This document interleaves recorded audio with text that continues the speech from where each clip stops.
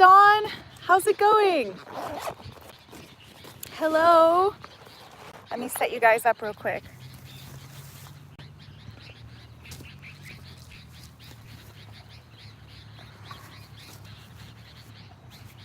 All right. Don't worry, it's a skirt, so I got shorts under this thing, so.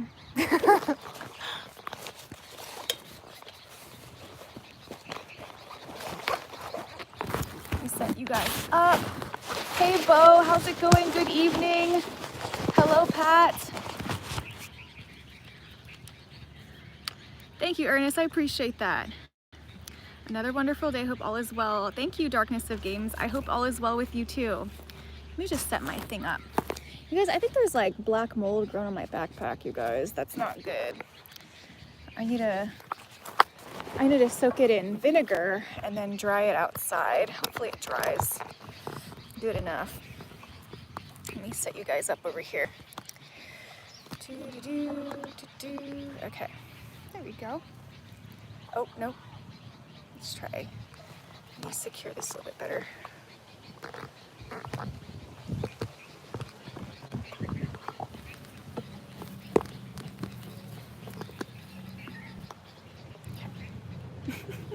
It keeps wanting to like go off into the, it's like wandering. Okay, maybe if I screw this on tighter, let's see. Let's see. I'm going the opposite way. I don't know if I'm going like the wrong way. Hello, hey Black Sheep, how's it going? I'm trying to figure out this tripod thing and how to make it, it's like a little bit wobbly. It has a screw thing on the bottom though. I wonder if that has anything to do. I don't know. I'm trying to just tighten this. It's supposed to be like righty tighty, lefty loosey.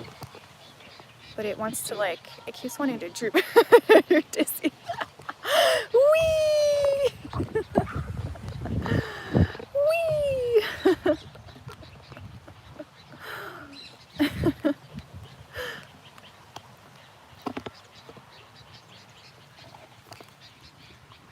Yeah, it's a different, it's Eric and Dawn. The other, your handle that says Eric and Dawn, and you change your picture, so at first I thought we were Eric, but no, you're not Eric. Hey Eric, how's it going? Hey, hello, I'm from Honolulu. Okay, so I'm at the park, and it is another beautiful day. The sun is going down pretty soon, but we have some daylight left. It's so beautiful, you guys. We got mountains. It's another beautiful day in paradise. Hey Z, happy Wednesday evening. Hello.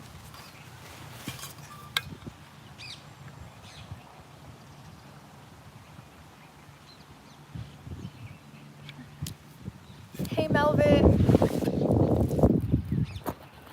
Okay.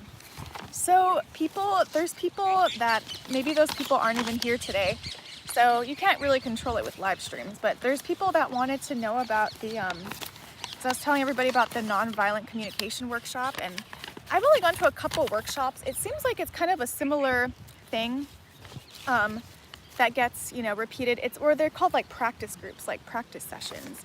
Have you guys ever heard of nonviolent communication?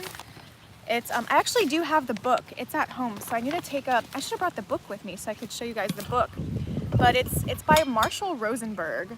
And there's like a backstory behind it too, of like why he created it, how he created it. Let's see, so basically I guess I'm doing a lecture today. Live streaming a lecture today. Yes, I'm from Honolulu. So nonviolent communication is emotional intelligence training where we practice another human being being free of judgment and evaluation. Or no, sorry, I skipped over a line. So sorry guys. So nonviolent communication, let me start over. Let me try that again. Hey bud, how's it going? Hey Christopher. Hello Mikey, hello. Okay, so nonviolent communication is emotional intelligence training where we practice presence as a conscious way to feel and hold space for the emotional state and expressions of another human being free of judgment and evaluation. So we practice presence to hold space for someone else's emotional state. A big problem of why relationships and things get ugly is because people don't do this.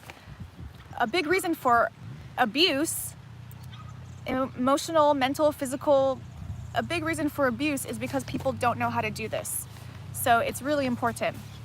And it says, friendly reminder, please keep the chat plain and respectful. Thank you, Ernest. I appreciate that. This is not a dating site. It sure isn't. It's because BPD is part of it, but however, I will say if somebody who had borderline personality practiced nonviolent communication, because in nonviolent communication, you need to be aware of your emotional state. And if there are people with borderline, some of them are too far gone, and I will validate that.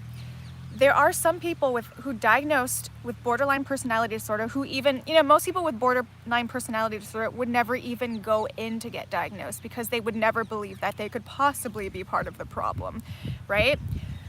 There are some people with BPD, borderline personality disorder, that, because I want to spell out, you gotta spell out the whole thing because there's different types of BPD. Some people will think bipolar or borderline. So with borderline, it's a personality disorder. It's a pervasive personality disorder. And part of a personality disorder is it's very difficult for someone who has that to even admit that they have anything wrong with them. Like, as regular people, people who are healthy and self-aware are going to be able to recognize, oh, I was wrong. I did say that thing that really hurt your feelings. Like, most healthy people are capable of admitting, like, when they're part of the problem. Not everyone's gonna admit that they're at fault, especially when they're high in emotions. That's part of this practice, is to, when you get to that place, this is what that practice is. So what I was saying about borderline, hey Praveen, what I was saying about borderline personality disorder is that there are certain people who have gone in to get, if they've gone to a therapist, gone to get diagnosed, they're like ahead of the game in there, because other people with that disorder would never even go to a therapist. So if people are there and they can get diagnosed, and once you can admit that you have some sort of a problem, then that's the first step to being able to even work on anything. So there are some people that are able, it's kind of more rare, but it's up to that individual person. There are some people who are able to heal and take steps towards, healing from BPD. Not everyone, and a lot of people would never, but hey Dillhole, hello, always Ali Sky, good to see you. Hey Sean, hope you're doing okay. I'm doing great, you guys. I hope you guys are doing great today. But yeah, this is a practice. It's an ongoing practice. It's not something that you learn about one time and then it disappears and you're good now, right? It's like, this is great for relationships. If you're in like a relationship, to work on as a couple, it's easier said than done, especially if both parties have experienced a significant amount of trauma. It's very difficult to like put things like, this into practice, but I was going to explain what this practice is. So I'm doing good, you guys.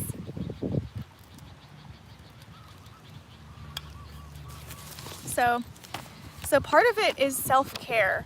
So these teachings, by the way, his name is Chris Miller. I don't want to put his phone number on there, but I'm not going to show his phone number, but his name is Chris Miller. And I got a shout out to him, I have to credit the creator. Chris Miller is my friend, like I know him in person, and he did not create this practice. This practice was partially, like Marshall Rosenberg wrote the book, and there's been other people involved in this process. You can YouTube nonviolent communication and how to practice it. It is so beautiful today. Hola, country kid. But yeah. His name is Chris Miller. You can find his website at www.alohacenter.org. So, gotta plug the, if I'm using anybody's content, which I am using his content, gotta plug.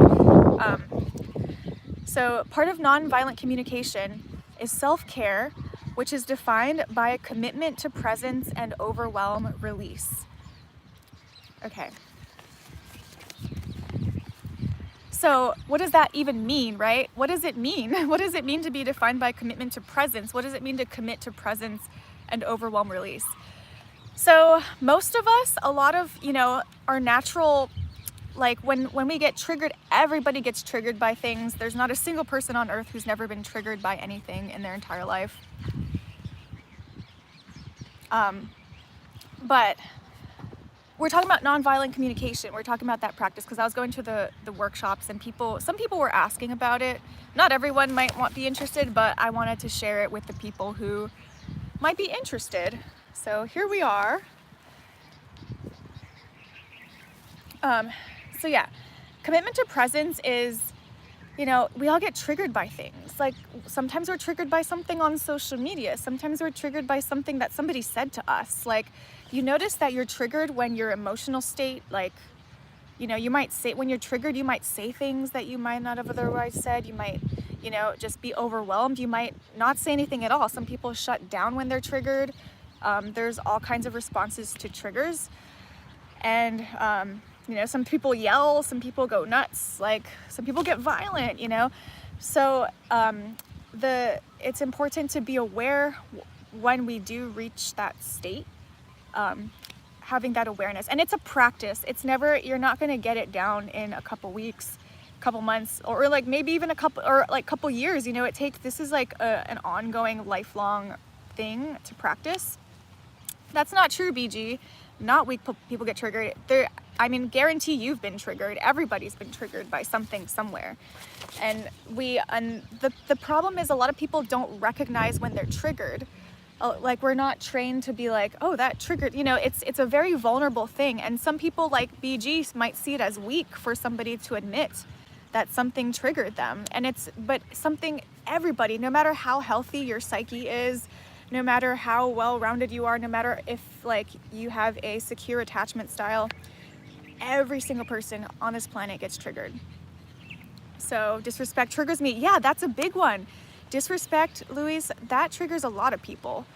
I mean, who wouldn't be triggered by disrespect? Someone disrespects you, like a lot of people, have a reaction to that. And a trigger doesn't mean that you're going crazy. A trigger could just mean like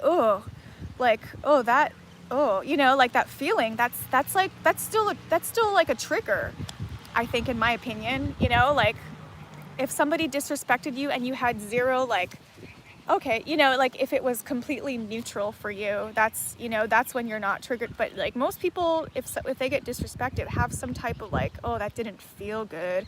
And so there's varying degrees of it, but being triggered doesn't always mean that you're off the rails. That's not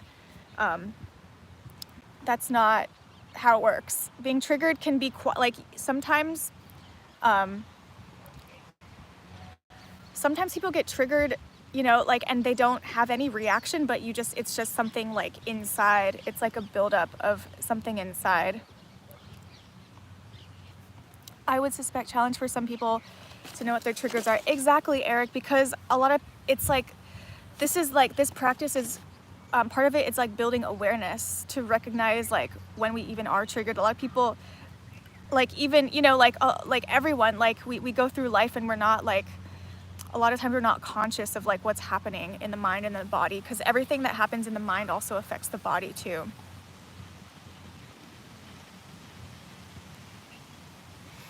Sorry, let me read some of the comments. Sorry, I haven't been able to read all the comments.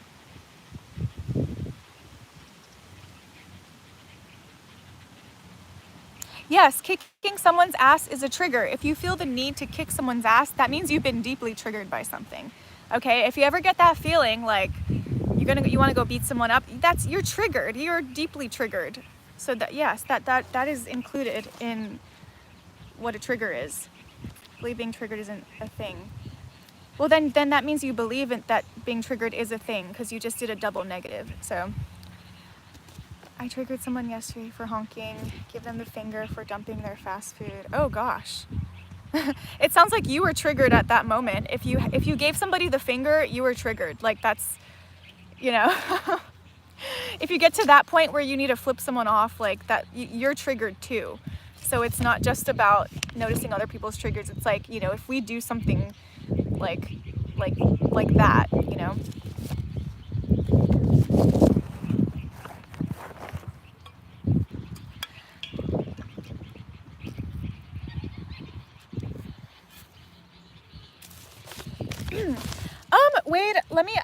answers your question. So being triggered, it can be kind of a habit.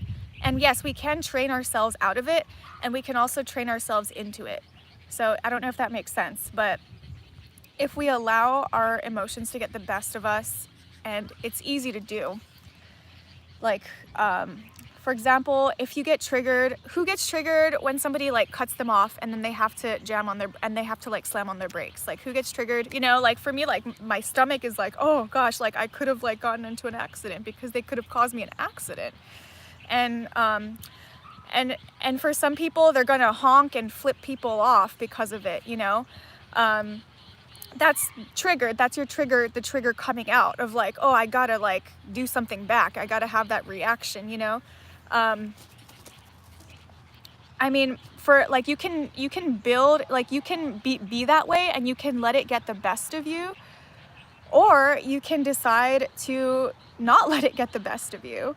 So you can make decisions about that. Like, you know, I have friends that flip people off and this and that, and but you know, like I have a gut, like my gut kind of like hurts whenever that happens to me, but I don't like, I try not to like, you know, I'm like, okay, like sometimes I get mad too, and like you can decide like, okay, do I really want to like be mad right now, or like, okay, well, I'm still alive, I'm just gonna keep going. You know, it depends on how bad it was too. Like, you know, we all have a right to be angry. If somebody steps on our boundaries, which that is somebody breaking your boundaries. If somebody cuts you off so bad that like, you know, you have to, you know, that you could have gotten, that's a boundary that somebody crossed with you. So you have a right to be angry, but it's almost like, you know, if you're really triggered and you decide to flip them off, you decide to honk and you decide to make a scene. Some people go steps further, and some people will start chasing that person, you know. Some people will start, like, will drive, you know, and like, you know, go look at them and like, you know, give them some hand gestures or whatever. So yeah, we've all been triggered by something, or, you know, somebody cuts the line that can be irritating. And yeah, some people will get more mad than other people. So, you know, basically it's normal to be triggered. There's nothing wrong with being triggered. Like it's normal to be triggered when somebody crosses your boundaries. So boundary crossing happens, you know, a lot. So triggered a cigarette helps me out. Yeah, that's why a lot of people smoke, is because, you know, there's some feelings inside that it's like, it's a calming thing for people to deal with. I don't know, I can't say too much about addictions. I've never experienced a substance addiction, not that I'm aware of, but I need to be put in. Well, BG, not necessarily true. You don't have to be the person to put that person into their place. Sub mode. Okay, Bo. Let me put this on sub mode. All right, you're welcome to watch, but please subscribe if you would like to chat. You can still chat, but you gotta subscribe. Hey Rick, how's it going? Okay.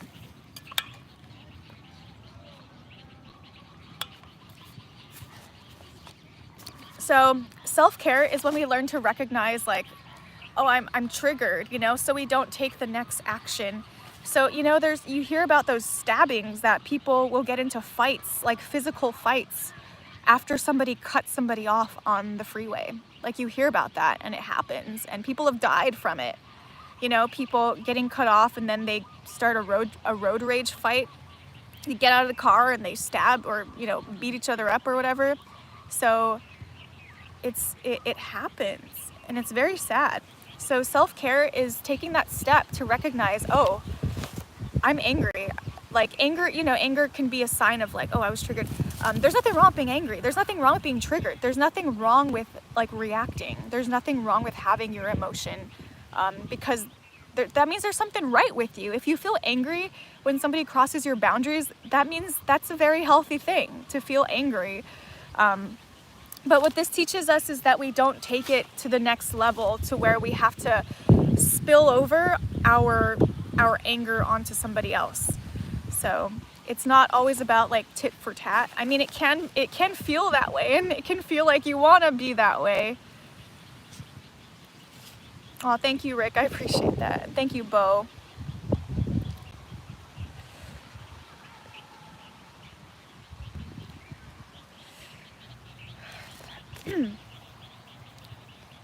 Howdy, Wally.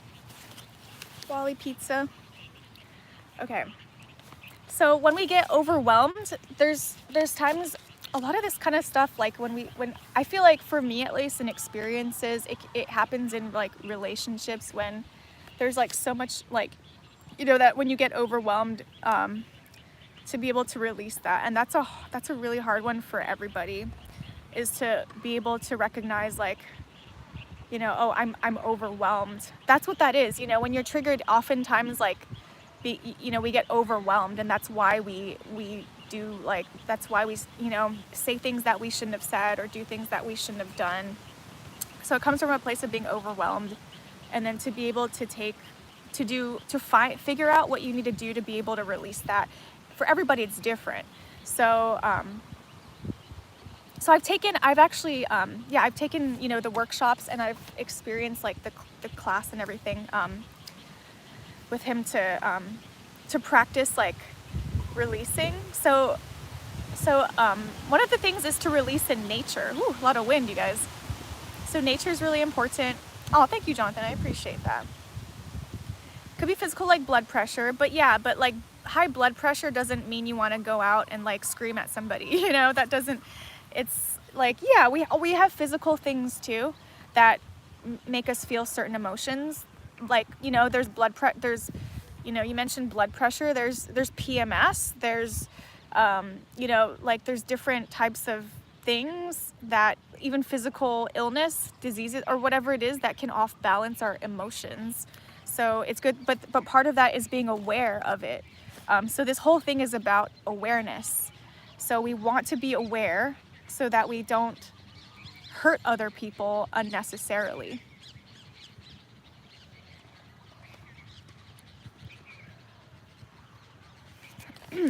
Oh, thank you, Eric. I appreciate that. Thank you. So the next one, it says attunement. Am I available, and are you available? So that means that both people have, before you know, have a discussion about something, before you meet up to discuss something, both people it's important for both people to be available. So in order to be available, you have to have been able to release, you know, there's, for example, being upset, like you have to be able to release down to, I think it was anything below a 6. So if you're like a 5 and below, then you can be available for a conversation. I gotta check myself on that, but you know, and if you're a 10, that means you're like super overwhelmed. Like you're just like, you know, you should not be having any type of conversation with somebody. You shouldn't be having any type of confrontation with somebody. Hey, nobody really. Yes, absolutely, Eric. It is very important to validate your feelings. And this is validating your feelings. This is validating, like, okay, I'm angry right now, I'm overwhelmed, let me release this. But no, it doesn't mean that your feelings go away. It doesn't mean that you don't talk about your feelings. It doesn't mean you don't address your feelings. But like once you're at this, if you're like a 6 to 10, if you're a 6 or above in your state of overwhelmness, it's not the time to talk about your feelings yet. But your feelings do need to get addressed. And if somebody crossed your boundaries, it's really important to address that with that person and make it known that that happened. But both people have to be available. So if one person's not available, it could escalate into a fight, you know, where there could be like verbal violence or even physical violence. Oh, that's awesome, Rick. Okay, I hope you find the best prosthetic that meets your perfect needs, Rick. Thank you for sharing.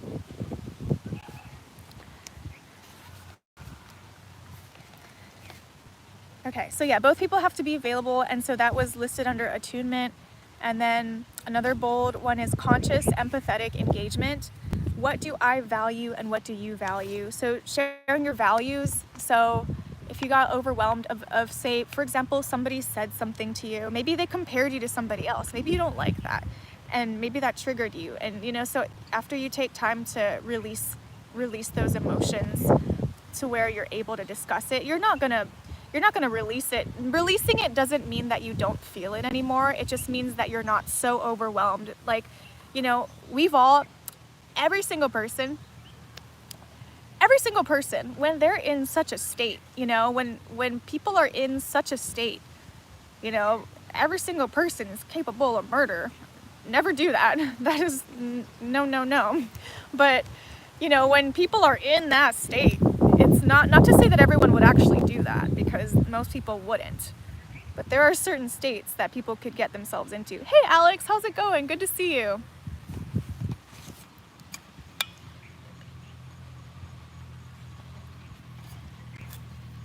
But so somebody said something and it disrespected you, you know.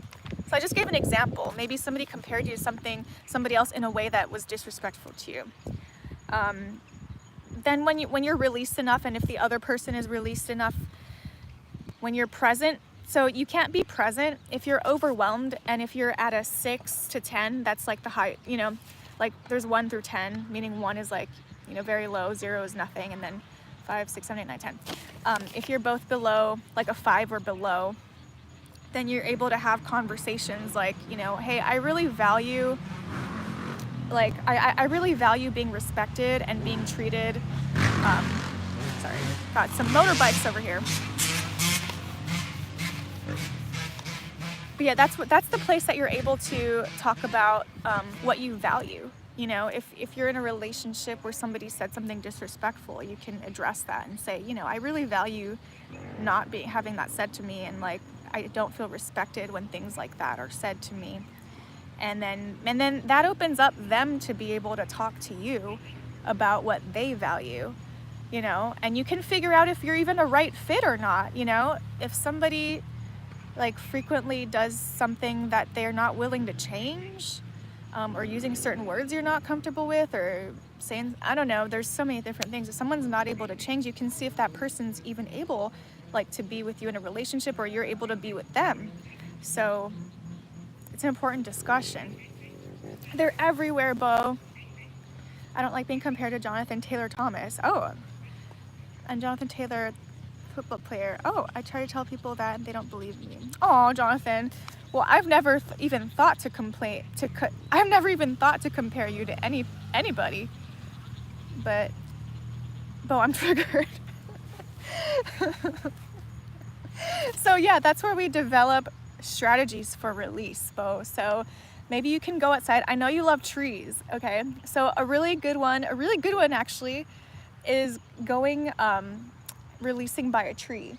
So going, finding a tree, putting your hands on the tree. I know this sounds like some hippie dippy, but it's try it. Don't knock it until you try it. Go barefoot, go outside, you know, wherever you are, and like go find a tree, and with your shoes off, with your feet touching the ground, put your hands on the tree and like take deep breaths. So that's one way that my friend Chris was teaching how to release. You know, I've done it with him, I've done the practice with him, and we found, you know, we both found a tree, and then he would work me through like releasing something that's like deeply triggered. I was getting triggered around things being blamed on me. That was a huge trigger for me. So that's been a big one. So I value not having things blamed on me.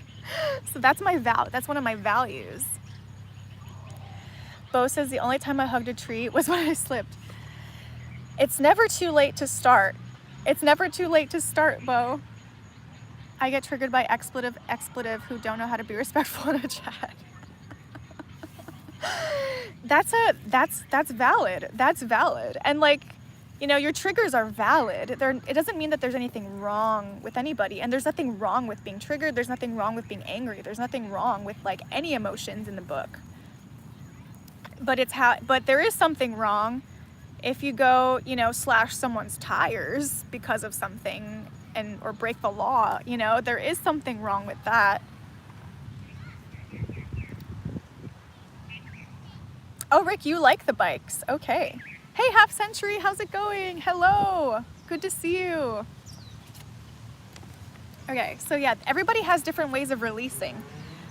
Nature's great. If you're able to like go on a hike, walk, take your shoes off, walk. Oh, I gotta show you guys the sunset, you guys. Oh no, you can't even see it. You can't even see it. It's all like, oh yes. So beautiful.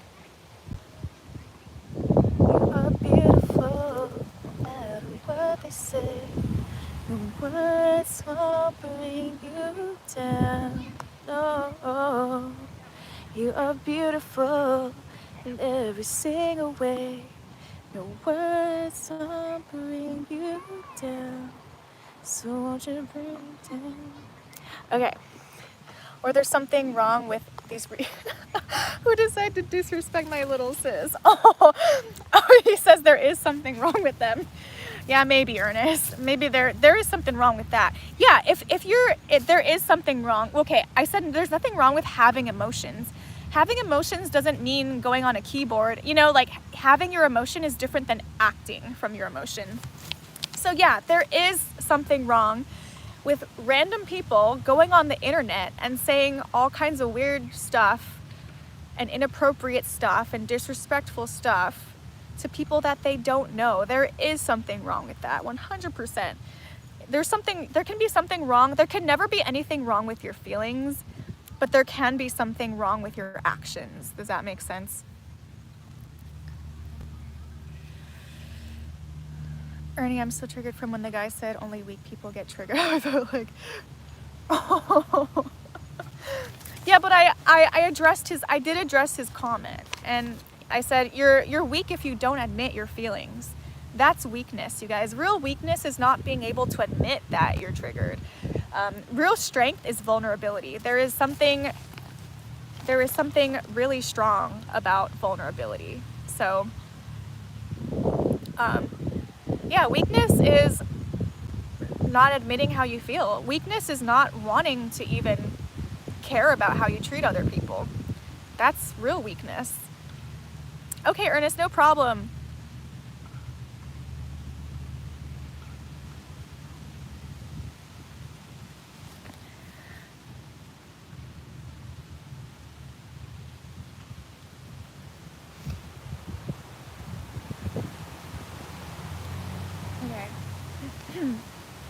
Okay, so we can go to all right, I wanted to talk about releasing though, because that's important too. Like, yeah, releasing in nature. If you don't have that available, it can be different for different people. There's something called EFT, which is a whole nother thing. Like, I could make a whole nother video of that, but that's like tapping.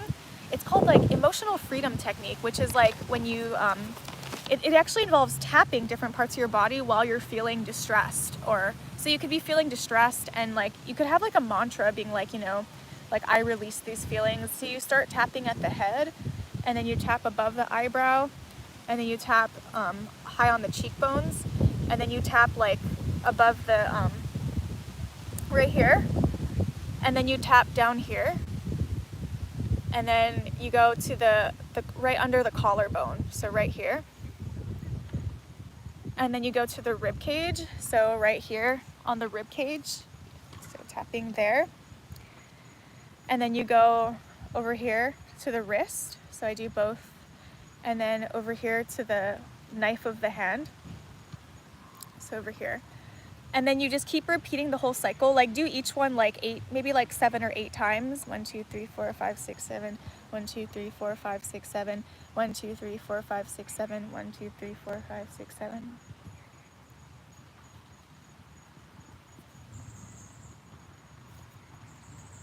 Please, no more disrespect.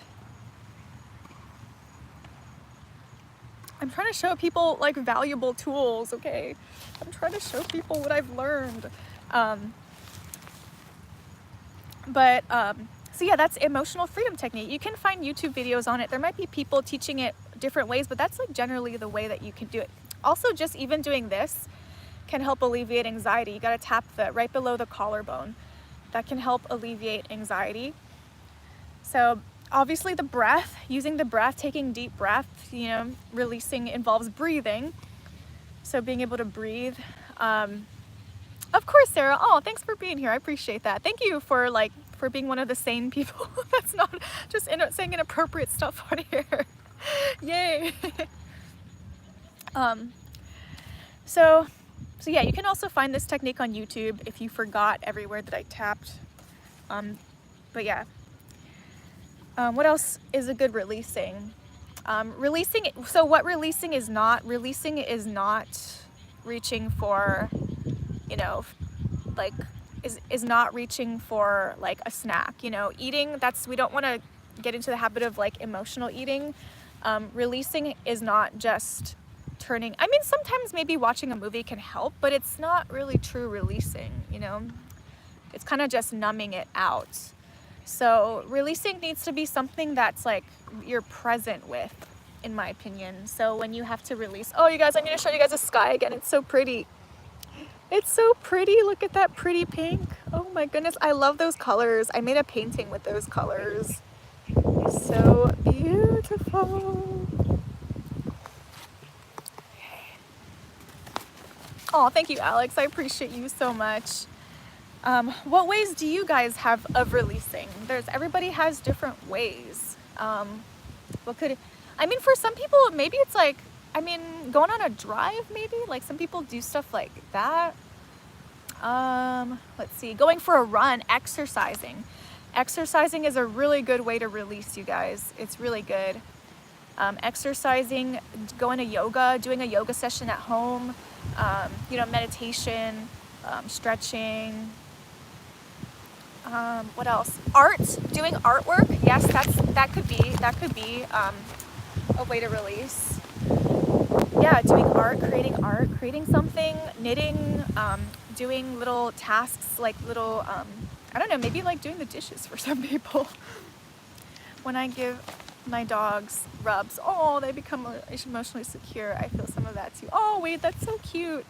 That's so cute. That makes complete sense. I find going for a walk. Yeah, going for a walk is a huge one, Eric. That's a really, really good one. If you're able to go for a walk, it's a really great way to release. And walking actually is like a built-in way to like alleviate your triggers too. If you're finding yourself really triggered by something, going for a walk, or taking the time to feel your feelings. That's part of this strategy too, is like part of it is that you have to really be willing to fully be in the feeling. Playing guitar and singing. Oh, awesome, half century. Yeah, same here. Same Z's. Glad you don't have to go through it alone. I know, Rick has been so strong and so, yeah, just so admirable. Yeah, so playing instruments or doing anything to come back to the present, but really being willing also to like feel the feeling of it and just sit with the feeling of that, so that it can actually get processed in your body. Because a lot of times we naturally try to cut off the feeling, but that does the opposite effect. Fishing. Nice, Ernest. I feel like that's a good one too. You're doing something that you love. I love walking around and talking with God. Oh, that's awesome, Jonathan.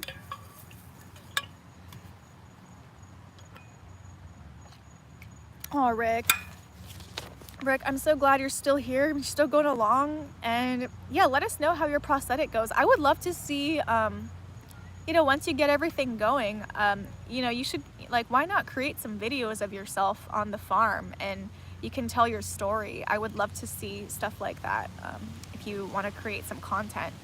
Dawn says gardening. Oh, that's awesome. Yeah, if you're able to, yeah, that'd be like, that's one of my dreams, is to have a space to garden. That's such a good one. Oh, thank you, Johnny. I appreciate that. Good evening, Mike G. Lucas says golfing. That's a good one. That's like anything like meditative. All those things are really meditative. So, is this for my glory or God's glory? Oh, that's a good one, NM. Hey, good to see you. So easy to get caught up in our own emotions. That's true. That's true.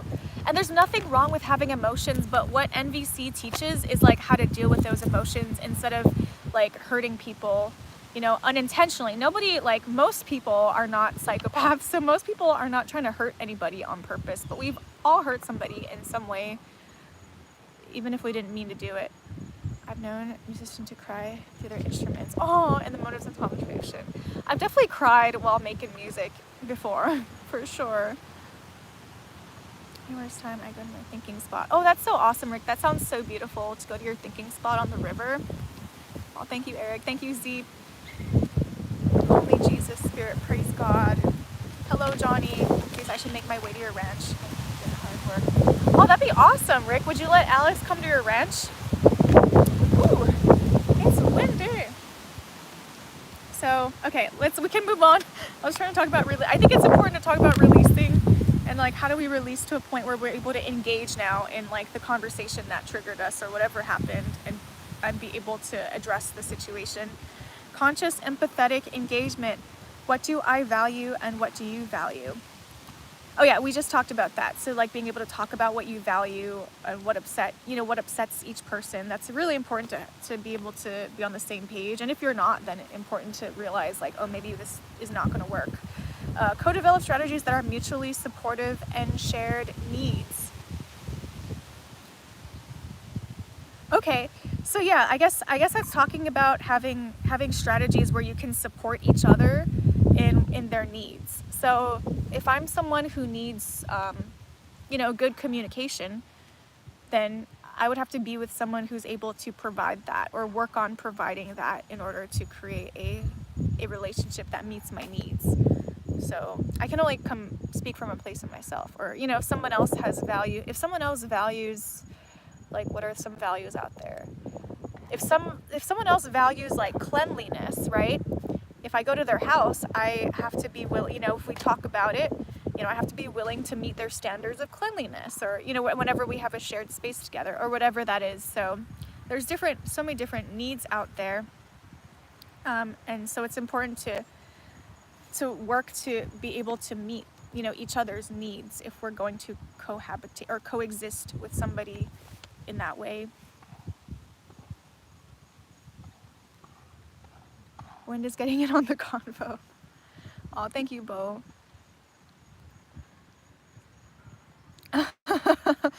I mean, Alex, it'll be a nice balance to balance out that desert, I've even gotten the female rattler.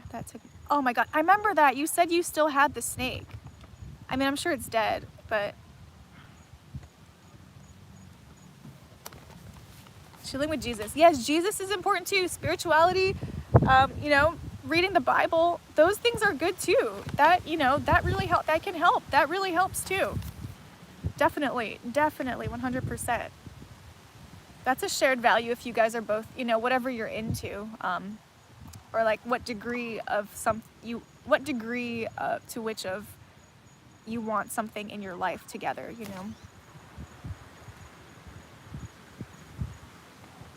Wow, Rick, that's amazing. Dang. Okay, so co-develop strategies that are supportive of each other's needs.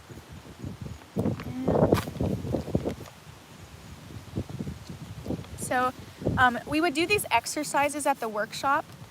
So exercise 1A, radical ownership practice, owning my inner state together. I'm responsible for my inner state. So it's so easy. It's so easy, like, just again, using the really easy example, because we've all gotten cut off on the freeway. It's just a really easy example to use, but it's really easy to be like, that person is why I'm so angry because they cut me off. And that this could be said with anything. So it's really easy to not own like your feelings, especially if somebody did something that was like that, caused you to have that feeling. But everybody's responsible for their own feelings. So nobody else is responsible. Like, if I'm going to stay angry for the next hour because somebody cut me off on the freeway, whose fault is that? That's not their fault. Like, they're long gone. That situation only took like a split second. So it's just about recognizing your own, taking ownership of your feelings. I'm responsible for my inner state right now, regardless of external events. That doesn't mean that you're superhuman, and that doesn't mean that there's anything wrong with your emotions. That doesn't mean that if somebody does something so disrespectful to you, and that doesn't mean that there's anything wrong with you for being super upset. And there's nothing wrong with you if you're upset for a week or a month, or if it's extreme, like a year. But it's important to take ownership of there's a point to take ownership of those feelings.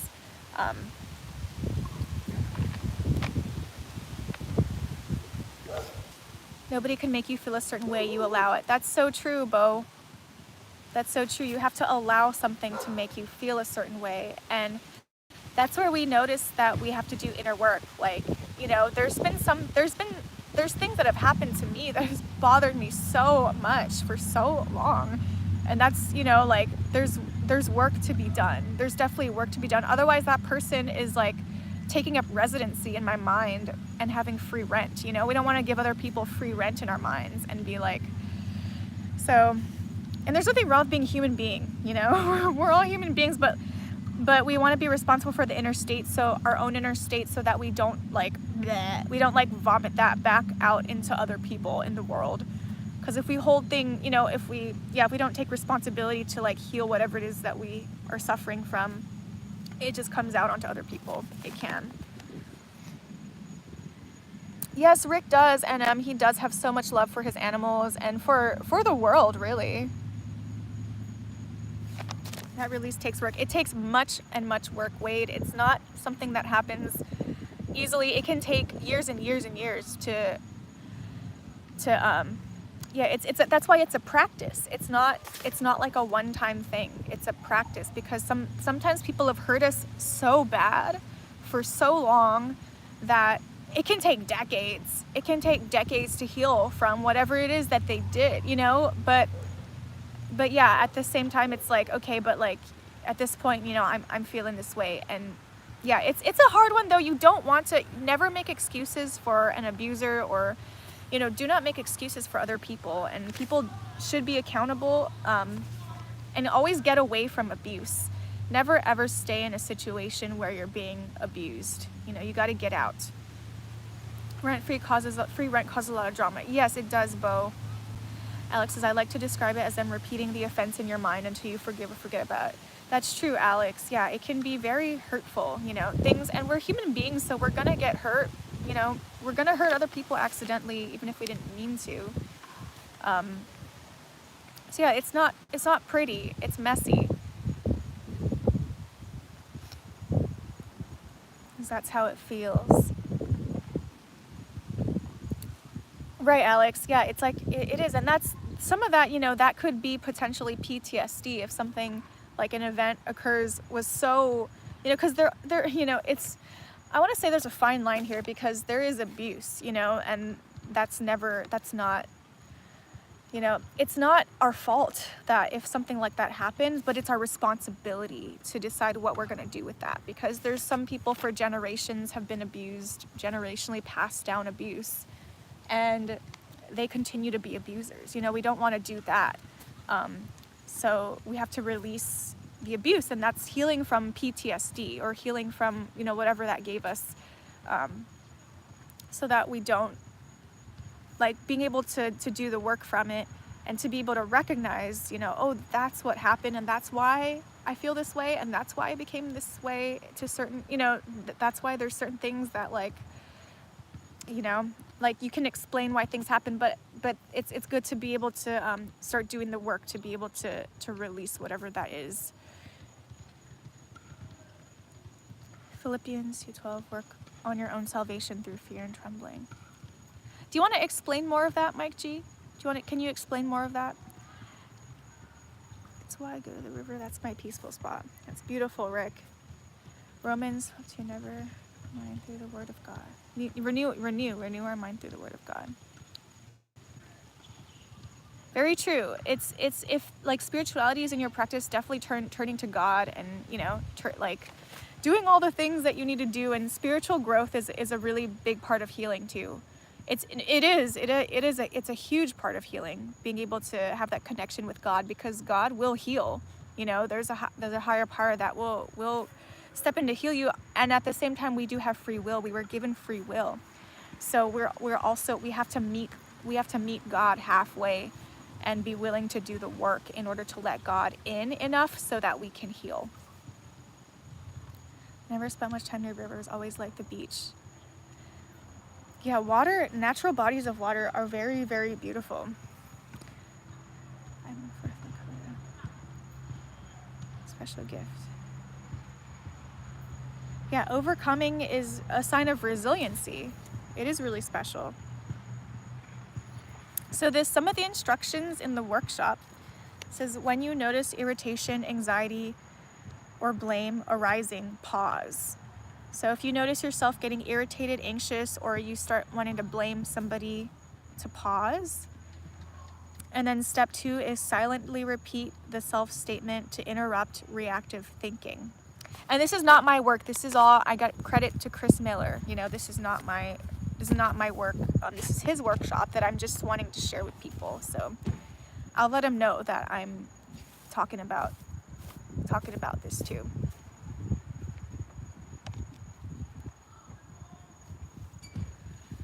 Aw, Sarah, thank you for being here. I'm in Honolulu. Alex is part native on his mom's side. Her dad, wow, was half. Wow, so you got a pretty good percentage. Somehow she doesn't know what tribe. Oh, okay. I wonder if there's any way for you to find out. Oh, that's so beautiful, Eric. I was by water today. I swam in a waterfall today, you guys. I have waterfall hair. It's my waterfall hair. I swam in a waterfall and I put some antibacterial on my cut, you guys. This is where my skin came off and I put my skin back and it's starting to curl up. It's starting to heal, but it helps stop the bleeding to put the skin back on. Go Scout, that's my dad. He said he was Hopi. Oh, cool, Alex. I remember learning about all those tribes in 2nd grade. Those clouds behind you moving fast. God creations are so beautiful. Okay, so the next step, after you repeat the self-statement to interrupt the reactive thinking. So that was step 2, silently repeat to interrupt the reactive thinking. So the self-statement is, I'm responsible for my inner state right now, regardless of external events. And boy, is that hard. That's like one of the hardest things in the world, you guys, to master this kind of stuff. It's like, it's not easy. Hey, key controller, hello. I can just imagine, you know, like being triggered by something and then like you're so triggered and you're so in your feelings and then you got to repeat repeat the self-statement. I'm responsible for my inner state right now, regardless of what happened. Shift attention inward. What am I feeling? Not what caused this. Okay, so we don't focus on the cause, which is so hard. It's so natural to focus on the cause, but shift attention inward to what am I feeling? Okay, I'm feeling, get cut off, I'm feeling irritated, I'm feeling angry. Like this person has zero like care about other people on the road, It's natural to do that, but it's like, oh, I'm having this feeling, this reaction. Breathe consciously for 3 to 5 slow breaths, anchoring presence in the body. So 3 to 5 slow breaths. So you want to focus on your feeling in the body, right? Is everyone able to do that? I only learned recently that some people like don't feel like they're inside of their, I mean, I've known that for sure. I've definitely been there, like, not feeling like you're inside of your body. So yeah, there's actually a lot of people who aren't able to like feel like they're in their body. If you went through trauma, especially at a very young age, it can be easy to start dissociating so young, and then you get used to dissociating, and then you get diagnosed with whatever ADHD or whatever syndrome or whatever. But a lot of times trauma is the cause of a lot of these diagnoses. Not everything. Some things are like chemical imbalance or other factors. I struggle with it sometimes, but I can. That's awesome, Alex. That is so awesome. High five to you. I'm definitely not perfect at any of this. Allow space for the emotion without judgment, knowing you are holding it, not it holding you. Okay, so let's read. Allow space for the emotion without judgment. Okay, so yeah, that's the step where you just allow yourself to feel like, oh, I feel angry. Like if that's a feeling that you're carrying, there's more emotions than anger, but I feel like anger can happen easily when people violate boundaries and stuff. So if that's the feeling you're having, or whatever it is, I feel insecure, I feel self-conscious, I feel irritated, I feel scared. There's different feelings. So you gotta just be with that feeling. Just allow yourself to feel that way without trying to block it out or like gaslight yourself out of it, or just pretend that you're not feeling that way. So the purpose of this whole thing is to reclaim self-agency and dissolving the projection outward. So yeah, that's hard enough. You know, that's a big practice on its own. That's like a lifetime practice. It can be. Meditation, dissociation. Glad you said that. Yeah, it's very you know, trauma does affect people in that way, where if we've been dissociating a lot, not being fully present in the body and using things to numb ourselves out a lot, you know, those things are dissociation, or could be considered dissociation. It's good to, meditation has been really important for me as a practice to come back into the body. I got a lot of value from doing a Vipassana meditation. It's a 10-day commitment, and it's a silent, you don't talk for 10 days, you don't read, you don't watch, you don't nothing for 10 days, you don't look at anybody, you don't you just eat, you eat, they did let you walk around and stuff like that. They said technically no yoga, but they said stretching is okay. So you're not supposed to do like a full-on yoga practice, but you're allowed to like stretch and stuff. I mean, you should, because you're sitting for like hours and hours. But that meditation was so helpful for me because it was really a practice of coming back to the body. So that one of the first things, if you're doing like meditation, most of the time they'll teach you first your breathing. So like, just breathing through the nose. Usually it's through the nose. Some breath, like there's a lot of breath work that uses the mouth if you're doing like Wim Hof method, or like there's different types of breath work that can involve the mouth. But with meditation, if you're just simply breathing, it's usually advised to do it through the nose. And so the breath, just focusing on like how your breath feels coming into your nose and the sensation of it leaving your nose. And so that's what they start with. Oh, there's a lot of comments. I have to scroll down. They said, dude, why are we feeling this? Let's go hamburger or something. I know, right? That's so common though. That's not just you. We've all done that. So for a few years I couldn't cry for a while. I had always stopped myself early. Oh, Alex. Dang, you went years without crying? Oh my gosh, you held something in. Dang. I'm sorry, Alex. I hope that you're able to process things better now. I've had anger a lot in the past 6 years, still manage. By the river, eyes closed, hearing the water move, birds speak, water talks.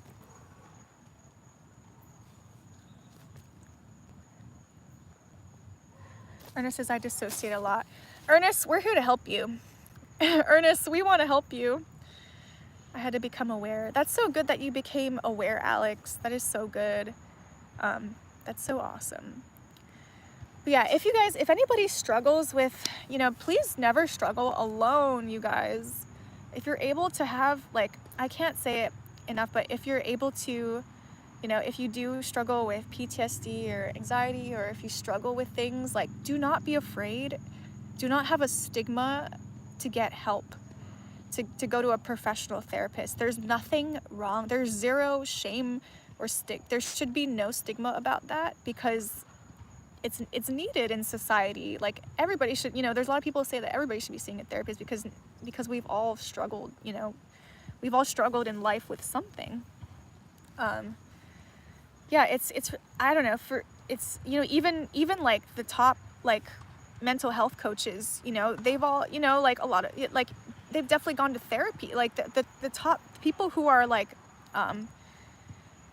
those big mental health YouTubers, they've all done therapy, because there should not be any stigma around it. There's nothing wrong. It doesn't mean that there's anything wrong. It just means that you're someone who's willing to be open to help, which is a very mature thing to do.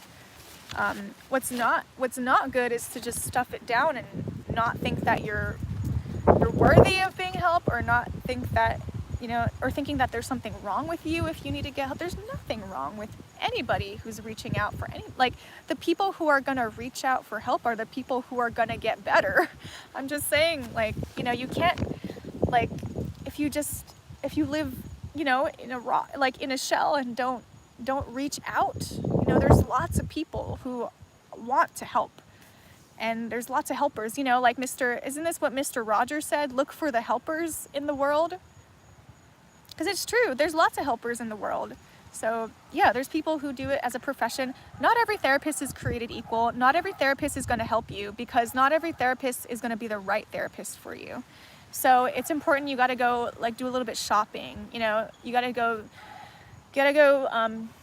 try out different people to see which one is the one that's going to get you. It's really important in this world to find someone, like preferably in person. They have therapists online and stuff like that, but in person is really good if that's an option, because it's really important to have someone who gets you and who's able to like help you dissect things that happen in life, because not all of us are aware of like, okay, so that's what was going on, you know, like it can be easy to like, yeah, to not like understand certain things. Attention is the most powerful force in the universe. It is very powerful, Wade. I would say God is the most powerful force in the universe, but attention is a very big one. Hey Chris, I had to sub again.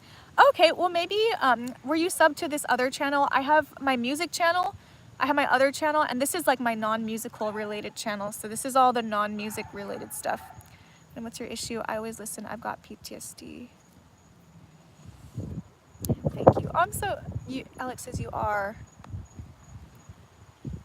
I drink a lot. Ernest, have you tried looking for like maybe somebody who you could talk to in person?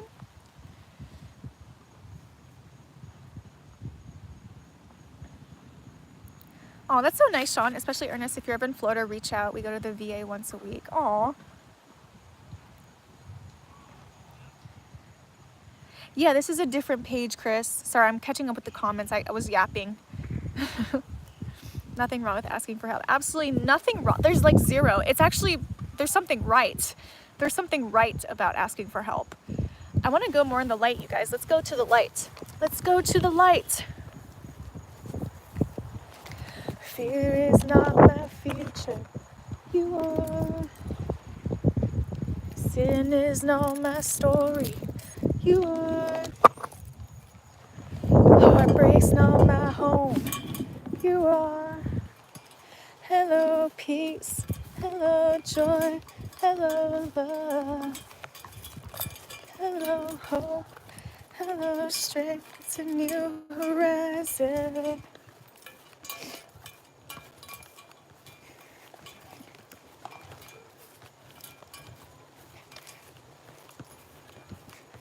Okay. All right. We go into the light. Much better. I had a bad habit of isolating myself. Yeah, isolation will drive anybody mad. Isolation and not being able to talk about what's going on will drive anybody mad.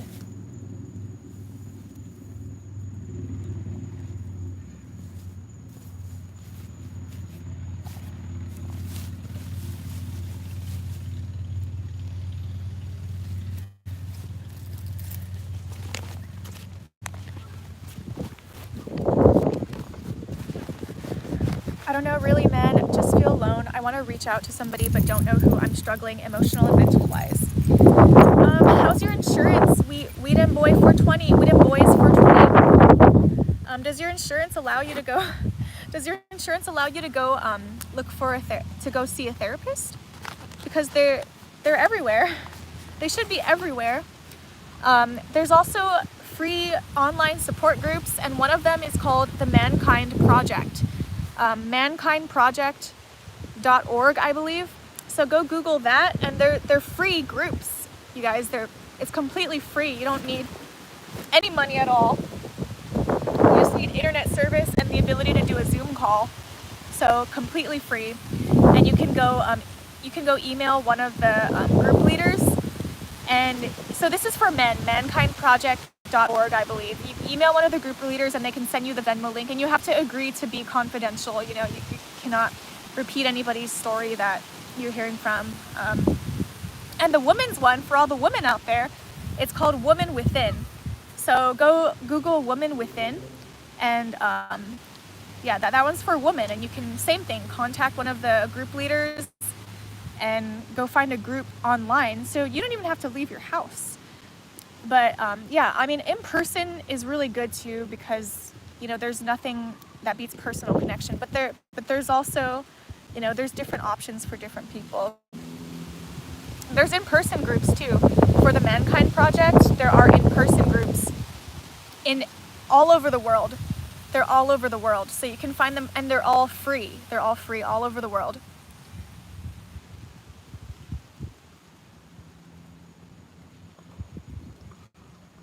Thank you, Alex. Let me pin that music channel. Let me read the comments. I don't have anybody to talk to. I'm going crazy in my own head. Well, you don't have to go crazy. We did Boys 420.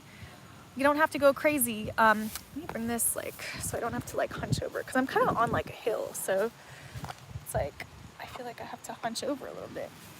Maybe I should go to a table, you guys. Let me go to a table. I'm gonna get my jacket. I'm cold. It's cold, you guys. It's a nice and cool summer night. It cooled down a lot last night. It was so nice to sleep last night. It was very nice and cool. Okay, I'm gonna go to the car and get a jacket, and I'm gonna go to a table.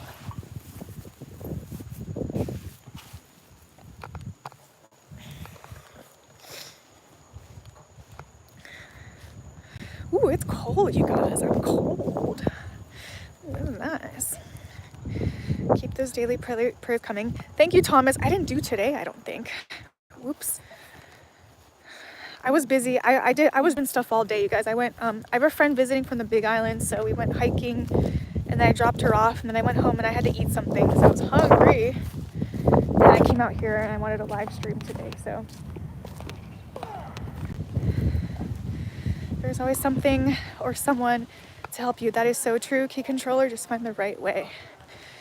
Yeah, that is absolutely true. There's always, look for the helpers, like Mr. Rogers said. There's people who, it's their whole profession is revolved around wanting to help people. So we do have beauty, and as crazy and as ugly as the world can be, there is still a lot of beauty in this world.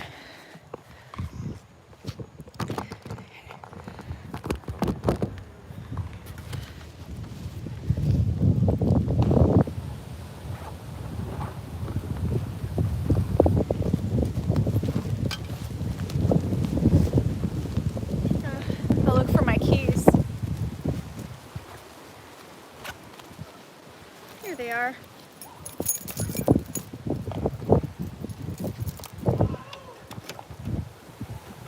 Ooh, I didn't expect it to get chilly outside, you guys. This is really nice.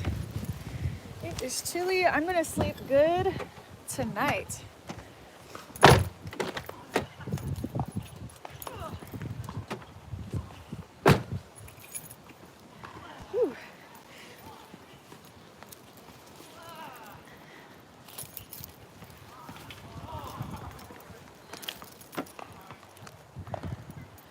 Okay, you guys, I got the fuzzy jacket. Let me put my keys in my backpack.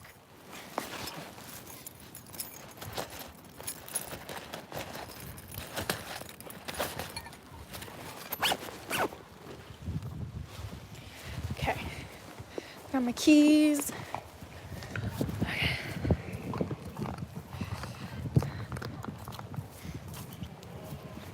It's cold, you guys.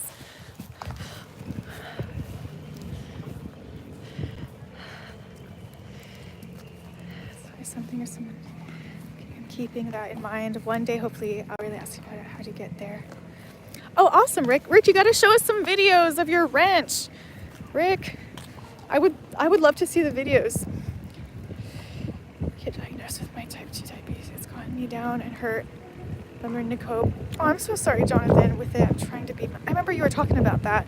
Careful with it. I never picture myself. Oh, Jonathan. I'm so sorry to hear that you're going through that.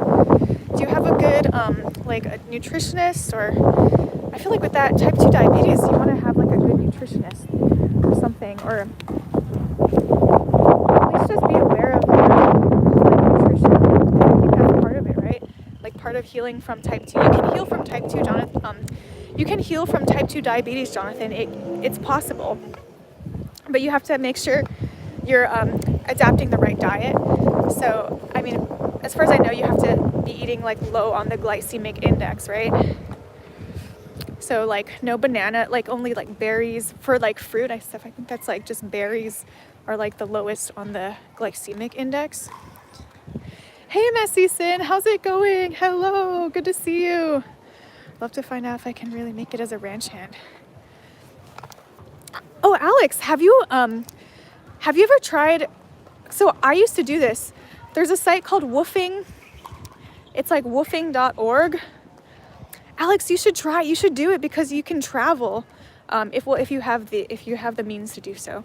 But when I was ready to travel and stuff like that, I was on woofing.org, and you can go and look at the reviews for different places. It's really important to look at the reviews because you want to make sure you're going to a safe place, and you want to make sure that that place that you're going to has like enough positive reviews. Ooh, my cat fell down.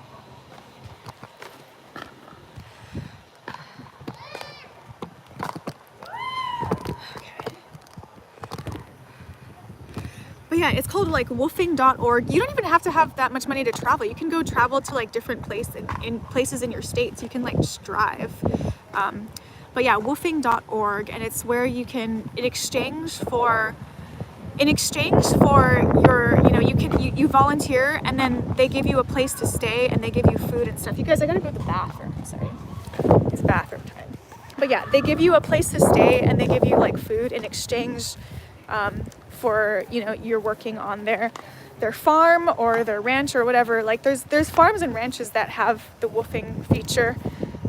So it's a way for them to be able to get their land worked on without having to have employees. But you want to make sure that they're going to treat you well. You want to make sure that they're not going to slave labor, that they're not going to like, make you work like, the entire day and then like barely feed you. So you want to make sure that, you're treated, everything's good on their end, so that you're not, and make sure you're not going anywhere sketchy too. So woofing.org. And yeah, the reviews are always really important. I drive down to my apartment a couple times a week by my best friend. Oh, that's awesome, Ernest. He's been through as much, if not more than me. We talk quite a bit. Oh, that's great, Ernest. That's great that you have somebody like that. Let me go to the bathroom, and then I'll catch up with the comments. I'm gonna turn off the camera and the microphone.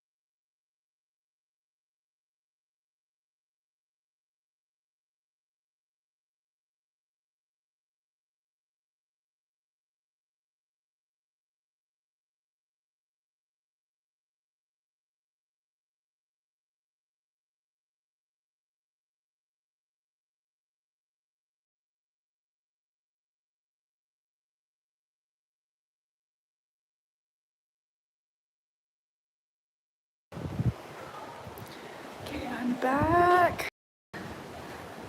If humans fail, animals are always to give attention and love. That's so true, Wade. Animals are they can be so loyal, Animals can be more loyal than people sometimes. But you never know. If you find the right people, there's a lot of really good people out there too. So we don't want to discredit humanity, and we don't want to stray away from humans. But oh wow, I'm not caught up with the chat at all. Hope we're still here. Let me catch up with some of these chats. I'm gonna start. You guys are getting me hyped up for all kinds of adventures. Oh yeah, adventure time is the best time. Hey Hunting, good to see you. If you want to sail at a boat, check out Sea People. Always looking for hand. Go. Ooh, that's so cool, Bo. That's so awesome. I would get seasick, I think, being out there for so long. Yes, Rick, start your own channel, please. Please do that. Start out with doing like short videos, you know, posting some shorts. That's how a lot of people start out, because then you can build an audience that way.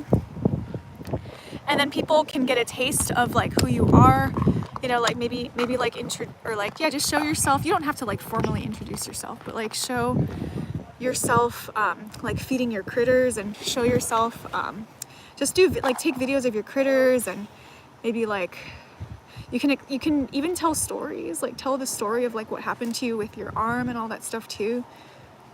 And like when you get your prosthetic, you can make like a shorts and you can show that on there too, and people would be very interested in that.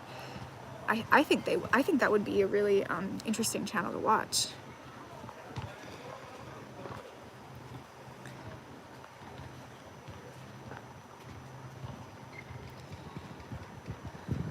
Ernest says, keep the chat polite and respectful. Thank you, Ernest. I appreciate that so much. Oh, Jonathan, we appreciate you in this community too. Thank you for being here. Animals, that's true, Key Controller. Animals do not have hidden agendas.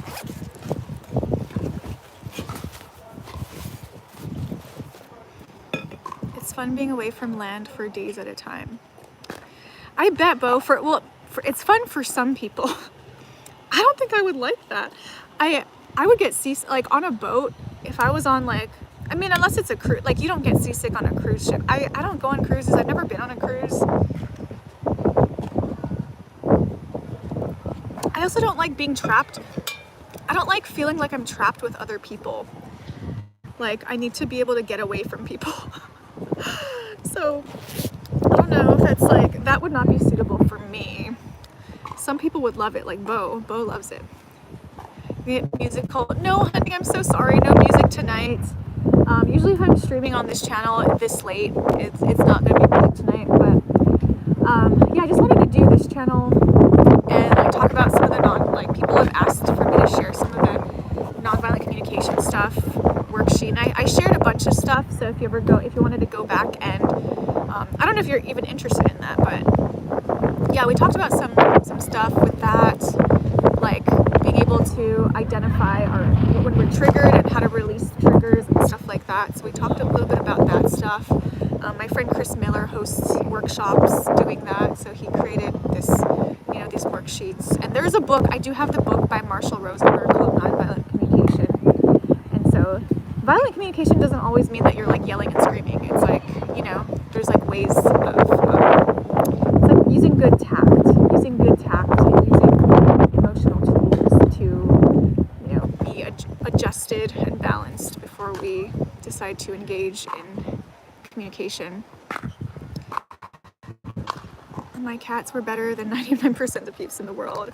Oh, Ernest, are you planning to get, I know your cats just, you just had it happen to you, like where your cats, left the earth and they're in heaven. Your cats, I know they just went to heaven, but would you be interested in getting another pet?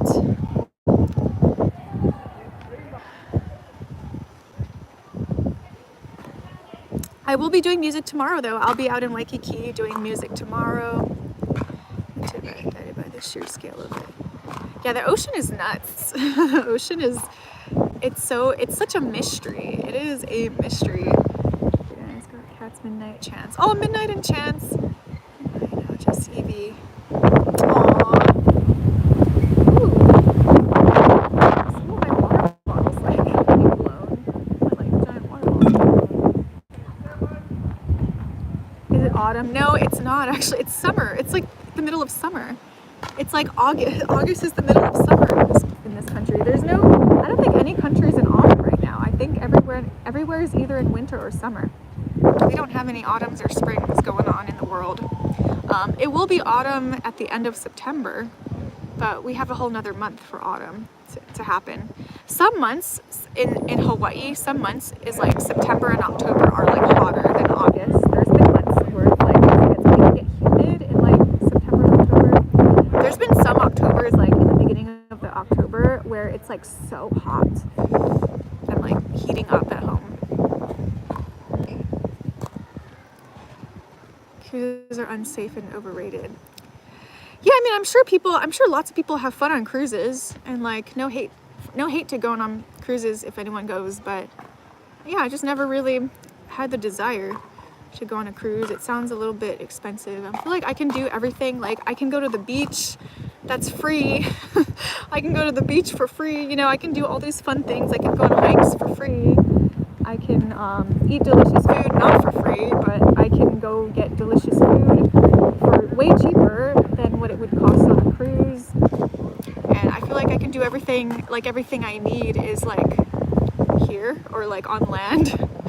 So I think it's fun though. I think that's like the novelty of it. You get to like, you know, they have like game nights and they have like, you know, but I can also socialize here. I can go to game nights here.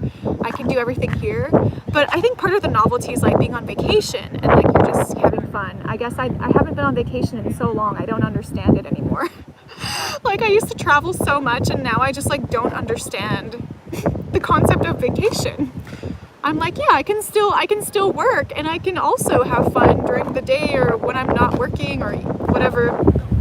I can do fun things and still keep working and I don't have to stop. So ocean is beautiful. Something about it, but it's so beautiful. Oh, thank you, Chance. I appreciate that. It's nice, it's comfy, it's warm. It's a little bit cold. It's really windy. Your own salvation and fear, trembling. It means that we need to look into our life and make sure that we're living right. That is so true, Bible. I 100% agree with you. 100%. Part of the practice I do on some days when in the morning, I'll journal while I'm drinking my matcha protein or whatever, and I'll journal and be, you know, like, it's good to have that relationship with God, and like, you know, sometimes I'll ask God, like, what are the things that are best for me to do today? So that I'm not like wasting God's precious time, or like, you know, like, yeah, just so that like what's in the highest good for me to do. Or it's good to ask those questions, or at least I like to ask those questions sometimes, or like what decision is the best decision. And sometimes we don't get like a physical answer, like sometimes we don't get the type of answer that we're looking for, but sometimes we'll have a thought and we'll have an idea, and sometimes that's God speaking through our mind. Like sometimes we think it's our own mind having these things, but sometimes it's God telling us something. But not all of our thoughts are from God. We're all human beings, so we have different thoughts. Ernest says, no idea where you get your info, but cruises are a lot safer than most people think. Hey Dee Dee, how's it going? Good to see you. Cruises are crazy expensive. Yeah, I don't know. I've never been on one, so I don't know how much they are, but I know that they're not cheap. I know that they're like a luxury experience. There's nothing wrong with people for wanting to have that experience, you know? I don't care. I just, Sean says Titanic traumatized me. No cruises. Well, not every cruise is going into like the coldest ocean, but I will jump out of a plane. Oh gosh, Sean. I've had somewhat of a desire, but like back in the day, but recently I haven't had any desire to do anything. I've done cliff jumping and that was enough. That was enough. I lost both my contact lenses, like came out like as soon as I hit the water. Half Century says, I don't like going on a cruise ship. I feel like you're just with so many people. I feel like I would get like claustrophobic. I don't know. For me, I get claustrophobic. Like whenever we're sitting in a group, I like to be like I like to have like space and like be on the outside of something. I don't know. Work as a singer on a cruise. I don't think I would enjoy that. I don't think I would enjoy that, Matthew. I really don't think I would enjoy that. But thanks for the Pride of Aloha. Oh, cool. Pride of America. Oh, wow. That's so cool. Pride of Hawaii for ends. That's awesome, Matthew. See one thing and get your channel's response. Of course, Rick. Ask whatever you want. Cruise on Bosa's cruises have gone ratchet. Next time to start my sky vacation fun, she's becoming landlocked. No, I'm not, NM. I'm not. If I wanted to go on vacation right now, I could. But I'm saving everything for my music. I'm saving all my resources so that I can record more music, so that I can, you know, create more things and like work on my channel and work on my whatever it is I need to work on so that I can go on this tour. I want to go on tour. That's the next time I want to travel. I want to do it for music. I've done traveling. I've done lots of traveling. I've saved up, like in my 20s, my early to mid 20s, I saved up tons of money to, I lived very humbly so I could go travel. And I've had experiences like that, where I'm like free and where I feel like I'm free and free spirit, and that was great. And I got a lot out of it, but right now it's time for me to do the grounding and like to do the work. So it's a different time in my life right now. Happy to see everyone around the world can communicate. Me too, Win. Me too. Thanks for stopping in. There are endless things we can do as humans to enjoy nature. That's true, Eric. There are endless things, and it's usually free. I like the idea of journaling to God. I've always kept, I've definitely gone on and off with journaling. Like I haven't been extremely consistent, but I have like tons of journals from over the years, like since like from college. Like I have journals still from college throughout my whole travels. I would journal while I was traveling. I would go eat at a restaurant and just journal. Everywhere I went, I would take my journal. I have tons and tons of journals that I can like look back at and see where I was and like look at my consciousness from that time. So it's really cool. And I have a lot of these journals have songs written in them from when I was writing songs too. So, and I have compiled my songs into a document. I gotta move that to my terabyte for my other ultimate self-examination to make sure that we're in the faith and that we're living obedient for Lord Jesus Christ. Hey Royal Kingdom, I'm feeling good. How are you feeling? I'm feeling great actually. Taurus or Libra, Sag. Are you a Sag, Sarah? I'm not a Sag. I'm not a Sag or a Taurus or a Libra. What are you? I'm the same way. Oh, about like vacation and stuff like that. I felt trapped. On a cruise. Yeah, I don't want to feel that way. Oh, man, I think you're the same way about being claustrophobic. Yeah, I don't like being like, like on the inside. That is incorrect, Alex. You're off by 10 days. Never mind, according to Romans, letting the word of God and Bible shape and change the way we think to think more like Christ. I like that, Liberty. I mean, yeah, if we think more like Christ, we're on the right track, right? Working hard now to rest later. Yeah, key controller, or just to enjoy what I'm doing, even if I don't know, maybe I'll when I'm 80, I'll still be a singer-songwriter. maybe I'll get to go on tour maybe I'll still get to go on tour from like 2027 will be the start of it. And maybe I go on tour every year until I'm like 80 or 90. I don't know, I don't know. I don't know how life is going to go, or maybe something else will come into fruition, or I don't know what's going to happen. But all I know is that I'm in grounding mode. It's time to ground and put in the time. So it's the limit for, yes, Eric, that's what Bo came up with. What do you feel God is telling you to do? I was saving money. God is telling me to stay put and to work on what I love doing and to build just to build what I'm building. So that's what I feel like I'm called to do right now. I'm being called, I also feel like I'm being called to clean my house. So I'm deep cleaning everything because things went haywire, and I just did not have the emotional space or even the physical time. I wasn't making enough physical time or emotional time to make sure everything was deep cleaned. And so now I'm going through everything and just organizing, and I just want a new refreshed type of feel in my place.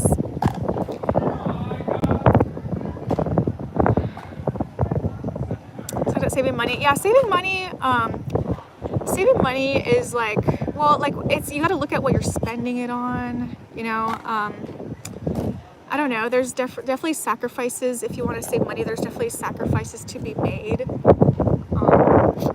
I eat at home most of the time. You know, most of my life I've eaten at home most of the time. I don't like to pay for admission on things, or like I don't go to like events where I have to pay. You know, I don't go to clubs where they're like charging $20 or I just don't. Yeah, I guess you just gotta look at, if you're trying to save money, look at what you're spending it on. Like, are you spending it on stuff? Are you spending it on food? Are you spending it on snacks? Or you gotta look at and like try to see where you can cut down. Sounds like you have a good plan. We're ready for the Alex Guy World Tour. Thank you, NM. Thank you. I will be ready once I'm ready. Whenever that is. I'm not trying to force anything, but I'm also like, I'm excited. Go lay down. We'll catch you tomorrow night on your music channel. Okay, Jonathan Taylor, have a great sleep tonight. Enjoy your rest this evening, and I'll catch you tomorrow. Ever thought of interviewing other artists on stream?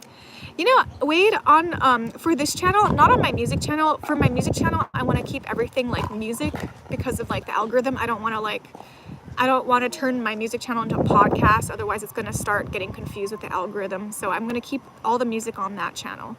And anything that's not related to music is going to be on this channel. So I've definitely thought about interviewing other people. It doesn't have to be artists, but I've thought about interviewing other people on this channel, just like for different things. Like there's people who specialize in different things, and maybe I'll interview that guy Chris if he's open to it, and then he can promote. You know, we can promote his nonviolent communication stuff, but.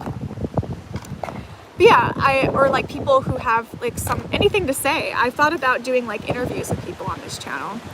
Poor Allie having to catch up to the chat. I got this, Alex. I got this. I was born to do this, I guess. There's of course Keeling Hot God's Voice by Mark speaks about getting quiet before the Lord. Getting quiet, that's true. Tuning into spontaneous thoughts in the mind and then journaling. Oh, okay, that's great, Liberty. I like the idea of that. I really like that a lot. The voice of God. I like that a lot. Yeah, we do have to get quiet in order to hear the voice, but then once we get quiet, we start getting all these like amazing ideas, you know? Like, you know that it's from God when it feels good and uplifting. When it's not from God, it feels draining, and it feels like, you know, shriveling up and getting small. That's when it's not from God. But when it's from God, it feels like expansion, because that's what, you know, that's part of what God is it like expansion?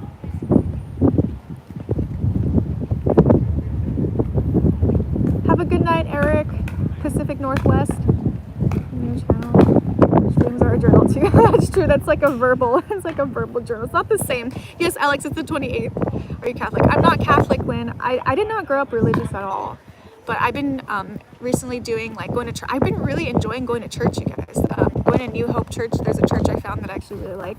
And not all of them are going to be the right church, but I found one that works for me. So I like doing that.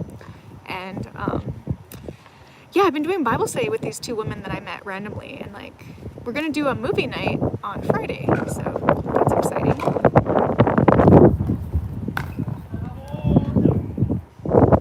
It's the journey, not the destination. That's true, Key Controller. Agreed. How much channel granted? Can't see. Yeah, exactly, Rick. Exactly. Just film your animals and film yourself like doing stuff on your farm. That people would love that. We'd love that. A blessed and peaceful night. You too, Jonathan. I think animal feed streams will always guard it. Yes, absolutely, Alex. Absolutely. Like anything where people can see what other people are doing. Like most people are not ranchers. So if people saw like a rancher, especially a rancher who got an amputation, like that's like low-key clickbait. Like that's like low-key clickbait. You don't even have to make anything up. It's like true. So like you'll definitely have people like flooding in there by showing all those things. Cleanliness is next to godliness. It's easier when thinking. That's true, Chance. That is 100% true. No super chats. No, this channel's not monetized yet, to King Daddy. I appreciate that though. That's nice of you. Even though I'm not performing or doing anything, I'm just yapping. Everyone needs cookies. That's so funny, CDG. Everyone needs cookies. Just saying, cookies are great. You can't go. I like a good oatmeal cookie, you know, like a chocolate chip oatmeal cookie. Oh yeah, that like hits the spot for me. You can't go wrong with cookies. Gotta love me some cookies. Car Talk the podcast. Yes, Key Controller. Car Talk the podcast. Like for people like who go to the music stream and they just like the car talk, be like, you gotta go to this other channel. The start is clean, refresh. Yes, move things around. Yes, I've been like I've kind of been like kind of as much as I can, like kind of regathering everything. Algorithm got rhythm. Wind's picking up in Honolulu. Yes, they are. I do live in higher elevation though too, so there is wind here. Ellie got rhythm, algorithm. Go around that way too. Let's hope others.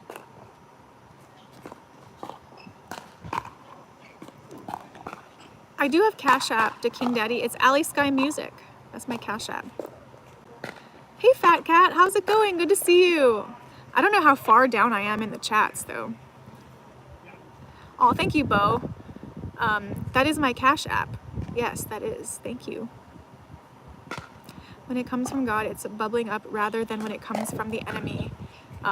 It's a conjuring up to see when God does something, bubbles up out of your spirit and flows. Yeah, for me, I explain it. For me, the way that I explain it, it's like, you know, it's going to be like kind of things. It's kind of, God is more of a expansion feeling, and then if it's not from God, it's kind of a, you know, it doesn't feel right. Peanut butter cookies. You like peanut butter cookies, Anthony? Chris likes snickerdoodle. Nice. Nice, nice. Okay, if you do Cash App me, thank you. Even though I'm not performing the king, I appreciate it though. Oh, Dawn will make for everyone. Oh, Dawn, I would love. I'll even just eat it, even if it's not gluten-free or vegan. I'll still eat. I would still eat it if you baked it. Sometimes I'm flexible like that too. Sometimes I'm like, okay, I just want a cookie right now. Big Dr. Day next Tuesday. Okay, Rick. You can do it, Rick. You are so tough. Yes, you are. Hey, Philip. How's it going? My troll brain. Too much talk about cookies. Oh, no. I love it when you laugh. Yap, it's like talking to a sister I never had. Oh, Sean. Thank you.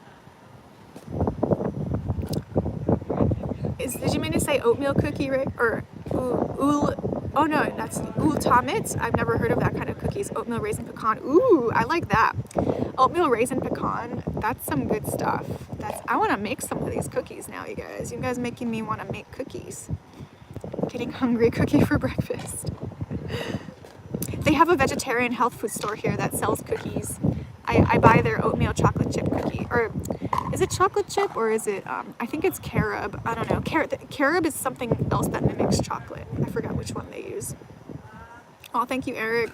Thank you, thank you. Please subscribe if you would like to see more yapping. If you want to see more yapping, please subscribe. Thank you. Oh, thanks, Key Controller. Thanks for liking, everybody. Thank you for the 189 likes. Thanks, everybody.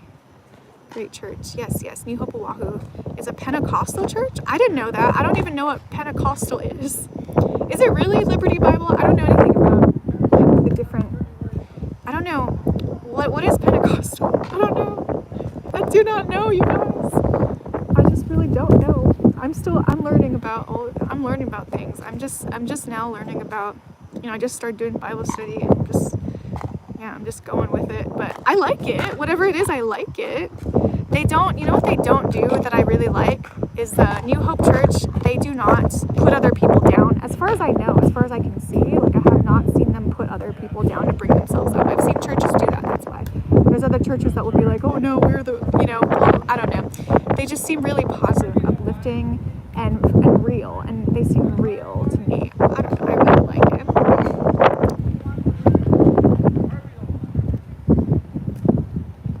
Dawn, your baking looks really good. Go check out Dawn's channel, you guys. Dawn has baking on her channel.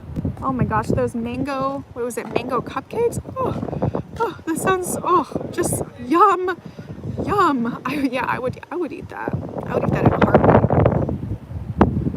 Oatmeal raisin, that sounds good. Dawn is good cooking. I bet. He's with you, Rick. Oh, you're so sweet, Alex. Anthony apparently does not like oatmeal cookies. I freaking love oatmeal cookies. Hello, Amir. How's everyone doing tonight? Good to see you again, Fat. Oh, thank you so much for liking, Fat Cat. I appreciate it. We're 190. Thank you. Lemon lavender. You guys, lavender is great. Lemon, I can't do lemon in desserts. I'm not a big. I can do some lemon juice in savory foods. For me, like lemon in a dessert is a no-go. I bet a lot of people like it though. There's nothing wrong with that. Antonio. Love oatmeal raisin. Yum, yum. Hey, Matthew. The scents when washing my floors. Oh, that's awesome, Dawn. Lemon and lavender. Ooh, I bet that smells good. For some reason, yeah, I just can't do lemon in desserts. I can do lavender for sure in any dessert. I can do lavender in anything. I love lavender. Ooh. I'm blown away. I don't like religion. I'm non-religious. Well, you know, there are things about religion that are a turn-off for sure. Absolutely. Religion has caused division. It's caused, there's been wars in my hair, you guys. There's definitely things about religion that used to turn me off, and that, like, I never thought I would, like, ever, you know, call myself, like, a Christian, or I would never thought in my whole life that would happen, because I've had so many bad experiences with, I don't even call myself a Christian right now, because I feel like I'm still, like, learning about these things, but I do believe in Jesus Christ, and there's things I do believe, you know, but, so I don't call myself anything, but, all I know is, like, it's really important, you know, for me, my spirituality is very important, and it's always been, even before I discovered anything about Jesus, my spirituality has always been really important to me, and, like, being able to develop that relationship. Well, not always. There was a point where I was more, like, agnostic, and maybe in college. In college, they train you to be, like, agnostic atheist. Like, that's, like, the college curriculum. I don't know, like, a lot of professors and stuff, unless you're going to, like, a Christian or religious school, a lot of them are very, like, you know, like liberal arts schools, a lot of them are, like, very, yeah, they're kind of, like, more, like, atheist, agnostic, like, atheist, but there's a point where I didn't know, I was kind of, like, more agnostic. I've taken, like, philosophy classes and all this, and I've debated on both ends of the spectrum, because I was so open about, like, I didn't know if there was a God or if there's not a God. I just didn't know. So I would even, like, do debates, and I would, like, be on one spectrum, and then I would, you know, like, I would be on the I believe in God spectrum and debate for that. And, like, I killed that. When I was a part of the God Does Exist debate group, oh my gosh, I killed it, you guys. And I never grew up with religion or anything.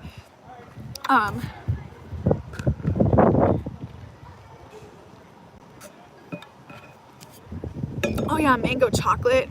Yes, yes, so much yes. With chocolate, oh, chocolate lemon buttercream, nice, nice. I would still eat it even if it had some lemon in it. I'd still eat it. Lemon's not my favorite, but I'll still eat it for sure. Good to see you. Good to see you, Irony. Working my side gig into the main gig this morning. Okay, Joseph. Do you have any vices? Yeah, we all have vices. I don't do any substances though. Vices. I have, like, compulsions. Vices. I'm trying to think. I'll get back to you on that one. Like, what is a vice? Can you explain what that means to you? Cookies. Yes, good chocolate chip cookies. Yes, we are talking about some good cookies. Ooh, soft-baked. I love the soft-baked. I do love me a good soft-baked cookie. So delicious. I love oatmeal cookies. And put oatmeal raisin cookies. I don't like raisins. Oh, you don't like raisins, Anthony. Okay, yeah, not everybody likes raisins. Not everyone would like raisins, but yeah, I love oatmeal cookie. So that mine are the best. Oh my goodness. I bet they are. You look like you know what you're doing over there.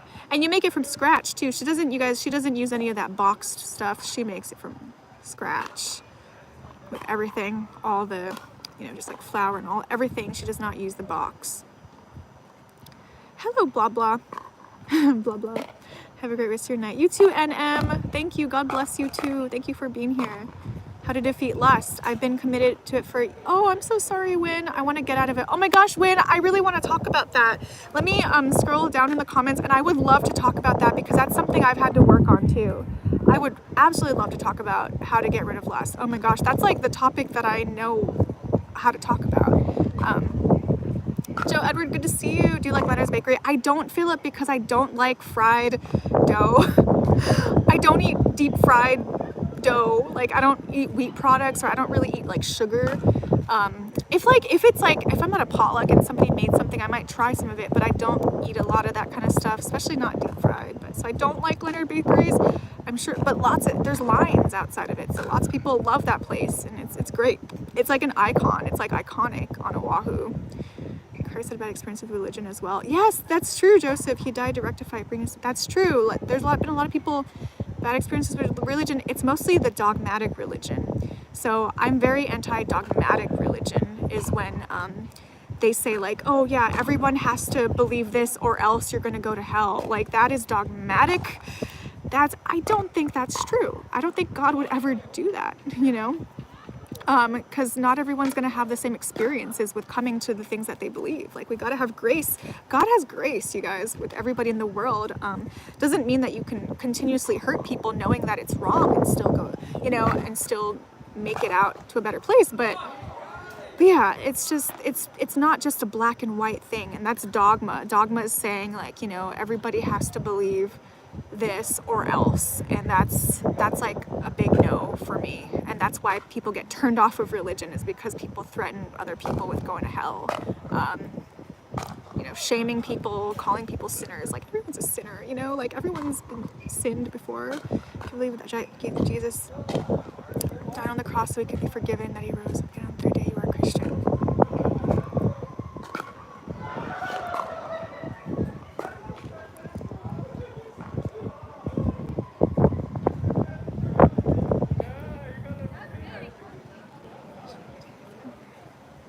Oh, Alex, thank you for calling us your family. That's so sweet of you to do that. Oh yeah, some people are having answers. When lust is like a wolf you may feed, the more you feed it, the hungrier it gets. That's true. I don't know that starving the wolf is the way, but being the master of the wolf. Yeah, I mean, everybody has a different way to do it, and starving the wolf can be the way for some people. So yeah, it depends on your journey. Everyone's has a different journey. Everyone's like, I love. Oh, Alex, I'm so happy. YouTube, yeah, I think so, Bo. I think you're absolutely right. I think YouTube is my vice. That's true. That's true. I think he's right. I think he's actually spot on. Let's have a good night. You have a good night too, Chris.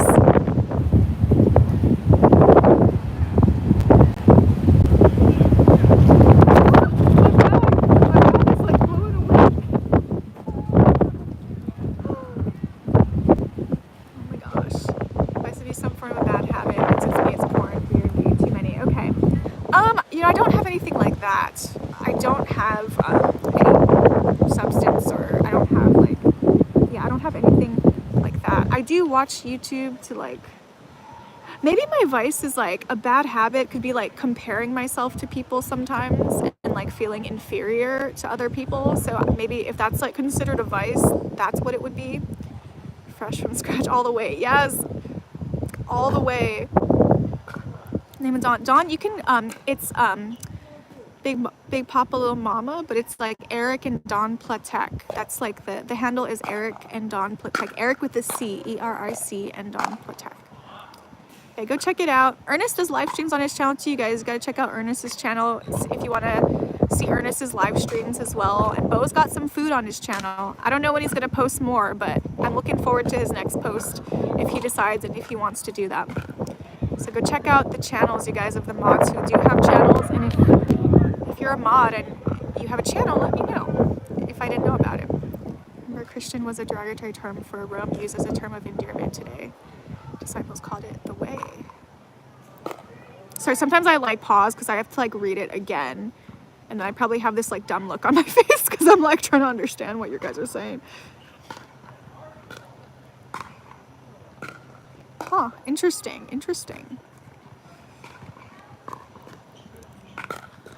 I don't know, Ernest. Look at my hair. I look like a witch. Oh my gosh. Don't burn me at the stake. I'm not a witch. Is the wind bothering you guys? There might be, but I feel safe in the light right now. I'm probably at the safest place that I could be at, or because I'm in the light. It's not unsafe anywhere else. I could go to the pavilion. Let me check if I don't know if there's anybody, if there's people in there, I probably don't want to be in there, but I can go check. I'm blown away.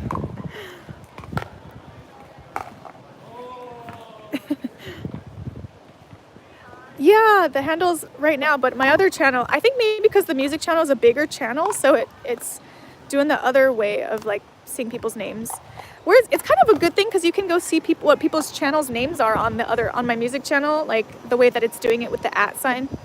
I'm gonna have to post more now. Yes, Bo, I would love to see what you're doing.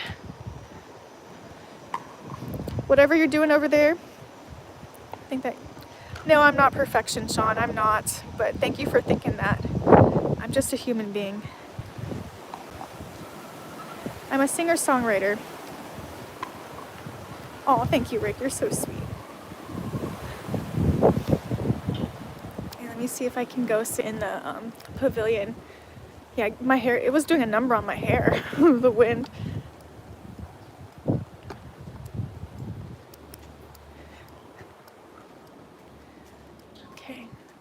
And there's nobody in here today, so I can go sit down. There's no table though, so I don't know where I'm gonna stand up my phone. Let's see. Sometimes there's homeless people that live like on the corner, but I should be okay. I'm trying to figure out like what I could do for a setup over here. See you next live. See you, Pat. See you later.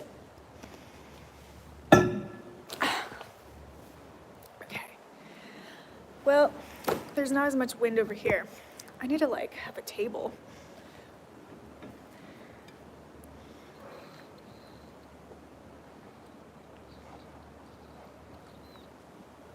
Gotta fix the hair. Whew. Okay. All right. Yeah, I mean, I'm kind of doing that, but let me see if I can stand this up a little bit more. I can just like prop it up. Let me just do this. I guess that works for now. Hello, everybody. Okay, so Wynn was asking about lust. Wow, that's a big topic. Some people had responses to that too. Yeah, with lust, that's definitely something I've struggled with before, and like somebody else said to not starve the wolf, but for me that was the answer. So with things like porn, you know, it's really bad for you, and it's bad for anybody watching it. And yeah, with that, it, you know, I don't know if you guys believe in this, but it can bring in like dark entities. You know, yeah, I don't know if you believe in that kind of stuff, but it can bring in like things that are unwanted, and it's really important to like spiritually purify the mind and the body. And so with stuff like that,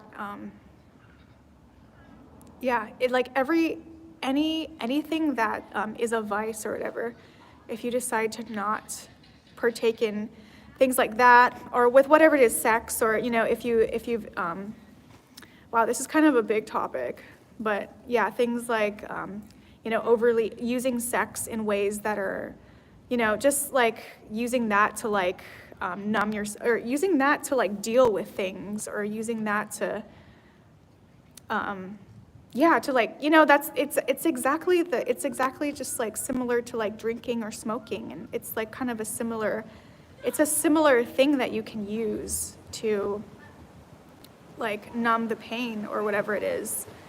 And lust demons, I don't know what that is, but that's not what I would call it. I don't know if you want to call it that, that's up to you.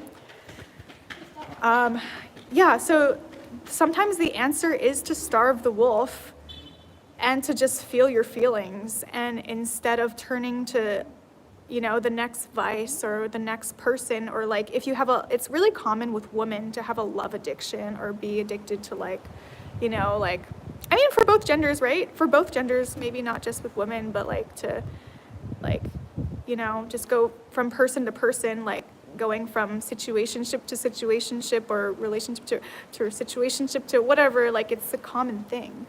And so when I was 26, I took a look at my life and like the things that I was doing, and I decided, there's things that happened in my life, and I decided to stop everything.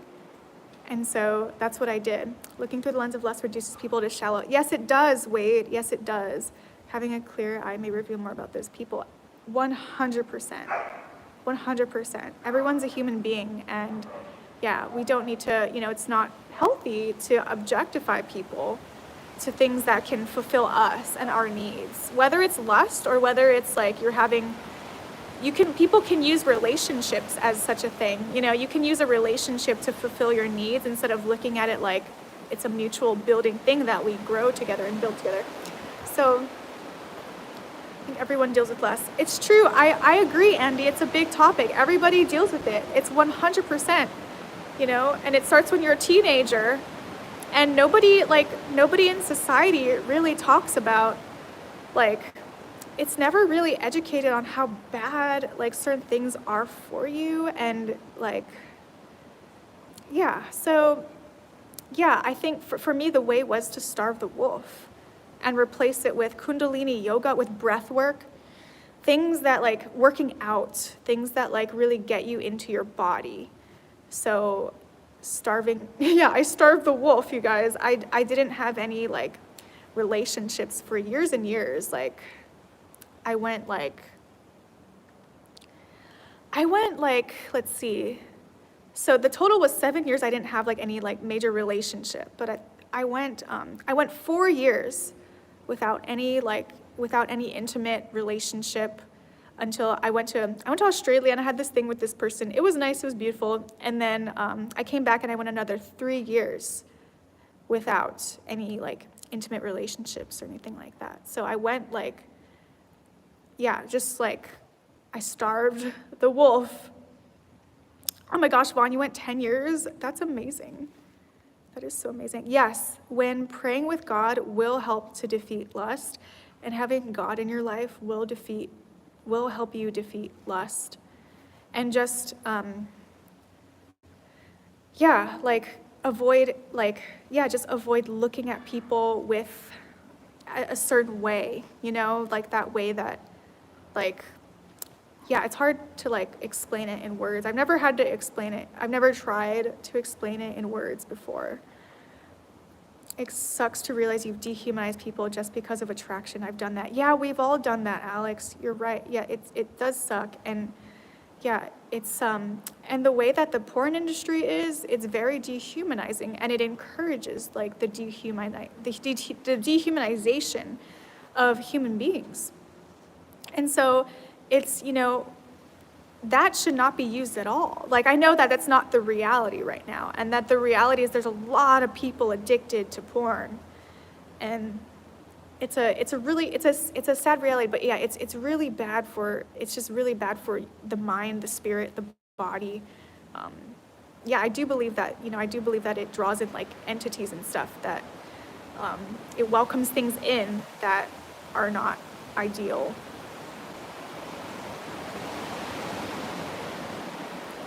Not to be attached to the negative of the outcome. Matthew 12:43 also. Okay, I gotta look at that in the Bible, Joseph. I don't know exactly what that's gonna say. Okay, we got Chance. I say to you that everyone who looks at a woman with lustful intent has already committed adultery with her in his heart. Yeah, I mean, it sounds to the regular person, it might sound very strict to say that, but yeah, it does start. Everything starts in the mind. Like everything starts in the mind first. So, and then it becomes like a physical manifestation. So if you're constantly thinking about like sexual things, or if you're constantly thinking about sexual content or topics, and if you're constantly wanting to like release through that feeling, it's that it starts in the mind first. So you have to, if you're trying to get out of that and like trying to purify the mind, but you have to feed it something else, you know, like you have, like, maybe, like, you know, like reading, I don't know, breath work. The thought of breath work is really important. It gives you that high.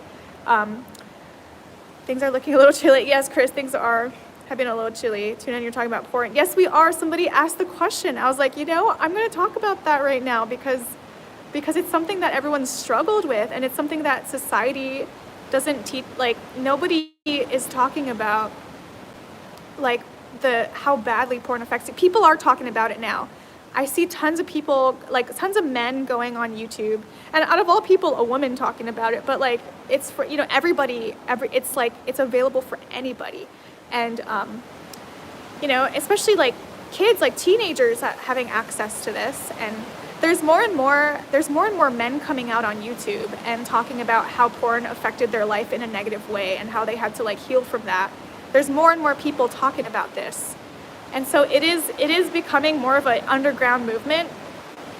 But yeah, unfortunately, society encourages the sexualization of people, and it encourages certain things. Unfortunately, it encourages lots of addictions too. Found someone but discussing these topics. The quiet guy in school. Thank God I've never experienced lust. Oh, really, Sean? Wait, really? You've never experienced lust? Like, you've never looked at your wife and was like looked at her in a sexual way, and like, I don't know. Like, I feel like everyone's experienced lust. You've had to experience that in some way. Even if it was, there's nothing wrong with, like, you know, if it's your wife, there's nothing wrong, but that's interesting. I feel like everybody's experienced somewhat version of that. Like, even when you were like younger, like even when you're like 12 or 13, you didn't like experience any of that? Interesting. That's very, I mean, if you said you didn't, I would still believe you, but yeah, I mean, not everyone's the same. Not everyone's the same. So maybe some people didn't, yeah, I don't know. Maybe you're just lucky in that way. That's awesome. Yeah, breathwork, Homer. Breathwork it's so ridiculously accessible. Same with alcohol. Yes, that's true, Chance. It is so accessible.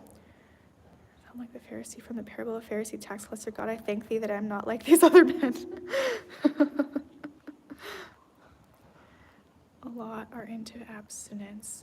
That's true, Vaughn. Yeah, there's a lot of people talking about abstinence.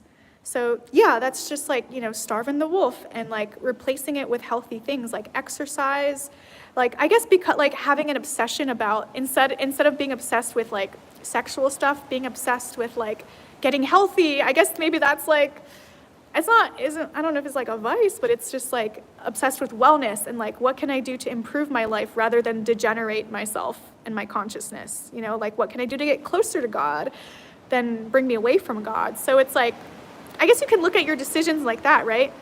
Like, you can look at it like, is this decision, is this action, is this thought even? Like, even looking at the thoughts, that's where Eastern philosophy and meditation come into practice, where Eastern philosophy teaches you how to recognize your thoughts, how to slow down and to observe your thoughts so that you're not like, you don't become your thoughts. Like, you're somebody who's watching your thoughts. You are not your thoughts. There's somebody there who's watching your thoughts. Who is it that is watching your thoughts? So that's, you know, Eastern philosophy goes into that stuff. But a good way to look at it is like, is this bringing me closer to God, or is it bringing me further away from God? You know, is this action or thought bringing me closer? Is this thought that I'm having bring me closer or far away from God? Everything can be done with moderation. Well, I guess, key controller, there's certain things, like, it depends. I think it depends. Not like if you do want to get clean from something, like, you know, there's people who have struggled with alcohol who, you know, have recovered from that for years, and moderation's not the key for them. For them, they have to stay away from it completely because otherwise they'll go into a binge, you know, so that's not true for everybody. So it just depends. There's nothing bad about sex, and there's nothing, you know, like bad about it, but it's just, if it depends on how you're using it, and like, and everyone has their own boundaries, and like, everyone's their own person, and only you get to decide like what's right for you and what's wrong for you. But yeah, if it becomes like some kind of addiction, or you're using it for some like validation, or you're using it for something other than just like being with your partner, just so.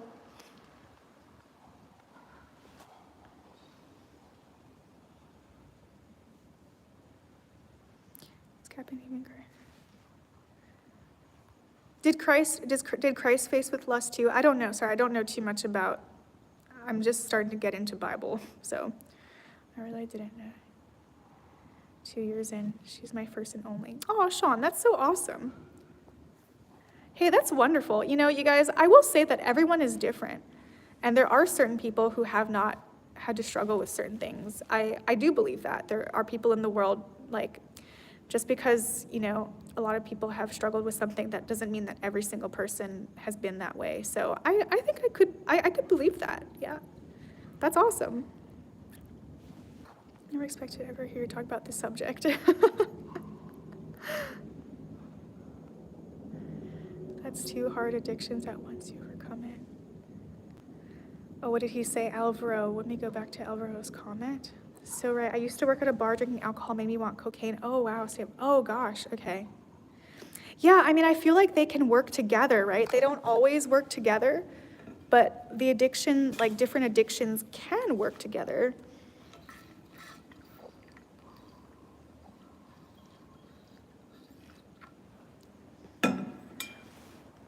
But ultimately, addiction, especially lust addiction, it's about fulfilling something, like, we can picture it as like, it's about trying to fill ourselves with something, like, but it's futile to use that to fill it ourselves with, there's higher things to fill ourselves with, like to create wholeness and well-being.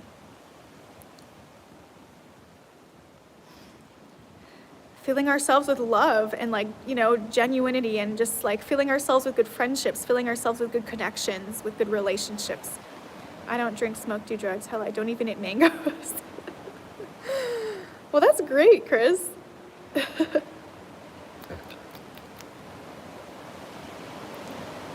King Daddy says, I bet that was hard AF to beat. Respect. Yeah, much respect, Alvaro. I bet. Oh my goodness.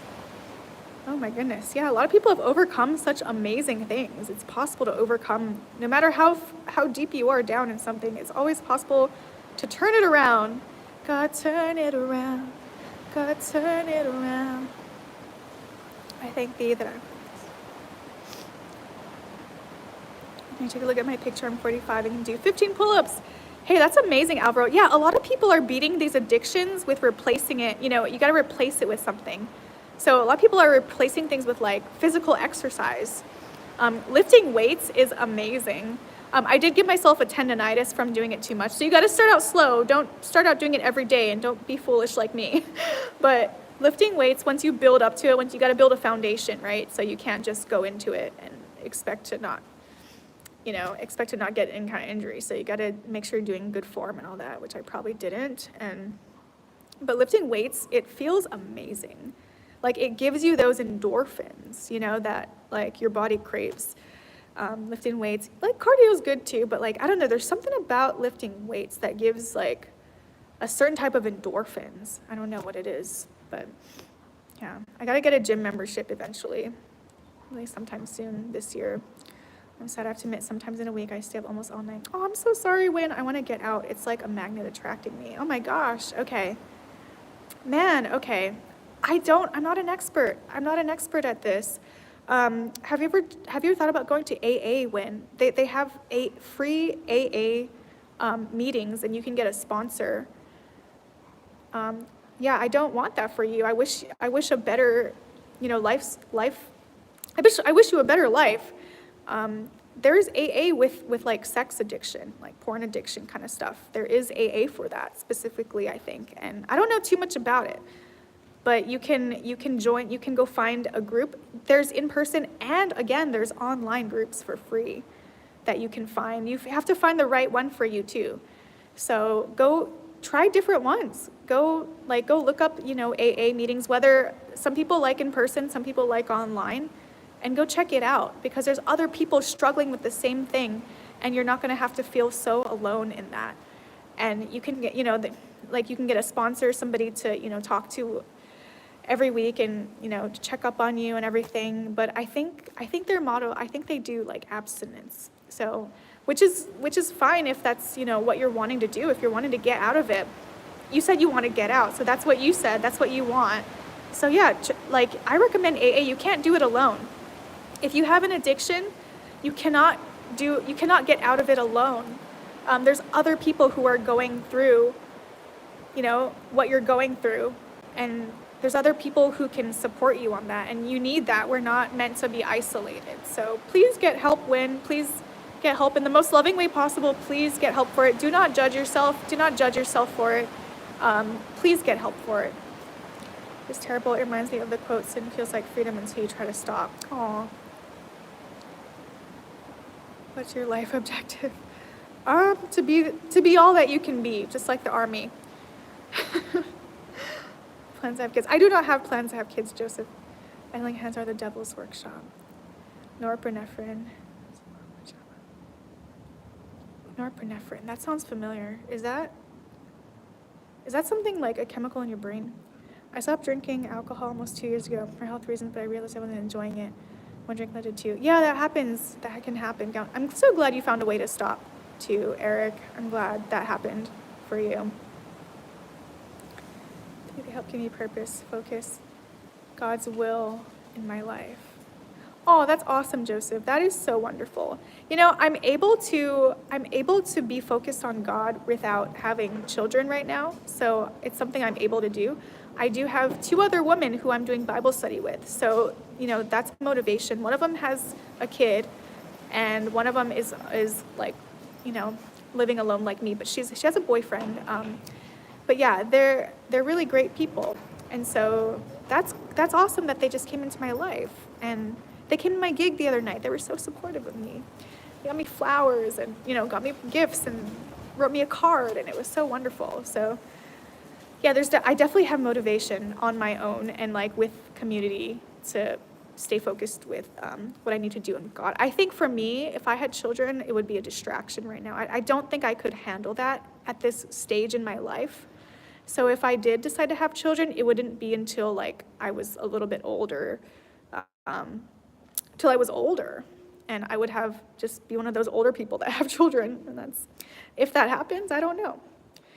But it's not something I deeply feel like I need to do that now, I broke from a lifetime of porn addiction 7 months ago. You broke away from that to King Daddy? High five. That's awesome. My goodness, that was hard. I bet that was so hard.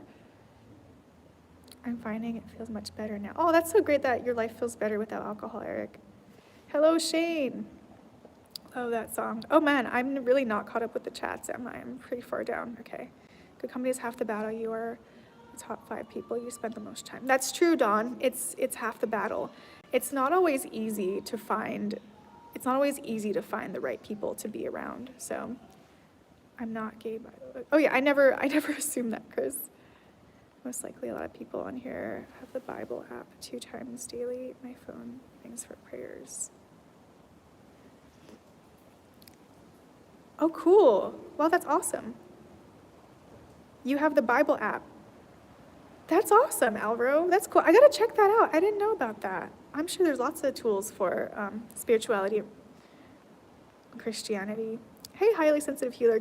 Good to see you. God have mercy on me. Sinner, I tell you, this man went down to his house justified.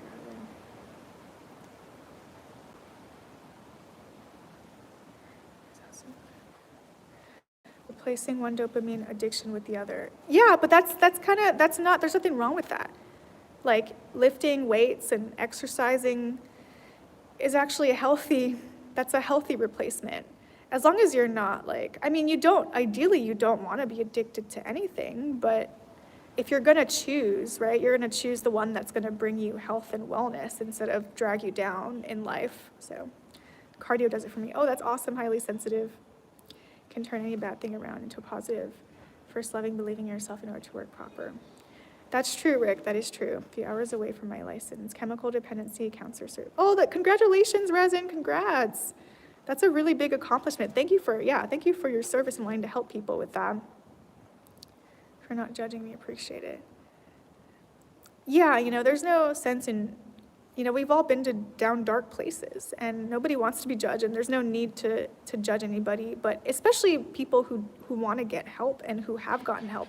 That's actually, in a way, it's like positive judgment. It's like kudos to you for getting out of a situation that you didn't want to be in anymore, and that you knew you didn't like. So, gonna head out. Bye, Alex. Always love seeing and hearing you. Always unpack something in both. I'll be around. Okay, Alex, thank you so much for stopping in. So great to see you, as always. It's always a treat to see you now. So enjoy your life and sleep well. Foster care, homeless as a teen. I was attracted to high school students. Never thought I was good enough. Aw, I'm so sorry, Sean. I'm so sorry to hear that. I'm glad you found a partner, though, that you've been with, like, most of your life. That's a big accomplishment on its own, Sean. That's amazing. And I'm so glad to hear that you're doing okay now. Seek God and he will deliver you. Very true, Larry. That's true. AA's rock, Resin says. AA's rock. Yeah, check out AA, you guys, if you guys are struggling with something. And it's free. There's a fireman, also alcoholic. Not a good combination. Oh no, that is not a good combination, Chris. I'm in like a pavilion. I know a ton of fire department people that are drinkers big time. Oh gosh. Craziest girl I never met was in an Bosa's craziest girl I ever met was in an AA meeting. Well, you know what? Props to her, because yeah, of course, meetings where you're trying to heal from trauma addictions, essentially what's at the basis of these addictions is some kind of trauma, and people using coping mechanisms, whether or not they're healthy or not, to escape from trauma. That's what these things are. So kudos to her for getting help. Even if she was crazy, she's still getting help. Either need a community or Christ or both when it comes to overcoming a long-time addiction. That's true, Chance. I would say both. I got out of it because I went cold turkey for drugs. That's awesome, Gordon, that you're able to go cold turkey out of drugs.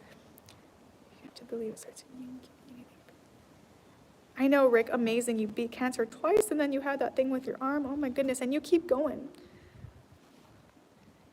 Culture seems to be dealing with what he, yeah, that's true. It is the culture, Chris. There's certain things that are encouraged, and yeah, it is, yeah. It's like people are encouraged to escape from themselves, we don't want that.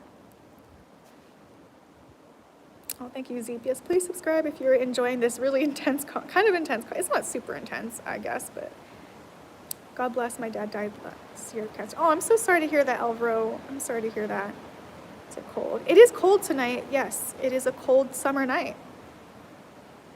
Thank you for this channel, these lives. Of course, highly sensitive. Thank you so much for being here, highly sensitive healer. Yeah, it's not in my plans. Like, I've never wanted to, like, be a mother. I've never wanted, I had a bad experience growing up, and I don't know how to properly raise a kid, and like I don't have that skill, and it's not something I've seen happen, so I'm terrified to have kids, so it's not, unless I meet, I don't know what will happen in my future, but I'm not like set on doing that. I mean, if it happens, I would will make sure it's with like someone who I really trust, and yeah, so yeah, that's what's about that. But it's upset first, the cancer, rather go through another stage of cancer than the arm. Oh, Rick, I'm so sorry. Yeah, that one must have been like a whammy on you. That's insane. Oh, thank you, All Saints. I appreciate that. You should 8 a.m., 8 p.m. Oh, that's so cool. Okay, I don't wake up at those times. I don't wake up at 8 a.m., but I turn it on airplane mode, so I would probably get it when I wake up, whenever I turn it off the airplane mode. I do not understand my own actions, for I do not do what I want, but I do the very thing I hate. He likes, oh, thank you, Eric. I might be back. Army stuff. Okay. Oh, no problem, Ernest. Thank you so much for being here. Love you so much. If you already left, then have a great evening. Sleep well. And I'll see you later, Ernest. Therapy helps a lot too. Yes, highly sensitive. We were talking about therapy earlier. Yeah, therapy is great, is just a great tool for anybody. Anybody, yeah, it's always good to have any type of mentorship or counseling or, anything. Or like, especially if you have like PTSD, someone to help you with that. I was talking about EMDR earlier in Brooke's channel. EMDR is a way to get rid of PTSD. It's a way to recover from PTSD, and it has a high success rate. So it's there's different ways of doing it. But look up EMDR if you struggle with PTSD. EMDR is a really good one. Got a 2-year-old named Evie. I don't have any friends. Baby Evie is my best friend. Oh, Sean, that's so sweet. Baby Evie is your best friend. That is so sweet. Hey, but Sean, it is really important for you to have friends outside of your family, like people, other guys that you can really trust, other guys that will have your back. It's really important to have something. Whenever you get the time to do that, I know you're probably raising a toddler right now, so that's really time consuming, and it's amazing. I'm sure you're a great dad. No, Ernest re-enlisted, Rick. Having kids is not for everyone. That's true, Dawn. It's not for everyone. And the thought of it, it's just, I don't know that it's for me. Have the power within to make changes. We all need to be ready to ask for help. That's true, Eric. 26, don't want kids either. Yeah, and I'm open to things changing in life, It's good to be open, but God bless you too, Win. He's in a better place, my brother. God rest his soul. The Bible will teach you how to raise children. You understand God's love. Yeah, Joseph, I would say yes and no. I agree with you that, getting closer to God, reading the Bible will make you a better person. It'll make you more connected with God.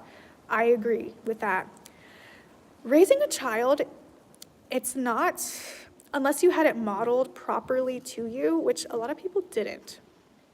Raising a child, it requires more instructions.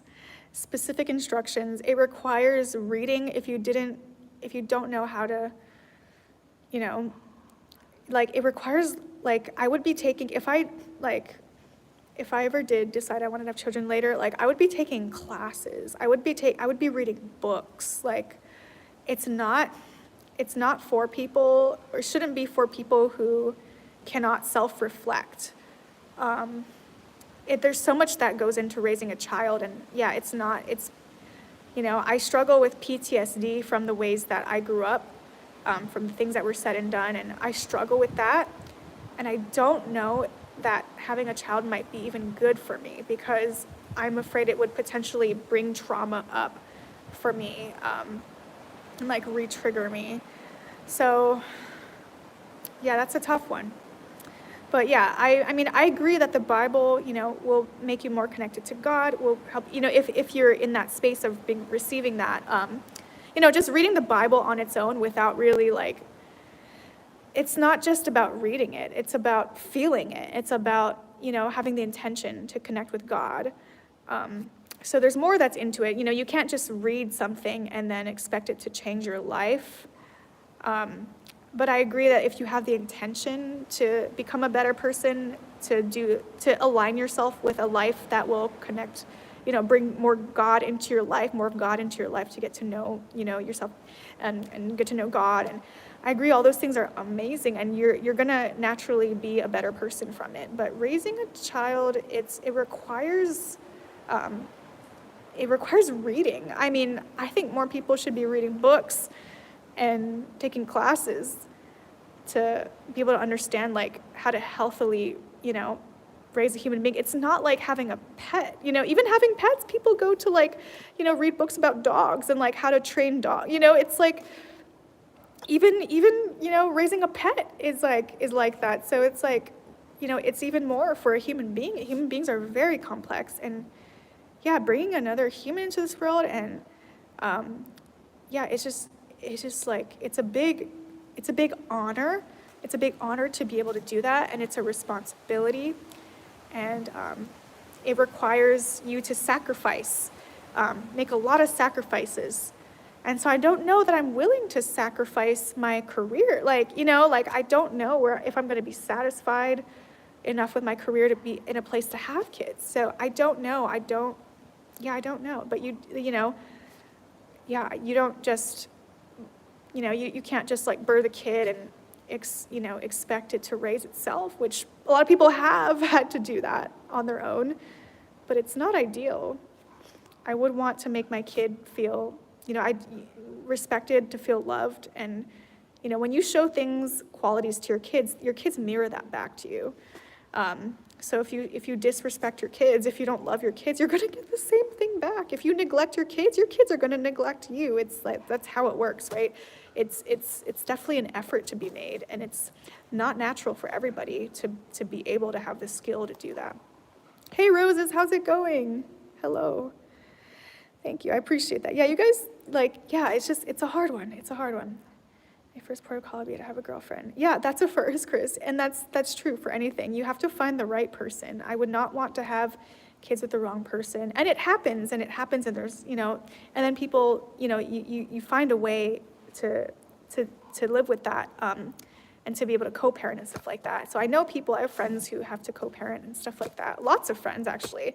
Lots of my friends have to co-parent, and, you find a way. But I don't want to do that. I don't want to go through that. Like, if I had it, I would want to be happily in a really happy marriage before I decide to bring a child into this world. A happy marriage where I can really trust. Like, the trust has to be there, like fully there.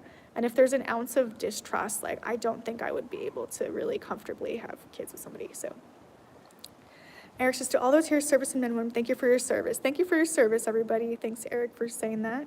PTSD, it does suck, Rick. A lot of us here have PTSD too.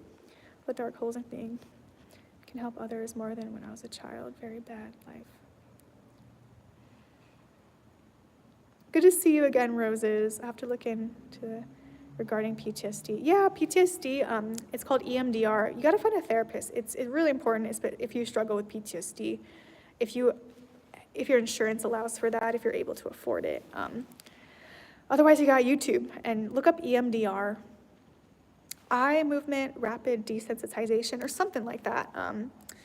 It's you don't always have to do the eye thing, but you can do it certain ways. You can do tapping, you can do there's certain tools, but it's good to start out doing it with a therapist, and then you can learn how to do it. And there's the tapping. I show you guys the tapping. Remember, like, you tap your head. So if you're in a state of distress and you need to clear it, this is EMDR is very effective. This is also very effective, EFT, emotional freedom technique, where you tap top of your head.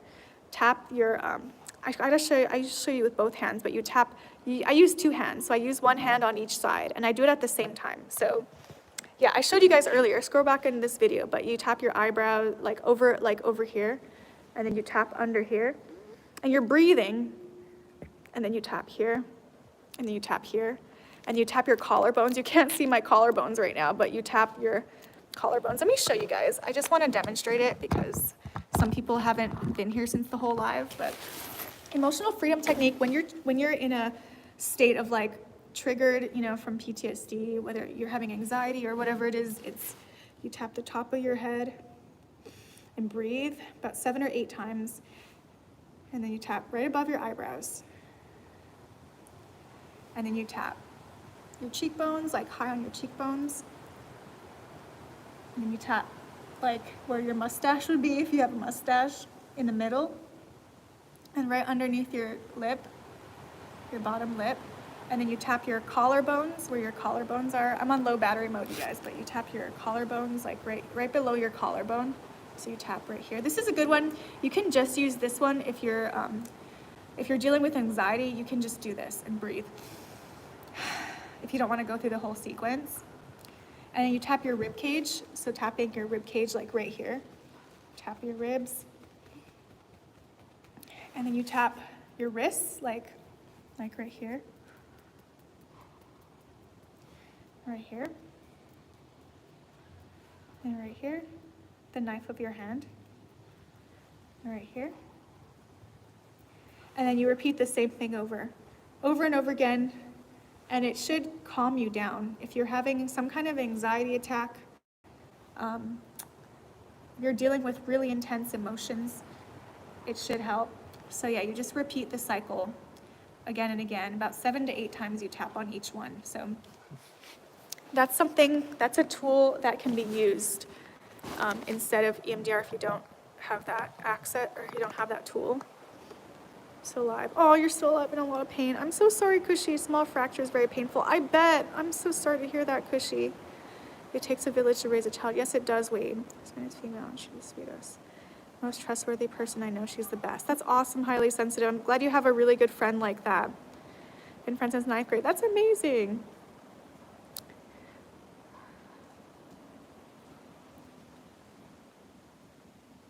Yeah, but I just don't know that I have the space to be a mother, you know, in my life. Right now, my life is pretty full, so I don't have, like, the space for that. Maybe one day after I'm done with my career, but I don't know. I don't know. Maybe if I had, like, a stay-at-home dad, you know, if my future husband was, like, a stay-at-home dad, I don't know. Following the principles in Scripture will help when rear their children correctly. That's true, Roses. I agree with that. I don't trust anyone alone. I'm so sorry, Gordon. You know, you're never alone. There's always people who are willing to be there, and there's always helpers in the world. Definitely.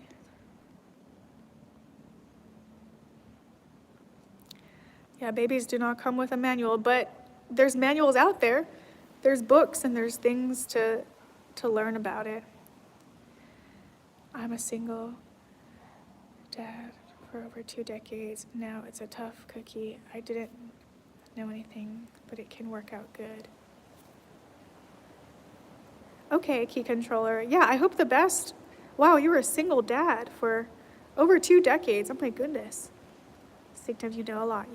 Instinctive, you will know a lot you don't know. Interesting. Oh, I'm so glad it worked out, though. I hope, did it work out? Or how is it going? Or I guess your kids are grown by now, I would assume. Read it with purpose. Wow. I'm post-nasal drip, you guys. Raising children is not easy. Every day is a new experience, and it's rewarding, but it's everyone's personal choice. Yeah, definitely a personal choice, and definitely rewarding, but it's a sacrifice, for sure. And like, yeah, it's a sacrifice, and you have to have the desire to do it, too. Not everyone desires to do it. And some people do. Lots of people do desire to do it. There's no manual, no set instructions. Intuition and self-survival is what I found works. Says Bo. Read it means the Bible. Okay, gotcha. Yeah, read the Bible with purpose, yeah. And yeah, and also like reading it with the intent of like, you know, becoming like a better person, I think, too. Trust has been shown. Oh, that's great. Highly sensitive. I'll be praying for enjoying peace through Christ. You are listening as walking path. God has kids in your future. You have them in perfect time. That's true, Joseph. That's true. Some people can go either way, you know. Not everyone's like destined, like they have to have kids, or they, you know, some people's lives can go either way. God bless you too, Joseph. Yes, you can talk. Can you walk the walk? That's true, highly sensitive. Dawn says you got it right. Sometimes just deep breaths. Deep breaths, yes, highly sensitive, deep breaths. I had a life coach that taught this tapping. Oh, that's awesome. Yeah, they have it online too, so you can go find it. You can look it up on YouTube. Deep breathing. Yeah, the Wim Hof breathing, I like it. It's very intense. It's also good for like, you know, we talked about like sexual addiction. Doing breathing techniques, like really intense breathing techniques or intense workouts, that can be good to like replace that kind of stuff too. Oh, thank you, Sean. You like my jacket. Love this. Change it from your original music. You're informative. Oh, thank you, Vicente. We're just yapping over. I'm just yapping. Here's 5 kids, been married 26 years, grace of God, and His mercy helped us, but it wasn't easy. Much love and respect. Wow, 5 kids. That's amazing. Well, love and respect to you, Dave. Wow, married 26. Hey, congratulations. High five. That's a big deal. Wow. I bet that wasn't easy at all. That's, yeah, in this day and age, I feel like it's getting harder in some ways because the economy, right? Like back then, things were not as expensive, you know, things were more easily to like obtain enough food. I don't know, it depends though. I don't want to say that because it might depend on the situation of particular people in different eras, but I'm in Honolulu. Well, you get rich and famous first. Bo. Good to see you too, Joe Edward. No, Windsor, I'm not certified. That was an EMDR. What I did with the tapping, I don't think you need a certification to like do that. EMDR, yeah, you should find a therapist who's like, if you're a therapist and you have to get trained in EMDR to practice it with your patients for sure, your clients. But you can also find things on YouTube that probably can teach you how to do it. I just taught the tapping because I've known how to do that for so long. And it's easier said than done to actually put it into practice. But it's good for, yeah, like sitting down if you got like some stress. Yeah, even if you have like physical stress, it works for that too. Like you got a headache or you got tension in the back of your neck or you got back pain. It helps with pain too, like releasing pain, even physical pain. So it doesn't even have to be like anxiety or mental distress. It absolutely can be, but it can really help with like physical body pain too. It's all related in my opinion. If you have a lot of certain pains, that can, you know, bring out certain emotions, and they're kind of related. The body and the mind are very related. Oh, thank you, Bo, says subscribe, like, and share. Thank you, Bo, I appreciate that so much. I had PTSD since I was a kid. It doesn't go away. I've never been the same. Oh, I'm so sorry, Judge. You know, it doesn't necessarily just go away on its own, but there's things you can do to recover from it. I highly recommend, if anyone has PTSD, I highly recommend you seek out therapy, a therapist who's trained in EMDR, or, I mean, there's different techniques that different therapists are trained in. I just know that I believe EMDR has a high success rate. It's like clinically proven to have a high success rate, especially if you had like a major incident happen. It is harder and it takes more time to treat complex PTSD. Complex PTSD is PTSD that happens over time. So it's like these events that like, they're not as like crazy, triggering, like the events are not as like intense as, but it's like things that happen like over time that like, you know, especially as children, if you dealt with like different things or, you know, being talked to a certain way or gaslighting and, you know, all kinds of stuff, or mental abuse, emotional abuse, all those things are very real. Happening over time, that will give you PTSD, complex PTSD. That takes more time to heal. That's why it's called complex PTSD. It just takes more. There's certain types of PTSD, like people who experience like, you know, like military who experience like bombs and stuff like that. EMDR is highly effective for those types of things. For like one-off events, EMDR is like more effective for those major traumas. If you had like a major trauma incident happen to you like that, EMDR is like highly effective for that. So I would look into it if you've ever experienced any of those things. And it does work for complex PTSD, but you have to work on more like things. So it kind of takes more time and kind of like dissect more of your belief system to understand like what are you still carrying from like your childhood. Sorry to say, I'm struggling with myself and looking around. My friends are looking down on me. Oh no, I don't have anyone never had. I'm so sorry, Jared. Your friends are looking down on you. Oh, I'm so sorry. I knew for so long. I'm so sorry. Hey, I hope things can turn around with you. I don't know exactly what you're talking about with struggling with yourself, but yeah, just remember you are worthy. And yeah, you are worthy of taking care of yourself. You are worthy of love. Everybody's worthy of love. Oh, thank you, Eric. I appreciate that. Who has the M on the palm of their hand? I have an M on the palm of my hand. I got that. I have old people hands, you guys. I have like lots of wrinkles in my hands. Have you looked into HR? No, I haven't, Andy, but yeah, HRV, I'll look it up because I love breath technique. I love breathing. Like one good one is the box breathing. If you can, you know, inhale 4 or 5 seconds, like inhale and hold, and then exhale, and then hold. So like inhale, and hold, and exhale, and hold. I love that one. Box breathing is really good. Or just like slowing down your breathing, like.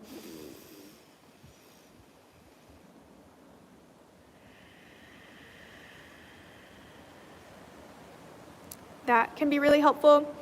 There's also to balance there's brain balancing breath work. I could show you guys breath work now. I have the light to do it. Highly sensitive healer says, what is your life purpose? I don't know. Probably like maybe some music and to help people heal with trauma, I guess, heal from trauma. Love anything, do not do EMDR yourself. Gosh, did it for years. Okay, Kayla. Yeah, you know what? That's actually really good advice. I guess because I've done it before with a therapist, so it makes sense that I, can probably do it. But not everyone is ready to do it. So maybe that's good. That's good advice too. It's called a butterfly hug. Oh, that's okay. Thank you, Kayla. I appreciate that. Okay, you're right. I did say you could look it up on YouTube if you want to try it. But you're right, Kayla. If you go into, you want to make sure you have a balance. There's a whole video on it. I should post it on my feed. But yeah, there's, you have to have a balance. You cannot, you don't want to go too much in your trauma and be dissociating into your trauma while you're doing it, but you also don't want to be too detached. It's you have to balance out your perspective before being able to do it. So every therapist would be able to maybe the therapist has to ascertain whether you're able to be in a spot to be able to do that. Because I guess for some people, it can be very intense, and it can it'll bring up feelings. So that's normal, and not everyone's gonna like that, Tapping is scary. I forget saying I never want to have kids because of current events. Wide range of talking subjects. EMDR, great tip. You can do it just by moving your eyes left to right 20 times. And even walking. There's a video, I just watched a video, and they, the inventor of EMDR, it was a woman, and she noticed that while she was walking, because walking is left, right. So just going for a walk, that's in a way that's EMDR, because you're doing it's like a lateral movement, you're doing right, left, and that's similar to doing the eye stuff. So I guess she honed in on the technique, but she noticed that, even just walking, the movement of that would help to reduce the experience of her PTSD, or rethinking, something being an unpleasant emotion because you're thinking about an event. Tapping your calmness and your delivery of knowledge. Oh, thank you, Mickey. Narcissistic bullying. Yeah, narcissistic abuse and bullying is over time that can really mess a person up. Okay, EMDR certified therapist, they will go over different safe places and things you do afterward to pass a certain questionnaire. Yeah, I don't know if mine safe places. That there has been that. I had one therapist do that, and then if things get too intense, then we'll go to kind of readjust. But yeah, that's true, Kayla. I have had that happen. Can contribute to CPTSD. But yeah, just walking is a version of EMDR, you guys. If you're experiencing something, a negative thought reoccurring or whatever it is, go for a walk. That is something that you can do on your own. Also, not all disorders are superficial, not physical. PTSD isn't a definition, it's a Band-Aid. Well, PTSD is not a Band-Aid, it's a diagnosis. I've tried therapy for my PTSD, it's so hard. My history. I know, I'm so sorry, Chris. It's peeling back layers upon layers of an onion. Yeah, that's true, highly sensitive. Shift your eyes left to right 20 times, calms your adrenals. Oh, interesting. Andreas, thank you. Rubs out memory of what is currently disturbing. Yeah, that's what, EMDR, you could do tapping, left and right movements and everything. Yeah, you can't go wrong with deep breathing. Deep breathing, it's gonna fill your brain cell. It's gonna fill, it's just gonna fill your body. Hopefully it'll feel good. I don't know what an M means on your palm. Someone asked who has the M on your palm. I'm like, I got M's on my palms. I have suicidal tendencies. I ride a motorcycle without a helmet. Oh, no, Maros. I'm so sorry about your you've had suicidal tendencies. Just know that you belong here. You're needed in this world. You're unique in your own way, and you do have a purpose here. You do have a purpose. So please stick around. I'm so sorry that you struggle with that. It must be so painful. And I've struggled with that too, especially like as a kid. And it's so painful to feel that way. Like you don't want to be here anymore. It's so painful. And so Job in the Bible, he went through so much. He lost so much of what he had. And he got to a point where he wished he wasn't born. And, God turned things around. And it got to a point where God gave him twice back of what he had before, which I'm sure wasn't easy to do that whole process. His friends were getting on him, being like, what did you do to deserve this? And sometimes you didn't. Sometimes there's a reason for us going through things and we don't see the bigger picture yet. So stick around, please. If you're here, that means you're meant to be here. You're here for a reason.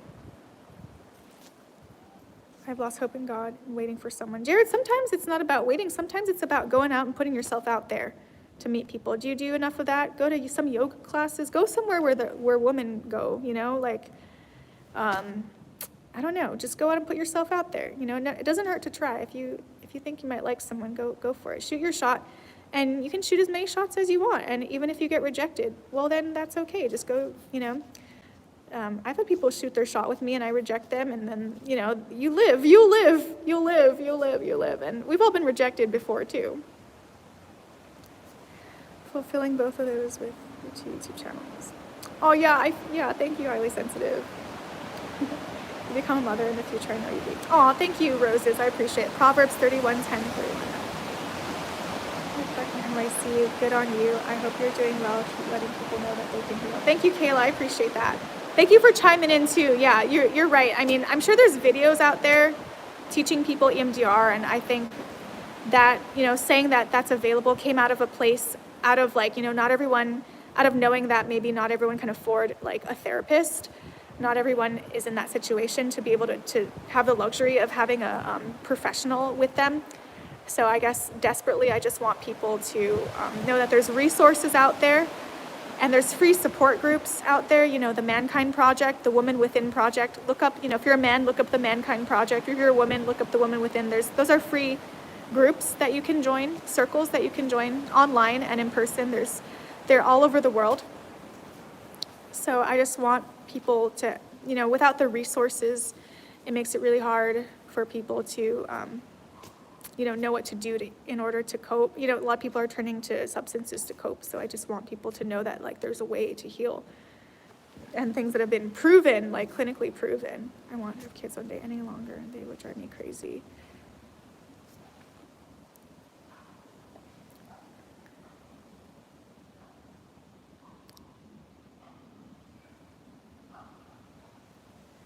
To do MDR again, no, it gets bad before it gets better. It does, Kayla, it does get bad. It can get bad before it gets better. It can, yeah, for sure.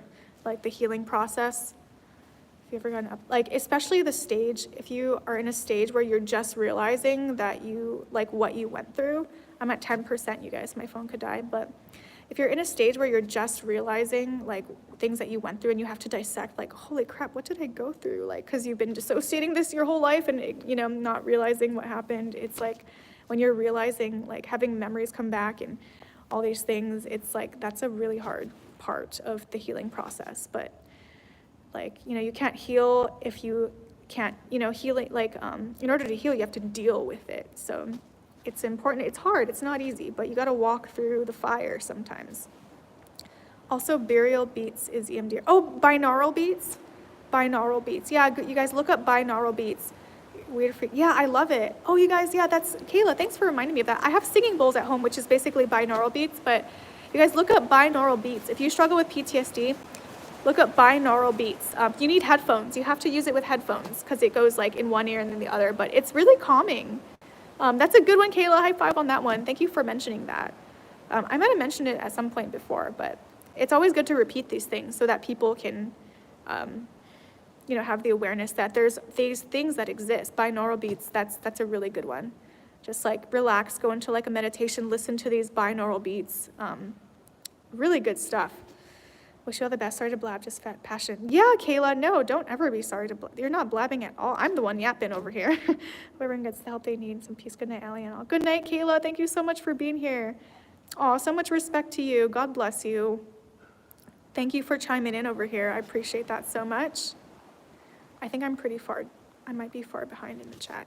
Aloha, Vincent. HRV breathing. 5 or 6 seconds in and then out. Okay, and then 5 or 6 seconds out. 5 or 6 seconds out. There's HRV guided breathing. Okay, HRV. Okay, that's good to look. That's something good to look into. Thank you, Andy. I appreciate that. I get what you're saying, girl. They just need to proceed with caution of doing EMDR. I get not everyone can get therapy. I did substances for years. Aw, okay. Sweet dreams to you too, Kayla. Yeah, I appreciate you chiming in so much. Complex comes from surviving to thriving. Ooh, Pete Walker. Okay, thank you, Highly Sensitive. Thank you for that book recommendation. Surviving to thriving. I like that. I love any story that involves getting turned around like that in a positive way. So thank you so much. Yeah, sometimes we have to change our story and what we are telling ourselves in our heads. Sometimes we're telling ourselves stories that do not need to be told and that aren't even true. And we can create better stories and that'll warrant a better outcome in life too. So I love anything that, you know, can get turned around. I love stories like that. Inspirational things. It might not be a story. He's probably talking about his real experiences, but that's still a story. I guess so. That is a story.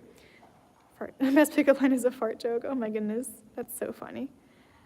A shock to the system. It's a shock to the system. Binaural tones, the waves are discomfortable. Are they really? I like them. Music is healing. That's true. Nature is healing. That's very true. Cooking food is art and love. It is highly sensitive. That is very healing. Cooking is creating something. It's art. It's a form of art. Oh, thank you, Eric. Oh my gosh, we're at 280 likes, you guys. Thank you, Eric. Hi, everybody. Ali Hottian. Thank you, Joe. I appreciate that. One love. He's the one that came out with the concept of PTSD. Oh, CP. Oh, he came out with CP. Oh, okay. Oh, I gotta look that up. Highly sensitive. Yeah, there's definitely so much to learn. There is so much to learn and to study. It's endless, completely endless.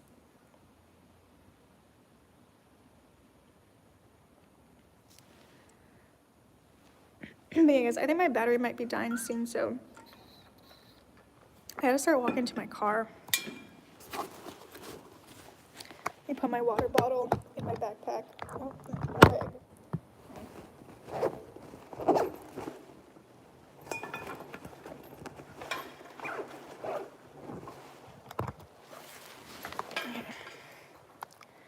Sometimes I just sit in the rain. Oh, wow. Hey, that sounds kind of therapeutic. That kind of for real sounds kind of good. Oh, good night, Dawn. Love you too. So great to see you too. Have a good rest of your night. Thank you so much for being here. Appreciate you so much. Much love to you too. Peacocks have feathers. Men have pickup lines. What are you gonna do?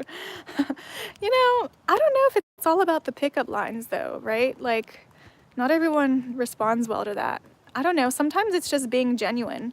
Like, sometimes being genuine is the best pickup line that there ever is, you know? Well, take care, highly sensitive. I'm not ending quite yet, but I was just gonna go to my car in case my phone. Is that a nest?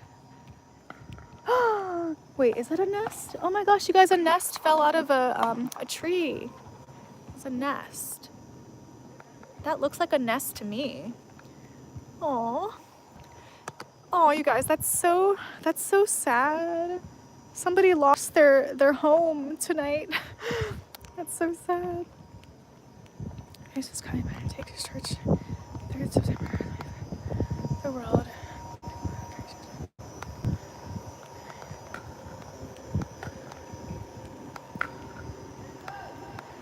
I got a handpan drum. Ooh, that's awesome. I've definitely played with those. I got a whole set of singing bowls. I should do an at-home stream where I play people some singing bowls. I don't know. Just like singing bowl people to sleep, you know, instead of singing. I'll use the bowls instead on this channel. Have a good night. You have a good night too, Joe Edward. Thanks for being here. Sometimes they rebuild their nest and break the old one. Oh, interesting. Okay. But yeah, it's been super windy, so I think it flew out of something, unfortunately. Oh, appreciate you too, Mike G. Thanks for being here. Good night, Zeep friend. Thank you, Zeep. Please subscribe if you are enjoying tonight.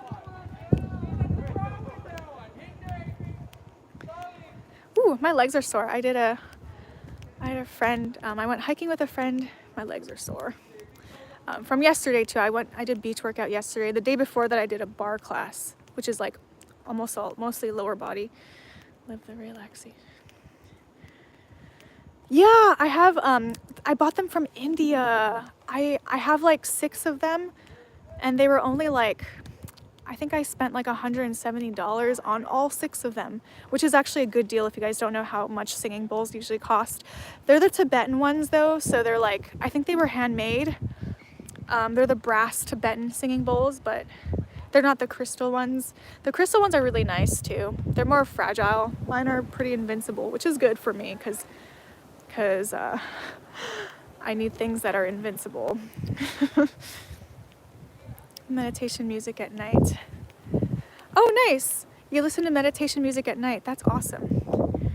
I think of cooking pans.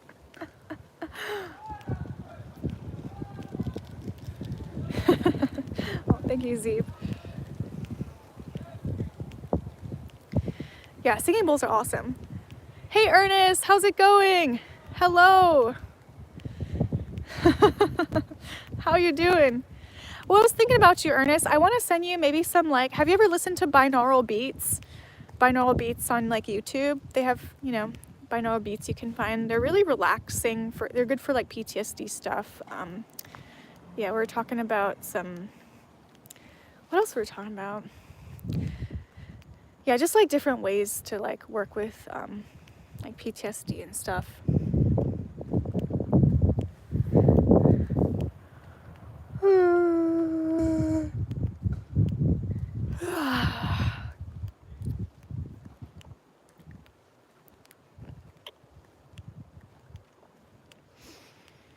Never heard of it. I'll send you some links to some of it. You have to use headphones.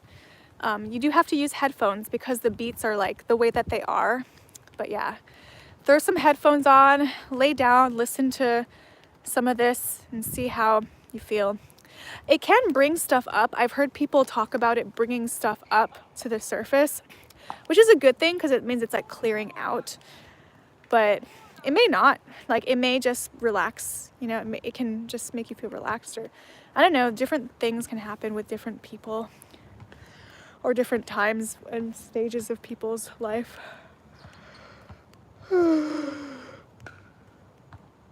Binaural beats have a nice ring to it. Yeah, I really like that. I really like it a lot. Really tired, the battery tired. Yeah, the battery's tired.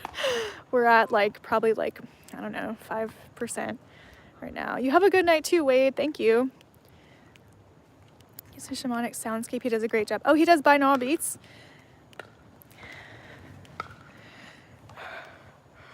I haven't heard of that one, but there's so many different ones online. Music is one of many keys to happiness. That's true, Darkness of Games. I agree. There's something about music and humans that we like music. Something about that, you know? Here, guys, I'm getting my keys.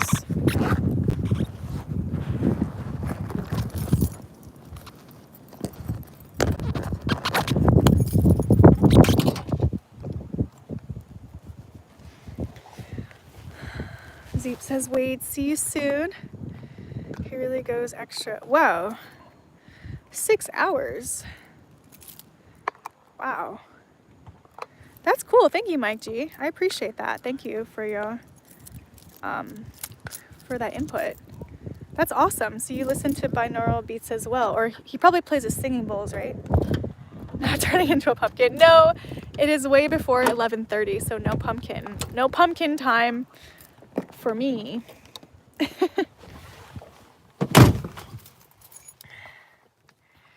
I don't believe in aliens. Of course I believe in aliens. I don't believe we're the only species in the whole wide universe. I do believe in, you know, other things. What I don't believe in is the way that the narrative is being manipulated.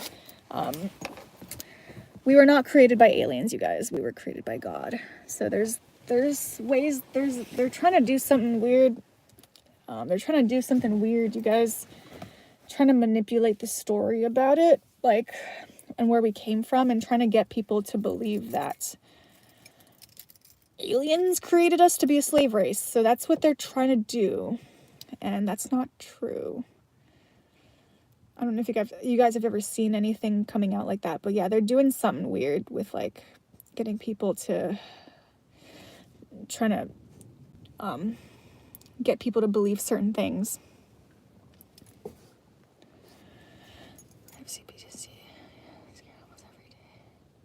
Oh, Kennedy, I'm so sorry to hear that. I try to heal. Things are looking up, but I'm still hurt. Oh, I recently stopped talking to my mom and it's sad. She was oh man, Kennedy, I feel for you so bad. Let me turn my car on so my battery charges. I'm gonna use my car charger. Oh man, yeah, that's a hard one, Kennedy. You know, yeah. Oh gosh, I feel you. I feel you on that one. That's a really hard one. Yeah, you definitely want to get out of anything. You know, you want to get out of the situation, which you did. So, props to you for you know, getting away from the situation that was hurting you. So props to you for doing that for yourself. And remember, you don't owe anybody anything. Remember, you deserve peace.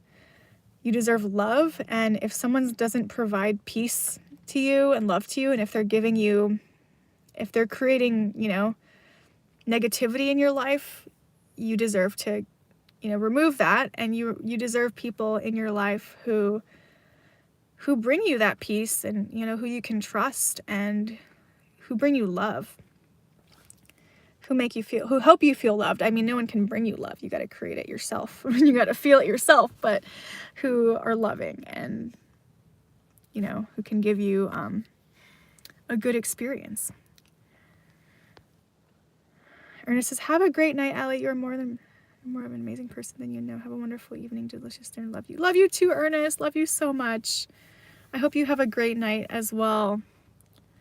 Thank you so much for being here. Always great to see you. How's your thing going? It's always great to see you. Thank you for even tuning in while you're at that training. That, you know, I'm sure there's a lot going on over there too. Christopher, I like aliens. Great, God is the most powerful. God is the most powerful. Stay in there, Kennedy. You're not alone. We love you. Yes, hang in there, Kennedy.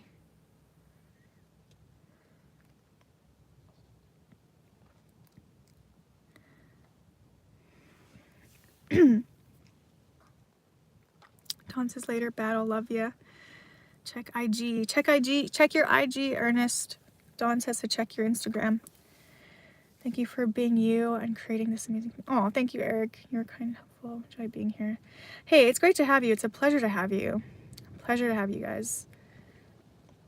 It's going well. I'm on night shift. Yay! I'm so glad it's going well, Ernest. I'm so glad. I know you were kind of dreading going, but I'm so glad that it's turning out. I'm so glad you're okay.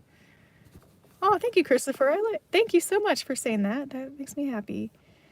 Lovely souls. Yes, lovely souls. You guys are lovely souls. Oh, thank you, Zeep. Thank you. Subscribe, notification bell. Thank you. Oh, thank you, Win. I appreciate that. Thank you for saying that. Thank you. Darkness of Gates. I'm on the night shift as well. Oh, yay! Night shift together. Night shifts unite. Oh, thank you, Christopher. Thank you so much.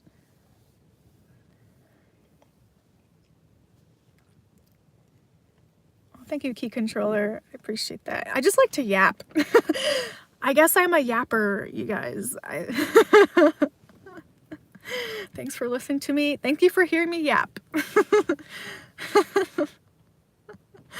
I don't always like to yap. Sometimes I like to listen, you know. But obviously, if I'm going live, you have to talk, right? Like, 286 likes we have. Oh, thank you, Eric. I appreciate that. We got 288. We're almost there. We got 12 more. I'm a yapper deeper down. One fact, I watched you channel helping me learn English. Oh, no way, Win. You're using it to help you learn English? That's awesome. That's so cool. Yeah, there's way better tools to help you learn English than my channel, though. But, you know, I think when you're learning English, anything helps, right? when you're learning a new language, anything you hear from that language is going to help you. But yeah, I'm sure you're using other tools to help you learn English too. Japanese. Japanese is their second language. That's so funny. I work night shift. Oh, you work the night shift too, Alvaro. I love being a SF taxi driver. Being San Francisco taxi driver. Wow, you drive taxis? Those roads in San Francisco are very steep. They are extremely steep. I don't even know how people are able to drive up those things, but yeah, so steep. Hi, Robert from Texas. Hello, aloha. Be safe out there, Alvaro. I've been watching Dexter. Maybe don't watch too much Dexter darkness.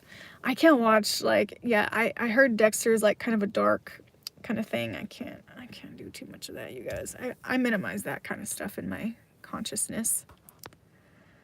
Now I just learned English. I'm quite bad at it. Oh, okay.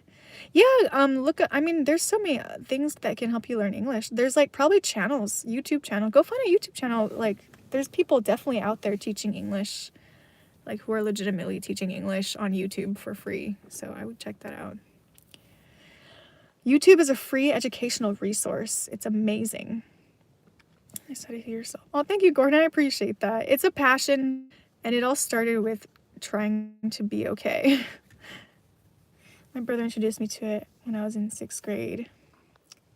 Oh, you were talking about Dexter. Okay. I feel most you're on that owls. Yeah. By this time it's quieter. Yeah, that's a lot of people who are like, you know, even like empaths, a lot of people who are like empathic and like kind of more sensitive in a good way, you know, sensitive is a good thing in my book. A lot of people like who are empathic usually enjoy like the nighttime because everyone else is sleeping and you cannot feel as much of the energy and the hustle and bustle that's going on. So a lot of like empathic people enjoy like that time. I have a young family at home. Oh yeah, it must be nice, Eric. Are you getting enough sleep though? I hope you're getting enough sleep. Yes, it is, but people love the hills. Wish I could get the same excitement as a tourist. Oh, okay. People love the hills. Wow. Thanks for the tip, Kenny. Anyway, I got bit by a couple mosquitoes today on the trail. Positive vibes conversation, great, especially when you can't sleep. Oh, thank you, Sean. Nighttime, everyone is at peace. I mean, yeah, not everyone, but yeah, the world is sleeping for sure. People are sleeping at night. I am. Okay, that's good to hear, Eric. I'm really glad to hear that. I agree, Sean, hard to find someone so positive these days. Oh, thank you. Well, yeah, I'm also still a human being, just like anybody else, but try, you know. It's, yeah, I think, like the spiritual aspect of life is important and taking care of myself, and I guess the energy comes from that, like, you know, taking care of myself and trying to do what's right and what's healthy, and I think that gives me some of that. Everyone except us. Yes, Dawn, that's true. I do have the occasional nap. Okay, well, no, that's good. That's good. If you're able to nap. It's not that late. Yeah, for some people it is kind of late though. If you're on the East Coast, it's very late.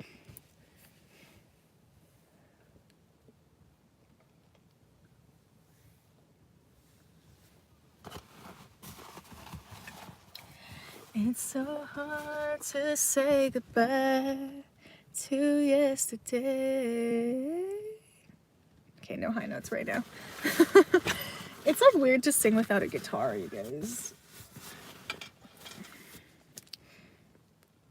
3:38 on the East Coast. It's late in the morning now for me, 9:38. Oh yeah, Key Controller, you're in Hawaii. It is late, yes. Heard Benjamin Franklin only slept 4 to 5 hours per night. Yeah, you know, everyone, Benjamin Franklin is like Ernest then. Because yeah, everyone needs a different amount of sleep. We don't all need the same, but yeah, I mean, everyone's different, and I just have to respect that. You just have to respect that people are different, because like for me, I'm like, gotta get those 7 to 8 hours, you know. That was my grandpa's song. Oh, that's cute, Mike. It's only 12:38 a.m. here, so 3 hours. Okay, yeah, that's not bad. That's not too far ahead. On the West Coast. Right.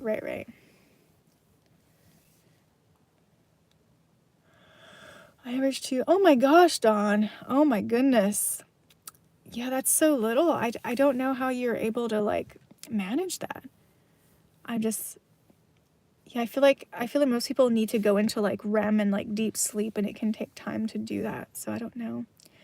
Oh, Dawn. Yeah, I don't know. Like, is that like, do you feel okay? Or like, yeah, I just hope that you're able to get enough rest.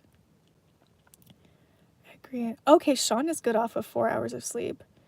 During the winter, you get 9 to 10 hours. Some days, yes, but sometimes it would even out, because some days I would get like 6 or 7, and then some days I would get like the next day I might get 9 or 10 or whatever. And so some days it would be like, so it would like even itself out eventually. I got as much energy as a turtle getting punched in the butt. Oh, Mike. Oh my gosh. No, most days. Oh, wow, Dawn. Wow, that's incredible. You're a different breed. You and Ernest are a different breed. I think Ernest gets a little bit more sleep than you. Lots of caffeine. Okay, gotcha. Oh man, I'm glad that you feel okay, that you feel fine. That's like so hard for me to fathom. I was on vacation in Toronto. That was harder to stay up on the East Coast time. Eastern time, 6 hours ahead. Yeah. Thank you, Army. Oh, thank you, Army. Yeah, I've heard of like things where like in the Army where they would put people in like a heated room, and like you were not allowed to fall asleep. Like you were like forced to like stay up in the heated room. I don't know. Sounds interesting. I don't know. Someone told me about that. I don't know how true that is, but I mean, I wouldn't doubt it. Instead of going back to bed, Dawn, she has to get up for the day. I know, that's so crazy. She gets up so early. It's like sometimes she's getting up and like, oh man, I would want to be sleeping. Yeah, I like my dreams. I feel like I have like 3 dreams a night. Like I usually have like around 3, like 3 different dreams. I don't know. I got to dream, you guys. I have to dream. See, I'm not retarded. How earnest. Oh my goodness. It was 4 hours. My wife paint my nails. Oh, your wife paint your nails. Oh, that's so funny. Haven't been to sleep yet tonight. I had RLS in my hand too, so I got up. I could have my coffee before midnight cutoff. Oh, okay. I don't think I know what RLS is.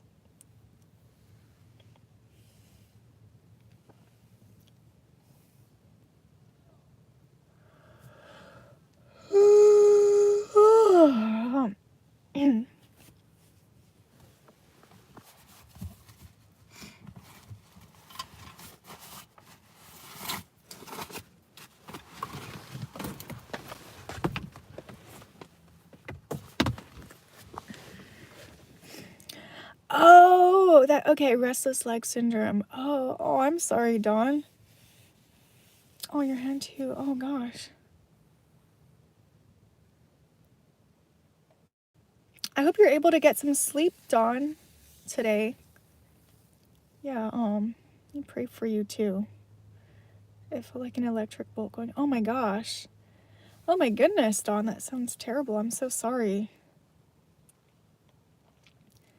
Headed to bed, Shamanic Landscape. Okay, Mike recommends Shamanic Landscape, so go check that out if you want to. Good night, Mike.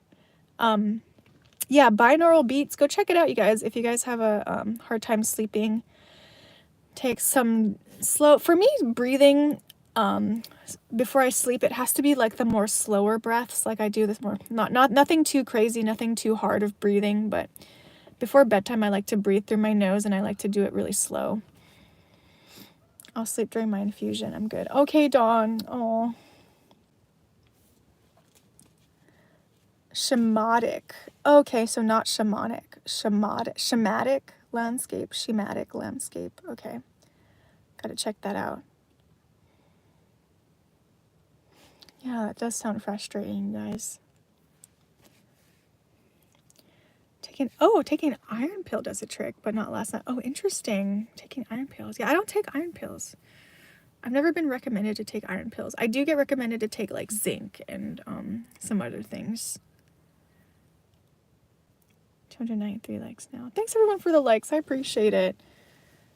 I love to sleep with some audio on, like TV sounds, radio, etc. Gotcha. Yeah, there's different people like to do different things for sleep. I use brown noise. I have a big bass amp because I have a nocturnal downstairs neighbor, so the only thing that was able to like drown out his noises was brown noise. There's different types of like, it's a type of white noise. You guys ever heard like white noise, that staticky sound? White noise does nothing for the downstairs. Like, yeah, white noise doesn't really do much. For me, it's the brown noise that really like drains out the sound. What's everyone's favorite meal? I love to learn new recipes. Oh man, we're gonna go on a food tangent now.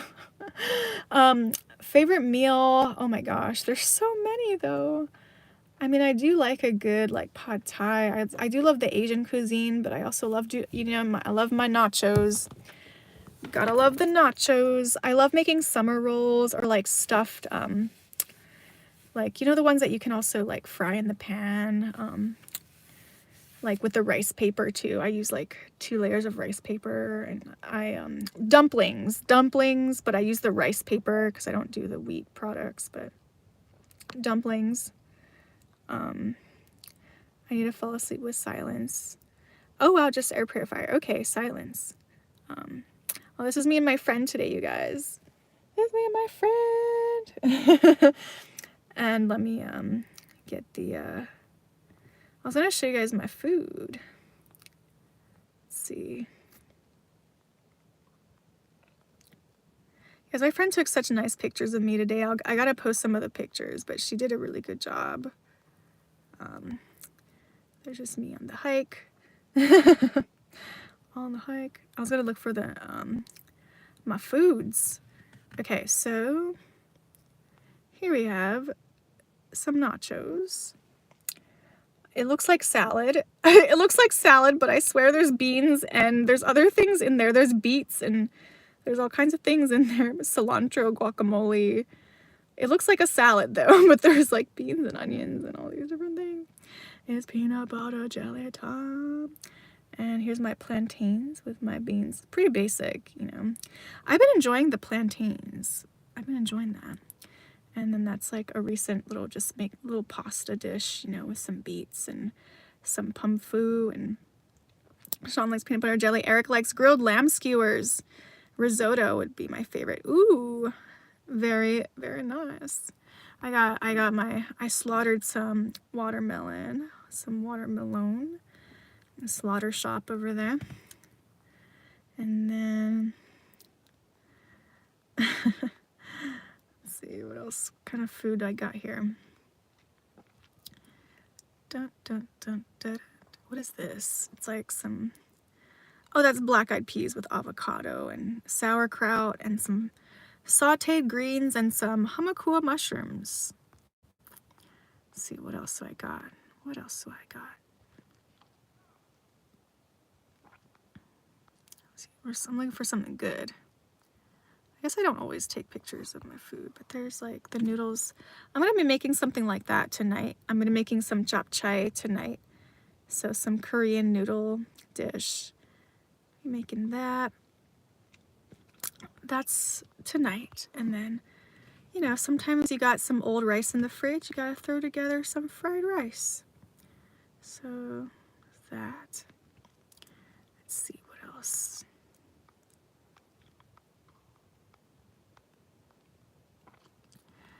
And this is when I did like a sweet potato with hummus. I made hummus and pumpkin seeds. I threw out those pumpkin seeds though. I think they went bad, so I threw them out. I think I had them for too long in the pantry. I have to open the next one right away next time. But yeah, got all kinds of food. All kinds of food photos going on over here. Oh, that was at a restaurant. That was a few months ago at a Vietnamese restaurant. Let's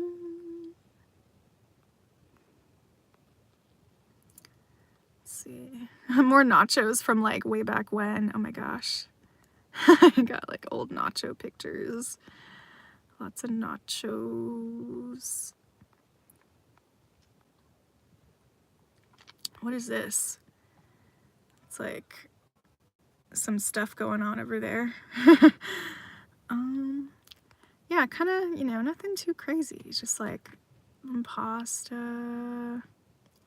Your dinners are disconnected, don't seem like they go together. I don't know, they go together just fine for me. I don't know. Oh yeah, pancake gang. We got pancakes for the pancake gang. Yeah. Yeah, yeah, yeah. There's me and my friend Lindsay on a hike, on a mountain hike. There's some of this. What is this? Some purple potato and some egg salad and some avocado with quinoa. Ooh, I gotta show you guys this. I'm just going through my camera roll right now. There's a ladybug. Got a ladybug. I'm doing like a little show and tell. Let's see. What else? What else can I show you guys?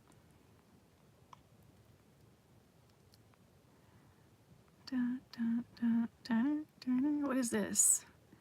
Oh yeah, this is some tempeh. Some tempeh bacon. Oh, it's not loading. Load. It's not loading. That one's not loading. I was gonna show you guys my tempeh bacon. Is it gonna happen or is it not gonna happen? Oh yeah, there's some a lot of veggies, you guys. Lots of veggies. And then this is one of my favorite flowers. It's a Hao flower.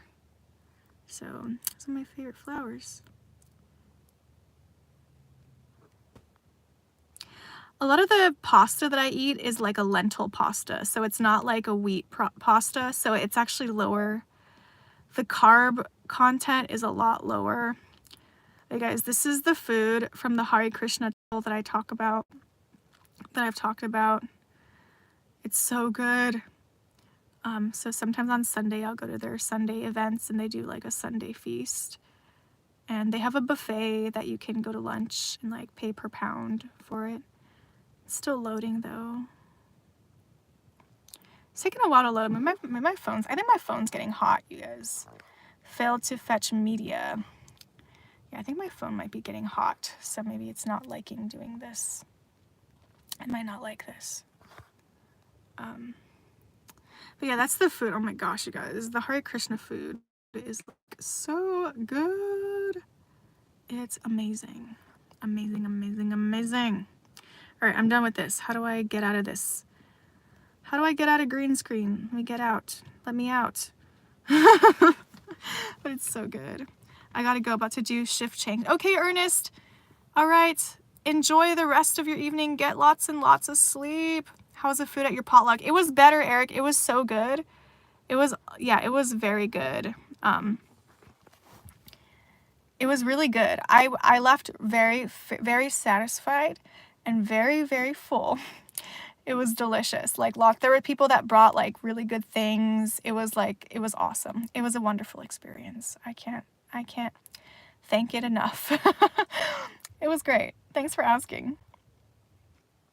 Chris, hey Chris, says be safe, Ernie. Oh, thank you. Yeah, the food was like at the Krishna temple, but yeah.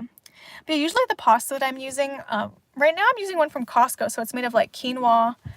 It's made of quinoa and it's made of some other things, couple other grains, but the pasta that I usually like, I get it from Safeway. It's lentil pasta, so it's actually made of lentils. So it's like high protein. It's like 17 grams of protein in one serving. So it's high protein and I think it's pretty low, relatively low carb. So the pasta is not too carby. It's not too carby. It's not the wheat pasta. I don't eat wheat. I avoid wheat. Occasionally I'll have it here and there, but I don't buy it in my diet. Reggie says, have a good night, Stunner. Take care, Ernest.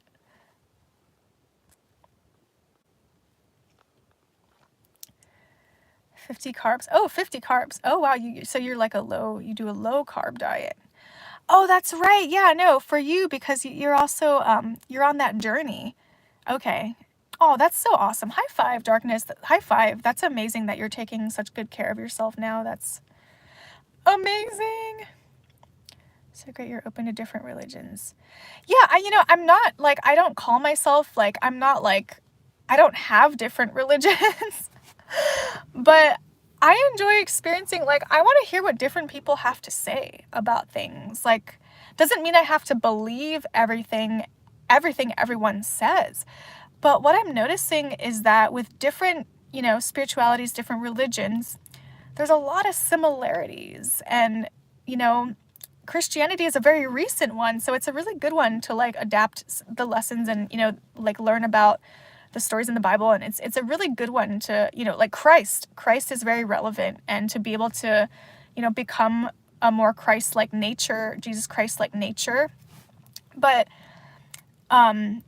it's also really cool. Like, I'm learning about the Bible by doing like Bible study and stuff, and, kind of like learning about it, going to church. But it's so fascinating how, I hear these different stories from different religion. Hare Krishna and like Hinduism, it's very, very old. So it's very old. So it's people that see God in a different way. Back then, there used to be more like, they had like different, like, I believe that, there's only one God. It's all one God. So whatever people are praising, it's the same God. Like, there's no different gods out there. There's no your God and my God is better than your. There's none of that, because it's all one God. And when people are calling it a different name, that's just what they're calling it. But it's all like one God out there. And before, I think that, with Hinduism and different things, they used to see God from different lenses. This was back in the day. I do believe that God brings down information to different cultures in different ways. But Christianity is so prevalent. It's very pervasive, and it's very recent. So it's the one that's the most applicable now, so I'm not going to become a Hare Krishna, I'm not going to become a Hare Krishna and like, do exactly what they do. I do visit the space, because I'm open to hearing other people's stories, and other people, like what other, scriptures are saying, what other texts are saying. Although I'm primarily, I'm focused on the Bible and everything, but what I'm hearing is that there's different lessons to be found in different things. And it's not like, religion doesn't have to be this divisive thing that puts other people down for believing something different, because we're all believing in the same God, really. It's just that different people have different ways of like worshiping the same God and seeing God differently, and that's what people fight about. And I mean, they fight about all kinds of things. Like, even within Christianity, there's no consensus of like the right way or the right, this translation or what this means. That there's still no consensus with that. But yeah, like, I do believe that Christianity is like, it's what's like prevalent. It's what's like, Jesus Christ it's what's needed, like now in these times. But yeah, I don't believe in putting other people down, or like thinking that like you're better than other people, or even telling people that, they're gonna go to hell just because, they don't believe. Like, I don't believe that God would ever just send people to hell for not understanding something. Like, it just doesn't make sense to me. It doesn't really like hit true to me that like not everyone is going to like be raised. Not everyone is gonna be raised in the same religion, because people are from different parts of the world. And Jesus Christ is the way, the truth, and the life. Only him will get to heaven. Read and pray. Yeah, Shonda, I do believe there's a certain meaning behind that. I do believe that there's truth in that, but I don't think that it should be taken literally. I don't think that everything in the Bible is as like, it's not that literal, and that it's not that simple. I do believe that Jesus Christ is the way, the truth, and like, I do believe all those things, but I believe that people can access Jesus without even realizing like who Jesus is, or even without even having people who are in this remote place who've never had access to the Bible, who've never had access to teachings. I do believe that, like, there are people out there saying they, believing in Jesus, okay, so someone out there, okay, this is like hypothetical, but somebody out there can believe in Jesus and, read the Bible and say that, yes, Jesus is the way, the truth, and the life, and do all the things, and still turn around and be like the biggest sinner. Like, and of course sins are forgiven, and I know this, but at the same time, if you do things that are wrong, and there's people that are not good people out there, but they're saying and doing something just because they're going to go to heaven for it. And it's like, I know this is like a very divisive topic, and there's people who are going to disagree with me, and that's completely fine. I don't mind. I don't believe that we need to agree on everything in order to coexist with each other, in order to love each other. It is a relationship. I do believe in a relationship with God. I do not believe, and no one is ever going to convince me that just because someone has a different religion and doesn't see things exactly the same way that you do, that does not mean that people are going to hell. God would never do that to people. If you incorporate, you can incorporate Christ into your life without even realizing it. There's different ways and God has brought knowledge and information down to so many cultures over the periods of time, over, all the eras and everything. So yeah, I just don't believe in telling people they're going to hell because they don't believe in what I believe in. So I think that the oldest religion. Yeah, you're right, Edgar. I didn't say it was the oldest religion. I said it's an old religion. And back then they believed in, they saw things in a different way. But ultimately, all these things, like what I'm learning is there's so many similarities in the values that they're teaching and like how to be a good person. Like that's, I think that's what's the bottom line is like, it's these things are trying to teach you how to be a good person, how to connect to God, how to develop your spirituality. Like it's just, I don't think it's like a black and white situation. But yeah.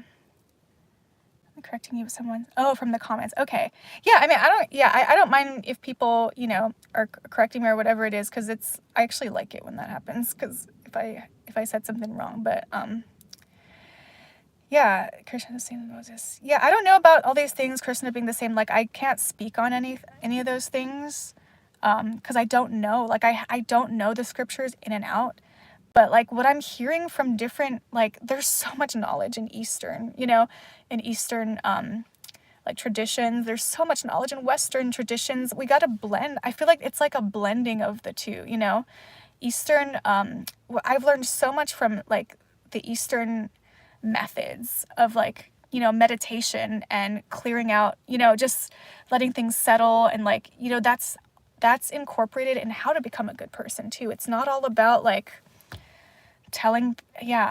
that's dogmatism is what it is. Like when you're saying that dogmatism steers people away from religion, because you're basically saying that everybody, if you don't believe this and if you don't say this or do this, then you're going to hell. Like that is dogmatism.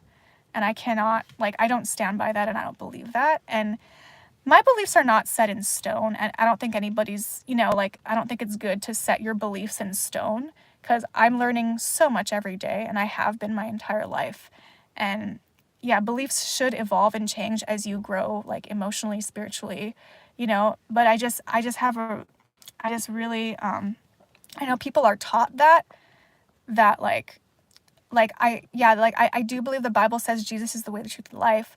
I think that might have, I don't think the meaning is so dogmatic as people are saying it is. So that's just my 2 cents. I'm not a theologian. I'm not an expert, and even the experts will argue with each other. But yeah, that's just my 2 cents. Oh, Chris, why do you believe we're living in hell now? Oh my gosh. I do, Shonda. I do also think that we have free will, and that I don't believe in complete fate, because we were given free will, and we have the power. If we do stand up to the higher ups, we have the power to change and to direct things in a different way. I do believe that us, all us as a collective, we have the power to steer certain things. We should not be putting up with artificial you know, too much like AI taking over. Oh gosh, they turned the lights off in the park. Oh, it's 10 o'clock. Okay. As long as the police don't come yet, but as long as the police don't kick me out of here. But sorry, it's so dark, you guys. It's so dark. Yeah, I do think we have free will. The end times are coming. There's so much going on, but I do believe in free, you know, that we do have the power to redirect things in a certain way, and things will come. There's definitely a lot of darkness coming out of the AI stuff being used inappropriately.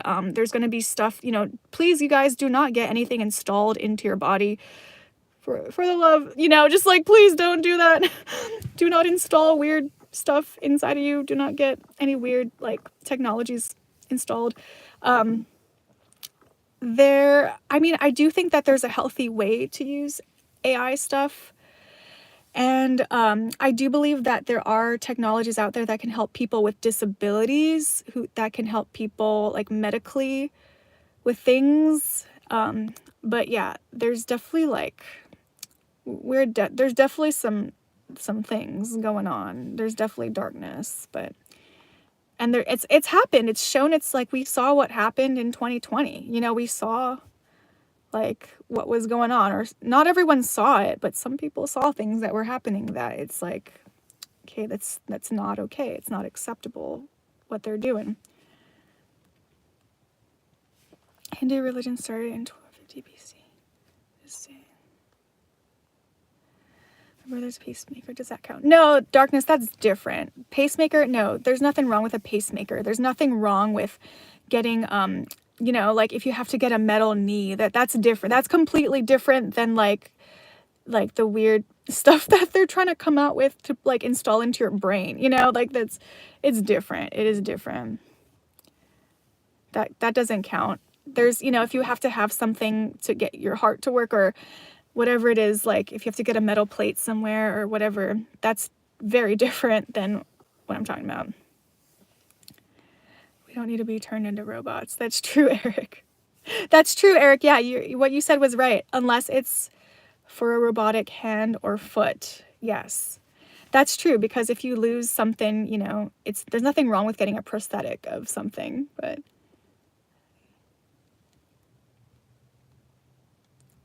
judgment of God. Yes, I do, Shonda. I do believe in the judgment of God, and I do believe that we're going to be judged on if we were a good person and if we weren't a good person.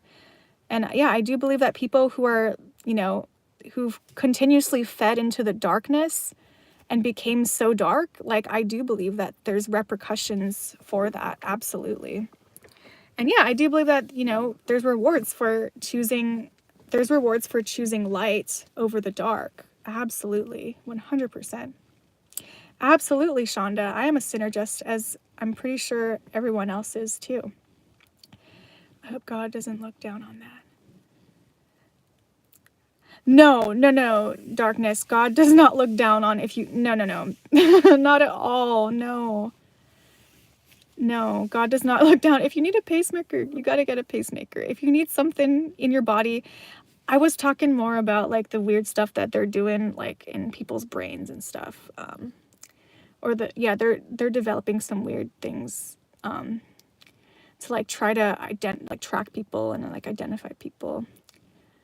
God is unconditional love. I love that. Yeah, God is definitely unconditional love. He's definitely there with us unconditionally.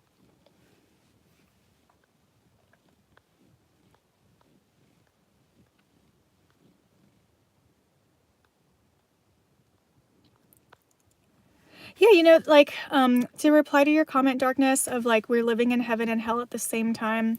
You know, I mean, we can choose, we have free will on this earth, so we can choose our path. And we can choose to decide if, like, what path we're going to go down.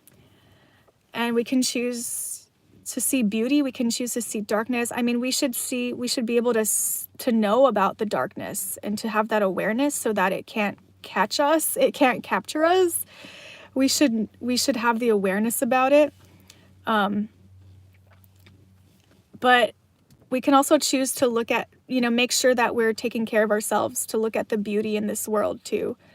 Because there's still so much beauty, and there's so much kindness, and there's so much power, in a good way. There's so much goodness still in this world, very much so. And it's like the more darkness we see, more goodness. And yeah, I mean, there's definitely, you know, stuff that goes on after we die. And I think that we should work on this life as much as we can to, you know, strive towards going towards the light instead of the darkness. You know, we don't want to get swallowed in the darkness because of, you know, there are, I do believe in, you know, after we die, like there's, you know, there's options for what's going to happen, but we can create better options for ourselves.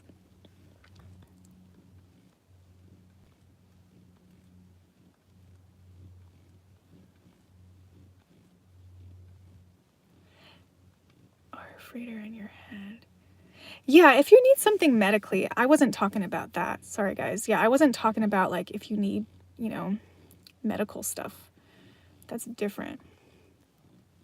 Someone has to do it, Key. Funny, AI takes away creative jobs where we want to make time to free ourselves. You know, my friend, Key Controller, my friend was just saying that. Instead, it's like, my friend, I was just on a hike with my friend who was saying that. That is so funny because I was talking about it. I was like, you know, like, it really stinks that, you know, people are now using like AI instead of, you know, using real artists and graphic designers, and how AI is taking over the creative field. Like people are using it for that. And then, but people are still doing like the manual labor. Like, you know, we wanted it to be the opposite, where AI takes over the stuff that no one wants to do. So everyone has free time to do like all the creative stuff. But it's like the opposite's happening. And it's like, no, what's going on?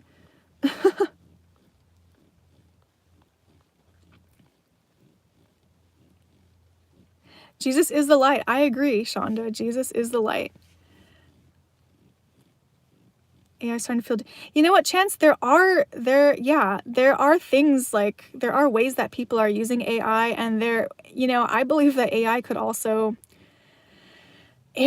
carry certain, you know, it's not perfect. It was made by people. Like, you know, it's getting to a point where AI is like, people are using it as a person now. People are using AI to like substitute a person. There are entities that AI could have, you know, like I don't disagree with you, Chance. I do agree that it can be that way. It can be used for certain things, but yeah, I don't agree with using it for other certain things too. In my dark thoughts, religion is controllable. Okay, yeah, I think that a lot of people feel that way because of dogmatism and the ways that people have used religion to control people. So I don't think you're not alone, Darkness of Games. You are not alone in that feeling and those thoughts. And yeah, it's really about, you know, it's not about controlling people. It's a tool. You know, I think, you know, I'm very new at this, but you know, in my understanding, like the Bible and spiritual, you know, scriptures and texts are there to help develop your spirituality. Like, you know, it's supposed to be a tool to help you instead of a tool to hurt you. And there's a lot of people, unfortunately, that have been using religion as a way to hurt other people because they wanted to get control. So there's definitely, it's not clean. There's been messy stuff with religion.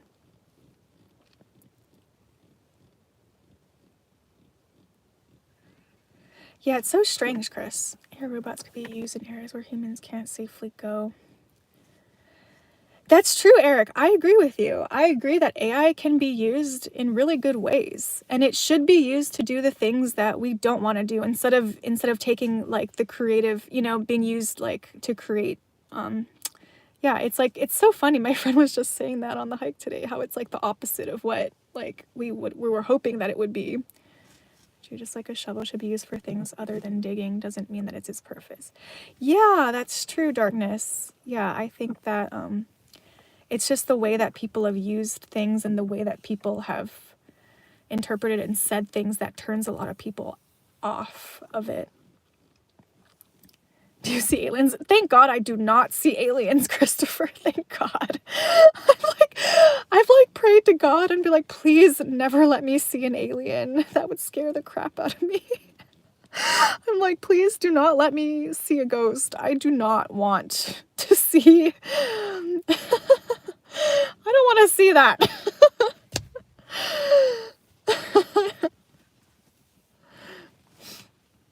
It's gonna be scary when they're gonna push AI as God. Oh, hell yeah. Heck no, key controller. Heck no. No, thank you. I think being a good human is, should we live our life? Well, I think there's a lot more to it than that, Sean. I think there's a lot more to it than that about being a good human. That's part of it, but there's a lot more to it. Evil people have hidden behind Jesus and Christ. That's very true, Trans. And that's why there's so many people have been turned off of it, including myself, that there's been just people, it was too dogmatic, and that turns people away. I'm sure they are out there. Oh yeah, no, they're out there, Eric. They are out there. Do I want to see it? No, thank you. Amongst all of us, yes. I'm like, yeah, I'm not interested. I'm not interested in seeing that.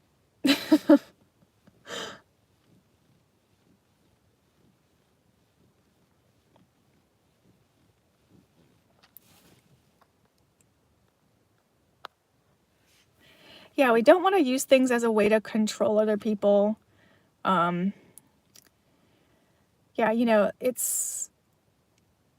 there's ways to, there's people out on the streets that I see in Waikiki who are telling people like, you're a sinner, blah, blah, blah. But is that really the way that you want to invite people into religion, into your space, into Christianity, into wanting to know Jesus Christ? That's not the way to do it. There's no tact in that. Yeah. Alien, legal alien. Englishman in New York. Oh, is that a song? Are you singing? Or is that a song? I know, Eric. Yeah, this is like the record most likes on this channel.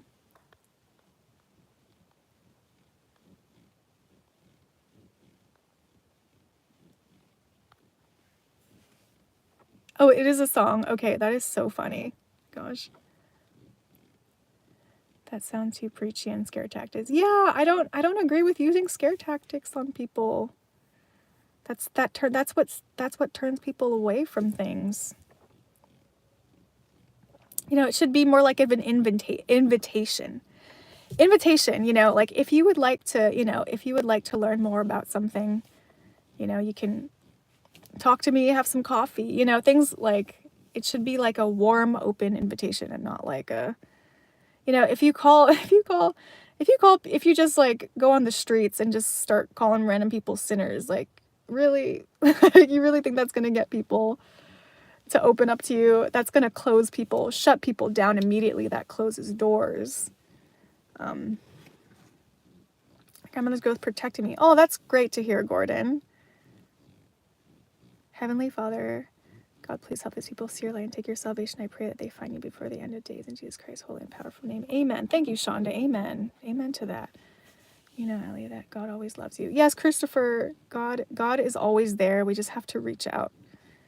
But yeah, God is always there. It needs to be a two-way relationship and not a one-way relationship. That's not possible, I mean, God will always be there. God will always love you. But it's also important to take it upon yourself to have that connection with God. I found your Bible study channel. I don't have a Bible study channel, Jose. So that might not be my channel. I do read a daily, like out of a prayer. It says like 365 days of prayers.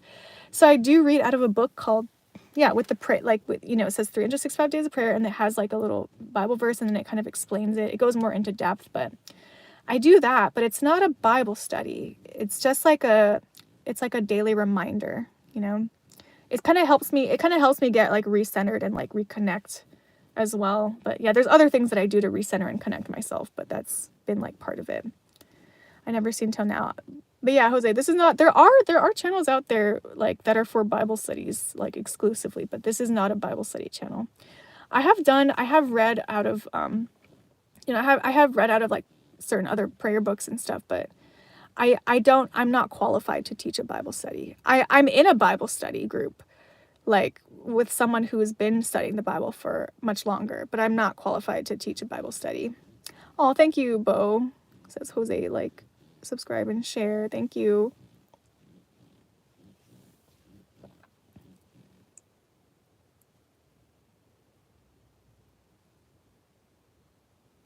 But yeah, but like speaking of the Hare Krishna temple, we kind of got like diverted a little bit. But speaking of the Hare Krishna temple, if you guys have never been to a Hare Krishna temple, I'm not like, I wouldn't be scared of going to different things, It's just, I don't know, it's just kind of eye-opening to like see how other people like worship God and stuff. And yeah, there's gonna be people out there being like, it's demonic and they're worshiping demons and false idols, and there's gonna be people saying that, but there's only one God. We all have the same God, and yeah, it's meant, the intention, it's really dependent upon the intention. And yeah, if your intention is to connect with God, you're going to connect with God. And it's just really cool to see people like singing and dancing in the name of God. And, they call it Krishna, Christians call it God and Jesus Christ. I believe there were different evolution. I believe that religion and spirituality has evolved over time. So it's evolved in Christianity, and that's like the pertinent one right now. But yeah, it's just so cool to see different, yeah, I think it's good to like explore, not to change your own beliefs. Like you can have, you don't have to let other people change your beliefs, or you don't have to like agree with other people and what they say. But if you've never been to Hare Krishna temple, just with that being said, it's a really cool and interesting experience if you ever get the chance to do that. Because reading, I find it interesting. Have you pose a question at the end? Yeah, Eric, that's not my question either. I will have to say that the question is actually from the prayer book, so it's not even my question. It's not my original question. It comes out of the book. There's a question down that I read the whole thing. I don't say anything else other than what I'm reading. If you're in a relationship with them, they don't spend time with you and they still say they love you. That's true, Shonda. It is a two-way relationship. Absolutely. Like, God does love you and God will be there, but like, it's important to reach back out, and do the things that will get you closer to God. I agree. If you want to see a really awesome church, go to the Church of the Holy Sepulchre. It's a church built around where Jesus... Whoa! Really, Ernest? Okay, I've never been. Is it safe to go to Israel right now? I don't know. I would love to do that. That sounds so cool. Wow, that's so cool that you even got to go there. No, I would freaking love to go see all that stuff. I've never been to that side of the world in my entire life. God, let take care of us. Absolutely, Christopher. And at the same time, we do have free will too, so we do have to take care of ourselves and meet God halfway. We can't just rely on God, because we do have free will, which is a blessing to have free will. It's like an absolute honor to be able to have that. Hinduism has one God, but different forms. Interesting, Sean. Okay. So yeah, like what I was saying is that they saw God in a different way. But I do believe it's just all one God, in my opinion. My opinion doesn't have to matter to you either. Like no one here has to agree with me. I don't care if you agree with me or not, but this is my channel. So you're going to hear my opinion. I mean, not everyone talks about controversial topics, but I don't mind. Oh, thank you. God bless you too, Ajit. Thank you, Zeep. Yeah, please subscribe if you would like more. Not will, but thine done.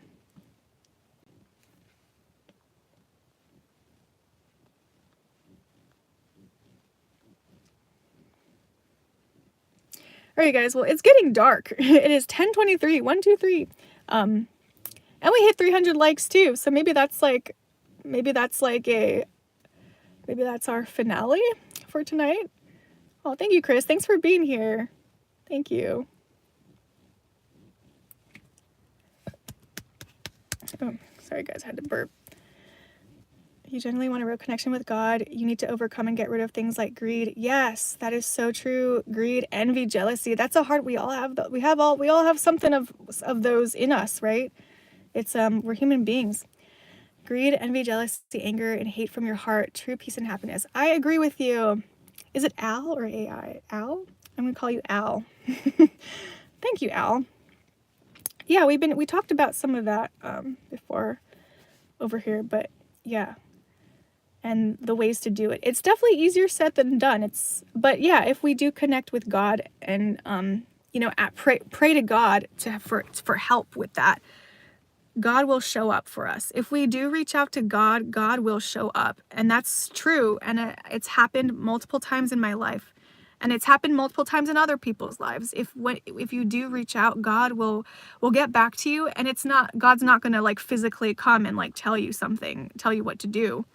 But God will tell you what to do. You'll hear it in your, it'll come into your thoughts, and you'll think that it might be your thoughts, but it's, God will help you in different ways or give you signs, or the signs may not always be obvious. Sometimes they're really subtle, like in the form of a thought in your own head, or it's like in the form of an action being shown to you, or like something, but God will get back to you.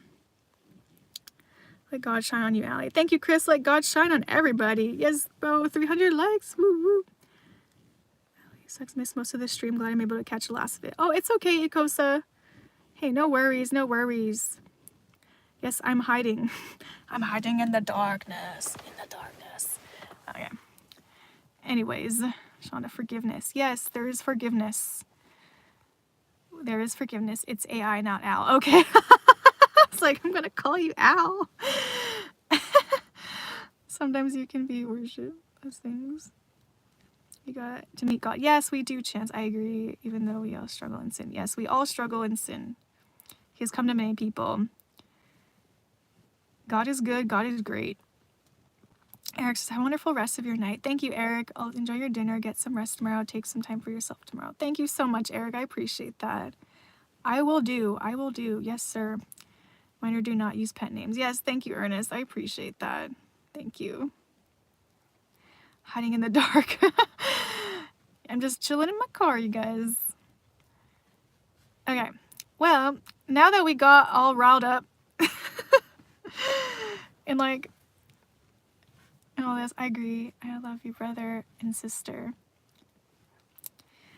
All right. Yeah, so much love to you guys. So much love. And remember, everybody is worthy. Everybody's equally worthy because we're all creations of God. And we all have a purpose here. We all belong here. And yeah, if you feel alone, just reach out to people because you're never alone. There's always someone else going through similar stuff as you. And yeah, the park closed at 10, you guys. Sorry. Sorry, it's all dark in here. But yeah, thank you so much for being here. I mentioned those groups earlier today. If you need a support group, they have them online and in person. Mankind Project, Woman Within Project for Women. And and yeah, there's tools out there. There's tools out there. Please do not give up. Keep going. Stay strong no matter what you're going through. Thank you, Key Controller. You have a great night and day too. Aw, love you too. So much love, Christopher. God is always there to talk to. Yes, Shonda, 100%. I love journaling to God. I was talking about that earlier, but I love journaling to God. Thank you all. Spread that love. Yes, you guys, spread love, create love for yourself, and then let it spread. That's how it works. You got to create that happiness within, and that's the only way that you're going to be able to share it with other people. The more that you're able to create for yourself, the more that you're able to give. So do not give from an empty place. Give from a full place. So much love, Bo. You take care. Love you too. I hope that your breathing gets better. I hope that I wish you lots of ease and peace, and you too, Ernest, and everybody's going through anything. I wish you guys ease, peace, love, a heart that's open to God. And yeah, we all got our lives and our challenges, and we all have our own journey, but we're all in this together, right? We're all in this together. No one's ever alone. You have a fantastic night too, Darkness of Games. Thank you. Thank you for being here.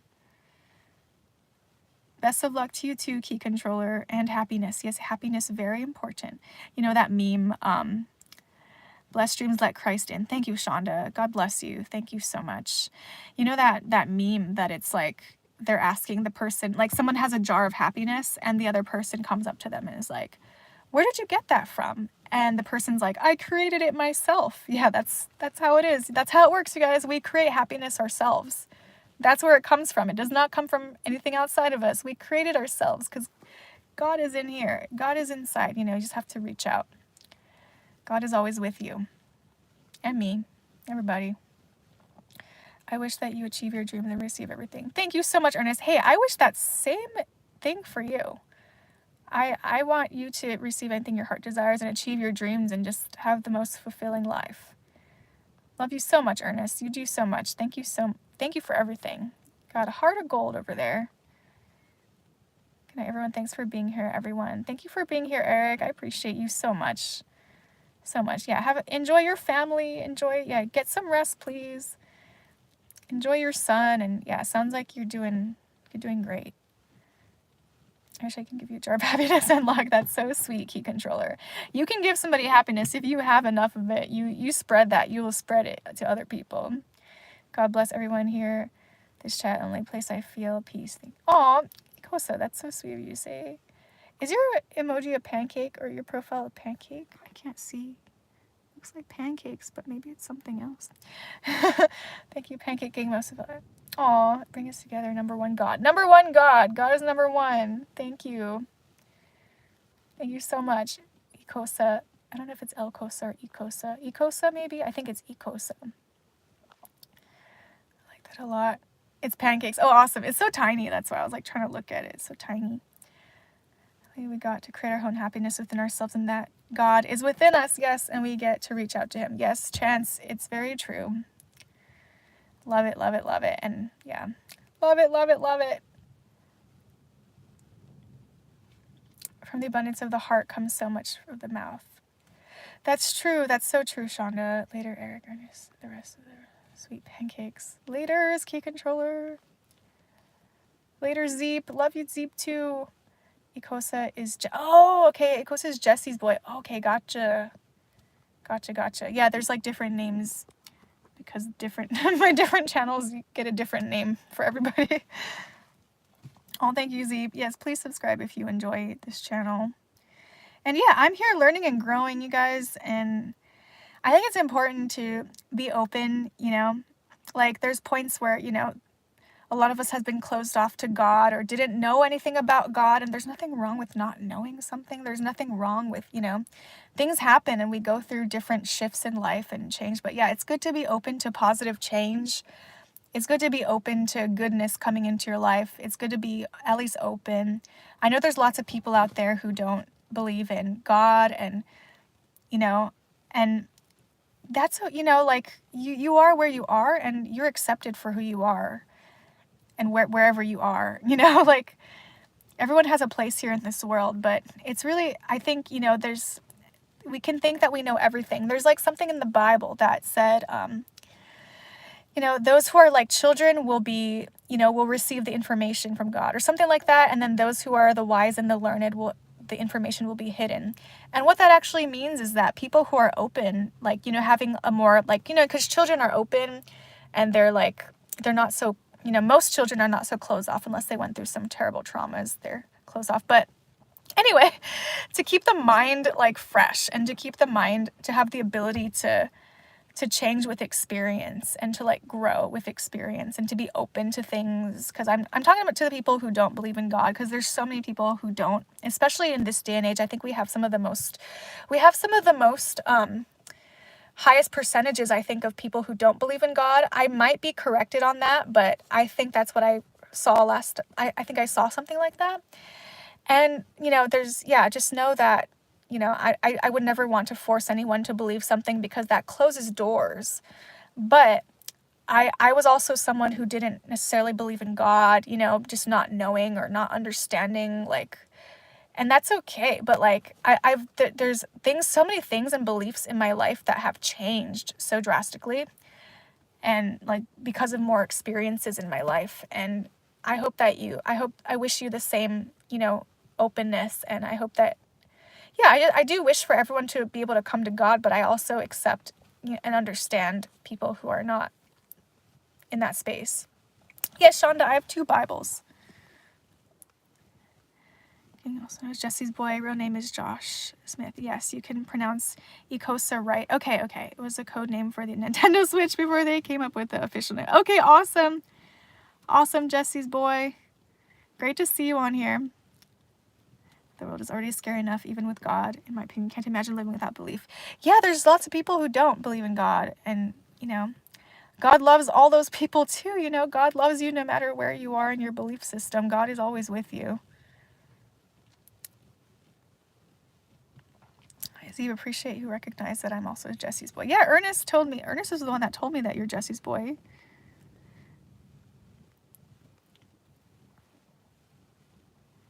But yeah, love you so much, you guys. You take care. I know Dawn, I love how Dawn ends her channels. I don't know if she's still here, but she always says, go check out Dawn's channel too, but she always says, I love you and God loves you so much more. It's so cute. I love it when she says that. But yeah, so much love, everybody. We just talk about such intense things on here, but it's good. Someone's got to talk about it. Not everyone talks about it because of not everyone goes into spirituality, religion. Not everyone goes into challenging topics because it's divisive. And I understand that. There's a lot of things that I might say that people will not and I get it. But you got to risk that you have to have I think it's good to risk that in order to really be authentic, I don't know, just my opinion. Read Revelation and Proverbs. Okay, Shonda. Yeah, I do like Proverbs.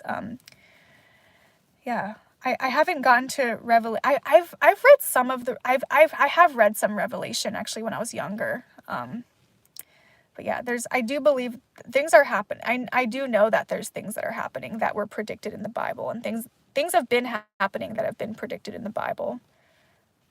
To see how life improves once you put God in your life. Yes. Oh my gosh. Yeah. Jesus Christ, especially. Jesus Christ. Woo. When Jesus Christ, that, yeah, things that changed having Christ. Hope you're having a good night. Nothing but love here. Best wishes for all who need a pick me up. Oh, thank you, Anthony. Aloha too. I hope you're having a great night. So much love. Thank you so much for gracing us with your presence. I love that we express our feelings in religion. There was no hate. I love that, Sean. Yeah, not everyone necessarily has to have the same opinions, but I like that we can respect each other's opinions.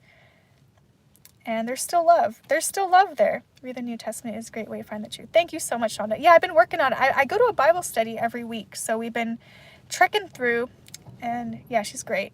The person who's doing it, teaching, is great. Much love, Allie. Sweet pancake gang. Sweet pancakes gang. May the syrup flow peacefully for you all and sweeten your lives. I love that key controller. Let that syrup flow.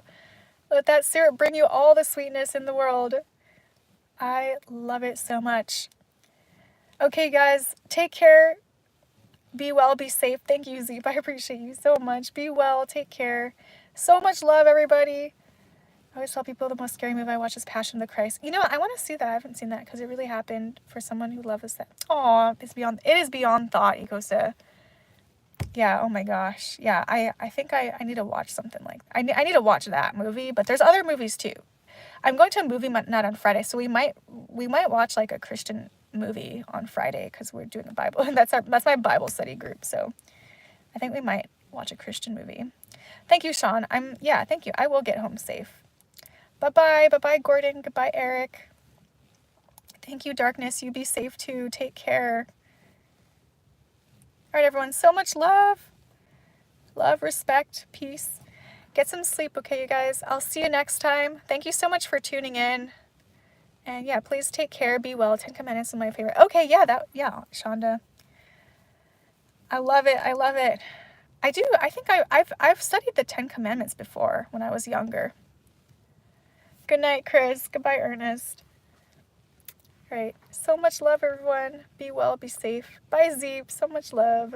Zeep, brother. All right. Take care, you guys. Be well. And I'll see you soon. Good night. Night, night. Yes, before I turn into a pumpkin. Thank you, Gordon. Okay.